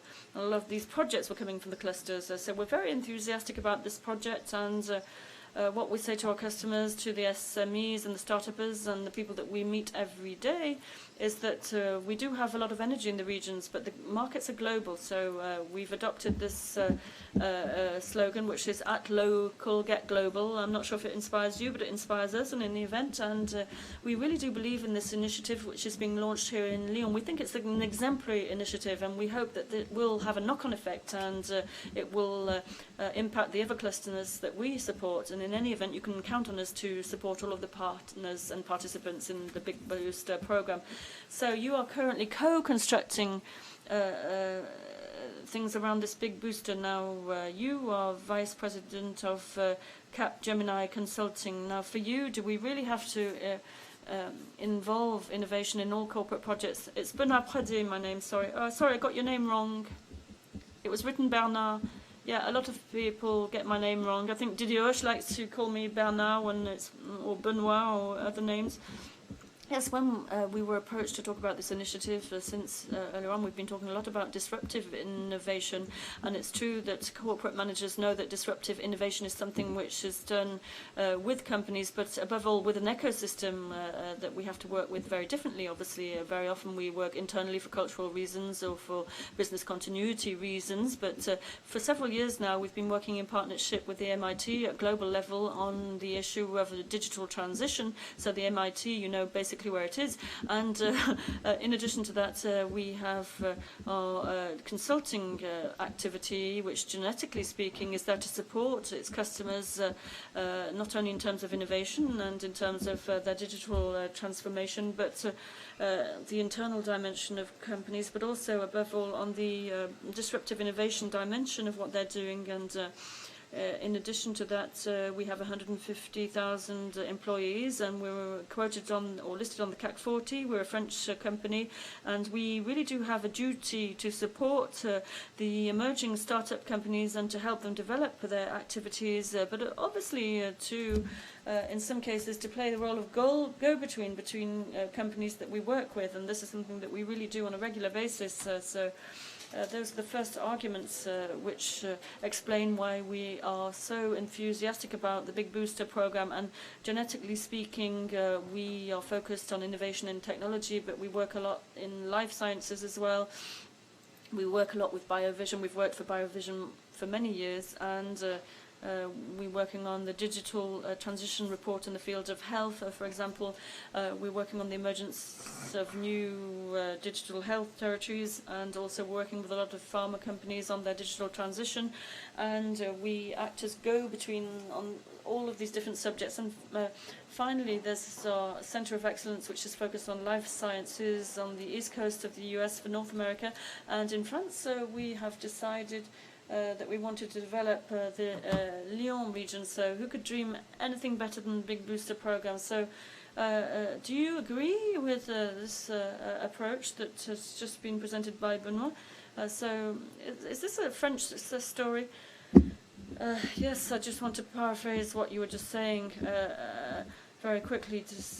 We are here because we are a social protection company, and we work in different sectors of activity. We're there to protect transport companies. I was talking about QLS earlier on. We had QLS earlier on as well, giving a presentation. We are there to protect the services world. So our baseline is protection and social services. So when you're a big heavyweight, you're not necessarily that agile. So this startup logic, you know, Lyon is a big employment area. Look at the Pardieu, our Ecclesia building with our 600 employees. We're very happy to be part and to be an active partner in this Big Booster program. So what is it about being a partner? So all three of you are supporting this initiative. So what does it consist in for you? How are you going to help these startup companies? Well, we too are transforming things in our business as well. So we want to give our experience to these startup companies if they ask for our support and our experience, and we want to help accelerate and to inject expertise and knowledge into these startup companies. So basically, you're asking them to come and see you? Yes, and we have to move and see the other startup companies. Now, Frédéric Brasserez, no. Now, Fanny Lettier, just to come back to what Christian Schmidt de la Brélie was just saying, how are you going to help them by expertise or by supporting them financially speaking? Well, yes, I think the big booster is a project in the course of construction, so we'll see how we're going to work in the next few days and weeks. BPI France is there to provide loans, also subsidies and interest-free loans. We're there to support different projects, and from the early stage right through to their listing on the stock exchange for those that are going to be floated on the stock exchange. And also more and more we provide multifaceted support services. We work with the region, we work with the Chambers of Commerce and Industry and the French Consignments Office so as to try and help the participants benefit from our expertise. Would you like to add something? No. So we are there to help all of this emerge, first of all. And let's say come back in a year's time and see where we're at then in a year's time. Yes, sir. But I think we're going to get working well before in a year's time, well before the next edition of Biovision. So thank you very much for this initiative. I think you deserve a round of applause. Thank you, all of you. Et maintenant, on va quand même conclure parce que. So now I think we have to conclude because you've heard enough. So now Alain Mérieux, President of Foundation, could you please conclude in the white circle, and then I'll stop. Yes, it's a bit matriarchal, isn't it, this organisation? Well, I think everybody can speak French. There's a translation. I want to rest and speak French. Today's session has been rather dense, and we started yesterday at 4 o'clock in the afternoon. I have taken a few notes. First of all, I understood that biology was being invaded by the digital industry, and that the two can't exist without each other. They have to cohabit. This is why I've retired now, because I've retired from the presidency of Biovision because I didn't want to sink our company. And secondly, something which I found quite obvious is that health and medicine alone, there's no point. In fact, we have to work with other sectors now. We have to take account of the environment, so we have to take account of nutrition and education as well. So health is a whole. So global health is a global issue, as the name suggests. And if we don't have physical security for doctors and nurses who are working across the world, obviously there's no point having these wonderful discourses. So don't neglect security issues for health professionals either, working in very difficult areas of the world. So I'd like to thank all of the staff, the devoted staff from the foundation for the university that I'm honoured to preside over, and they're extremely devoted, and we all have a lot of work, and we have to work with limited resources. Nonetheless, we'd like to thank the mayor for his support as well. We try and do what we can here.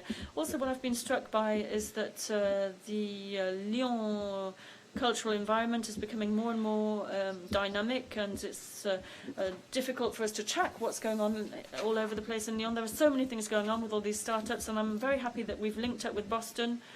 Time ago, I was a student there, but a long time ago. So, and pleasure. I know it's Boston is moving very fast. I don't know, Big Booster, ça me rappelle un peu McDo. Big Booster, it reminds me of McDonald's. In fact, the name, it sounds like a McDonald's hamburger. Big Booster, Lyon, Boston, why not? Okay, somebody's chosen that name. And it's a pleasure for me to support that program. And for everything we do, we need roots. Well-established roots, and we're proud to have our deep roots in Lyon. At the same time, we will need a worldwide ambition, long-term ambition, without any border between science. And we are very happy in Lyon to work very closely between politics, Monsieur le Sénateur Maire, Monsieur Rayon, ça mange pas de blé. University and both all science and university are working together, and industry. Large industry, Monsieur le Président, cher Olivier, middle size, and small company. So it's our pleasure, to conclude the day. And tonight we will have opportunity again to speak English. Ce soir, it's at Hôtel de Ville, where food is supposed to be good. And that's the mayor said. We will see. And you will be very free to criticize. Okay. Merci à tous. Merci beaucoup, Alain Mérieux. Merci. Parfait. Merci beaucoup. Thank you so much, Alain Mérieux. Thank you so much. So, Biovision has drawn to a close. So we've created the bridge between Lyon and Boston, so let's meet again soon in Lyon or Boston, why not?